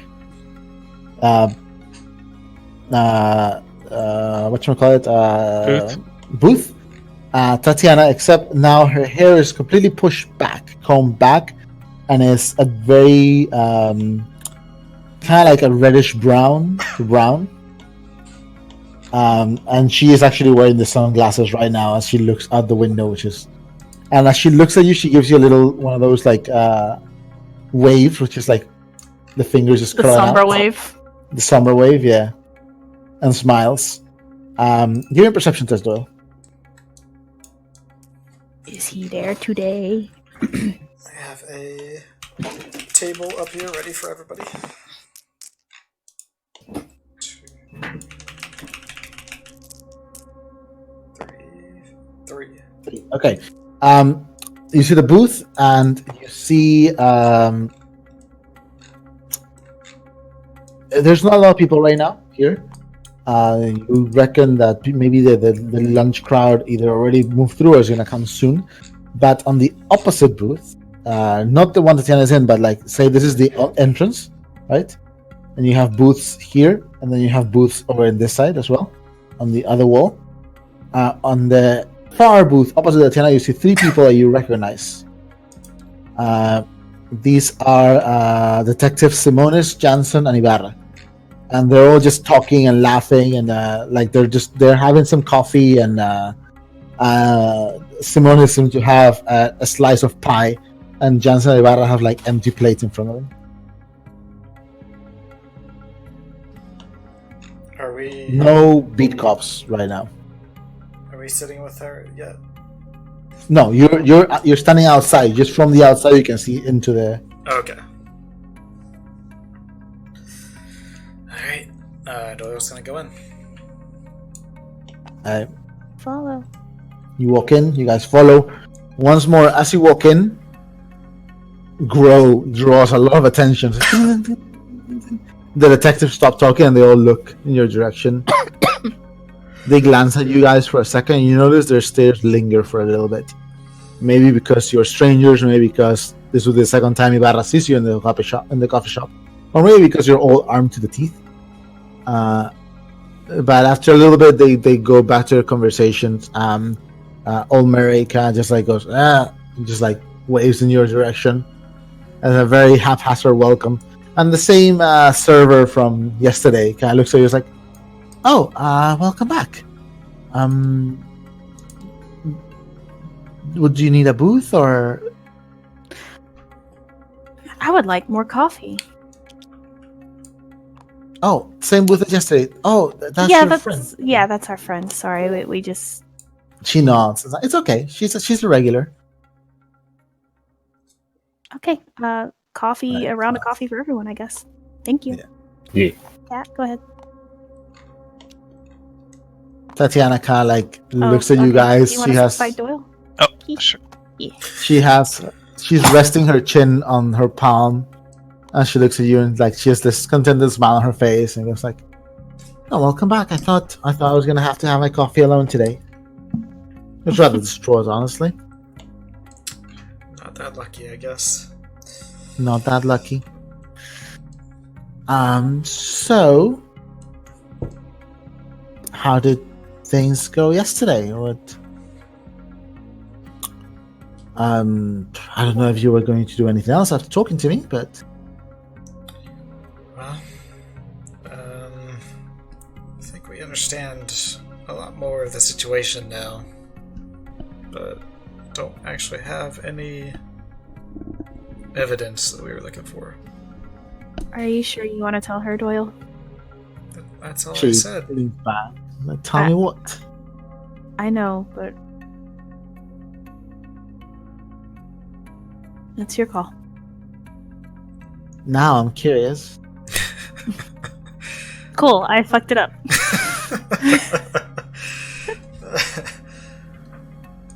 We're just still investigating matters. It's just, I think we have some leads, but we still have to look into this. She nods. I have a little bit of information myself.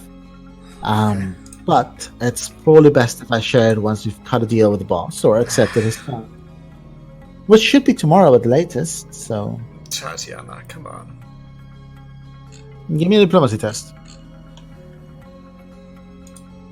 I have a minus against this.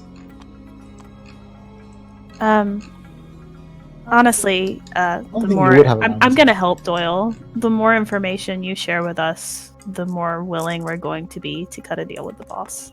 I know that's a little backwards, but anything helps right now.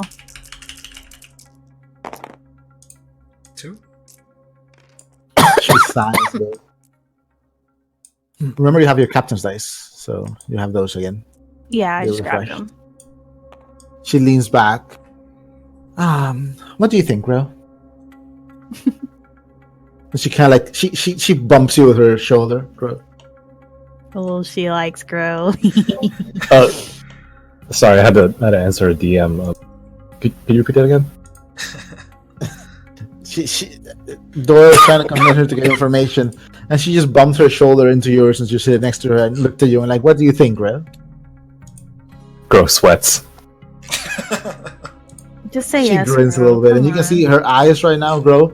She pulls she takes her sunglasses off and sets them on the table, and her eyes are again brown now, but they have this little cyan ring around them.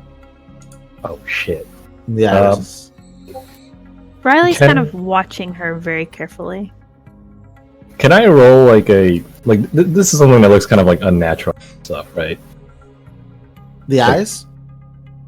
Yeah, because he said that there were like cyan rings, was it? The eyes are brown, but inside the Cyan. iris, there's a little cyan ring. Oh, the color cyan. Yeah. Yeah. Okay. Not Scion. No, yeah, cyan. Okay. I guess Grow can't help but look back. Ooh.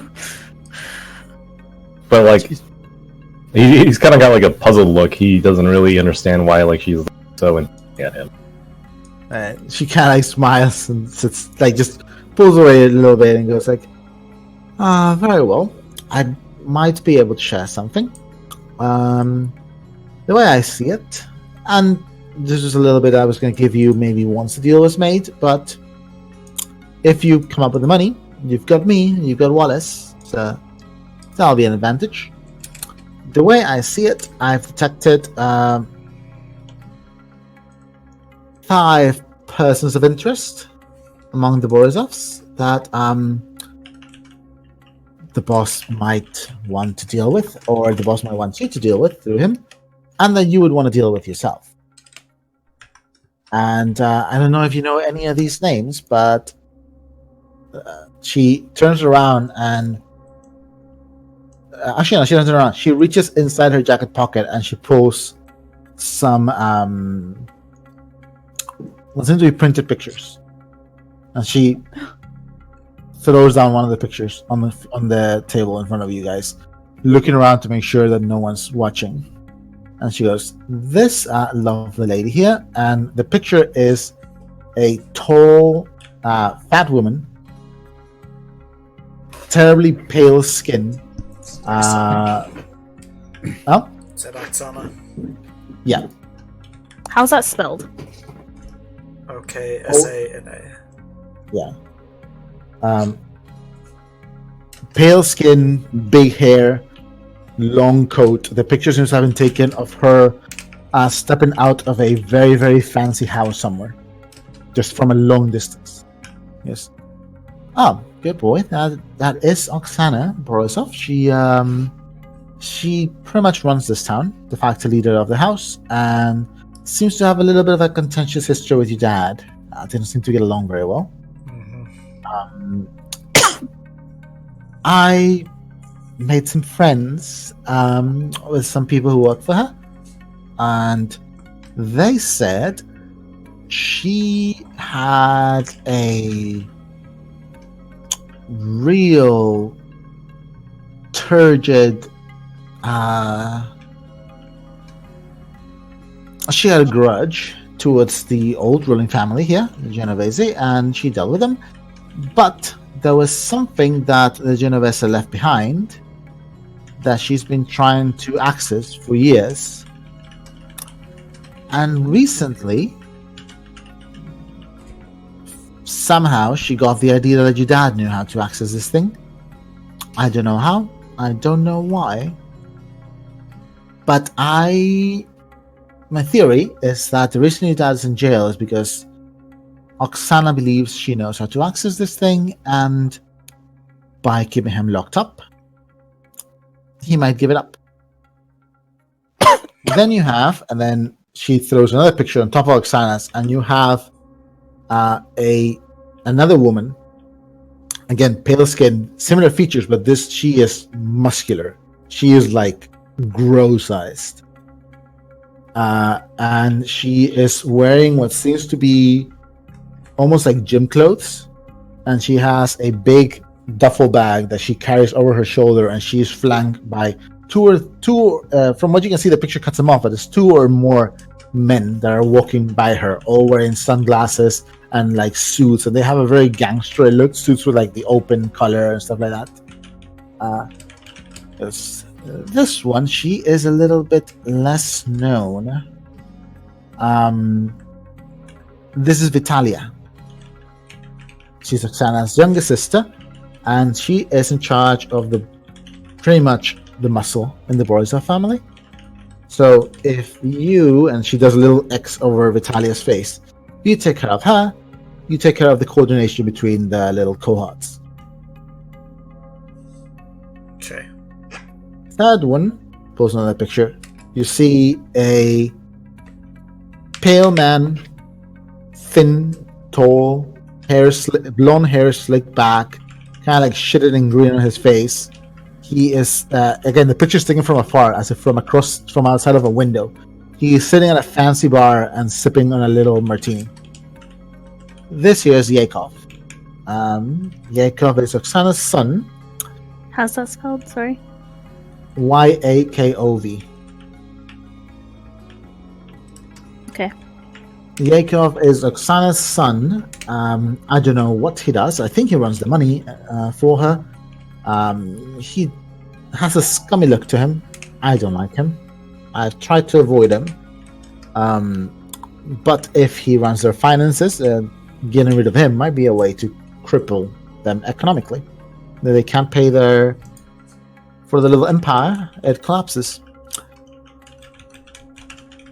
Second to last, and she puts another picture, and this picture only has, it's like a little logo.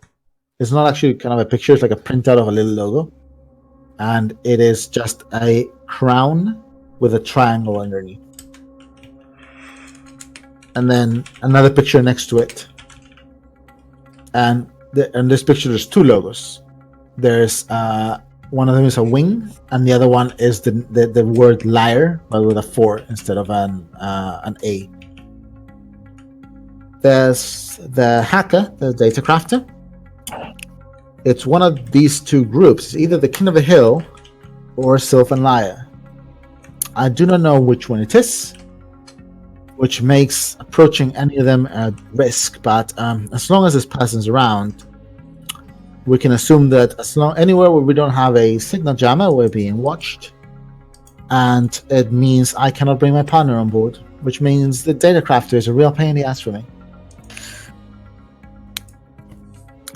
Not knowing which of these 2 data crafting groups is the one working for the Borisovs, it's currently where my investigation stalled, let's say. And last but definitely not least, and she puts a picture, and what you see, there's a very blurry picture. It almost looks like those shitty pictures of cryptids. It's a tree, and on the side of a tree, hanging, seems to be a figure in a blurry trench coat. There's no face, it's just dark with a single light coming from the middle of where the face would be, a single sphere of light. And perched on his shoulder is a large bird with 2 bright yellow eyes. He goes, this is somewhat of an urban myth. Assassin named Hex. Riley. Apparently, and before she says anything, you guys hear a tap. And standing outside the window, looking straight at Doyle, arms shit. crossed, is Saki Tanaka. Oh! That's Do where not! we're Do gonna stop. not! Oh my god! Wait! I was about to say Riley dropped her spoon to her coffee right then. She recognized him through Cat's 5 successes on disguise? Yeah, that's a little... There's a reason, which Goozy knows, but he won't tell people. Well, I mean... Doyle! That's still... Still... Disguise! Fuck. back. Right. So that's where we're gonna wrap up, and we'll continue from that point. Fuck. Oh boy, you getting roiled up in it now. Saki thought she saw you yesterday. She saw what car you got on. And now she saw that car pull up on the same parking spot after what you did just a little bit ago. What did you fucking do? What did he do? Oh, no. And Well, you Cameron- followed whoever was in that car. Disguise, though. What did you do? And the disguise only goes so far. If she had not suspected, then the disguise would have been perfectly fine. Didn't see that one coming. You got me. And you're not gonna tell them what you did. Of course he's Doyle. not. I think we could keep going for like another hour at least. I think we've been going for like 5 hours, I think, even counting the break. So I think that's okay. We had a long break, but still. I think it's been more like 4.5, but yeah. Yeah, it would have been 5 in like another 20 minutes, you know? Man. I hope you guys had fun. It was Can we just keep playing forever? it was sad for the first half, and then like second Yeah, half like we got all 3/5 of that was intriguing. really sad. you have names. You managed to convince Tati. Fuck. You have targets. And it seems Heck's still around. Oh, we're gonna kill him. Knew it. Wonder if the parrot on his shoulder. Shit. Hmm? Well, what? You said he had a bird on his shoulder. There was a large black outline of a bird perched on his shoulder as he himself was perched on the side of a tree with two like yellow eyes. Just all you see in the picture is these dark outlines. It's blurry, and the very things that you see clearly are a blue light, kind of like a geth, just coming from the center of under the hood. Blue. I thought you said red. No, a blue light, and then the two yellow eyes of the bird. Yeah, He doesn't just- have a face, right? Huh? It didn't look like he had a face. And you couldn't see it in the picture. It's kind of like a picture of when you see pictures of like Mothman and shit like that. It was like that kind of picture. I was literally Well, that's why- just about to ask her about Hex. Yeah, I was too. And then she brought him up, and that's why Riley like dropped her spoon. And then fucking Saki. Son of a bitch. I mean, I was gonna go and try to talk to her today, so I guess this works out. This is just being efficient. Yeah. Yeah. She Two can birds with just- one stone. Yeah. And now you Yeah. can also introduce her to Tatiana. Hmm. Oh no, she knows Tatiana. And now you're talking to her after you told Taki to stay away from her. Stop! Well, she doesn't know that it's Tatiana. Does she know that it's Tatiana? Yeah, She's she knows disguised. Oh, No, she probably doesn't realize this is Tatiana until she actually goes and sits next to her and goes, "Hey, you're Tatiana." Yeah. fuck. So we playing on Tuesday, guys? I I need don't to know if I get can some wait till work on. Saturday. I mean, if I can make room, you know, if there's a day where it's convenient for everyone. But the only thing is, like, I sometimes when we play on weekdays, I know it's like super tiring for you and Kai. Like last time, Kai was Mhm. pretty much passed out by the end of the session. Well, Yeah, Kai I gets felt bad. Kai's gonna get some days off, so It's true. Like since my project is almost done, I'll be taking days off. Nice. so we'll make it work. Fuck. This is a wild ride. That's a fucking Yeah, it's real cliffhanger. God damn it! I thought it'd be fine.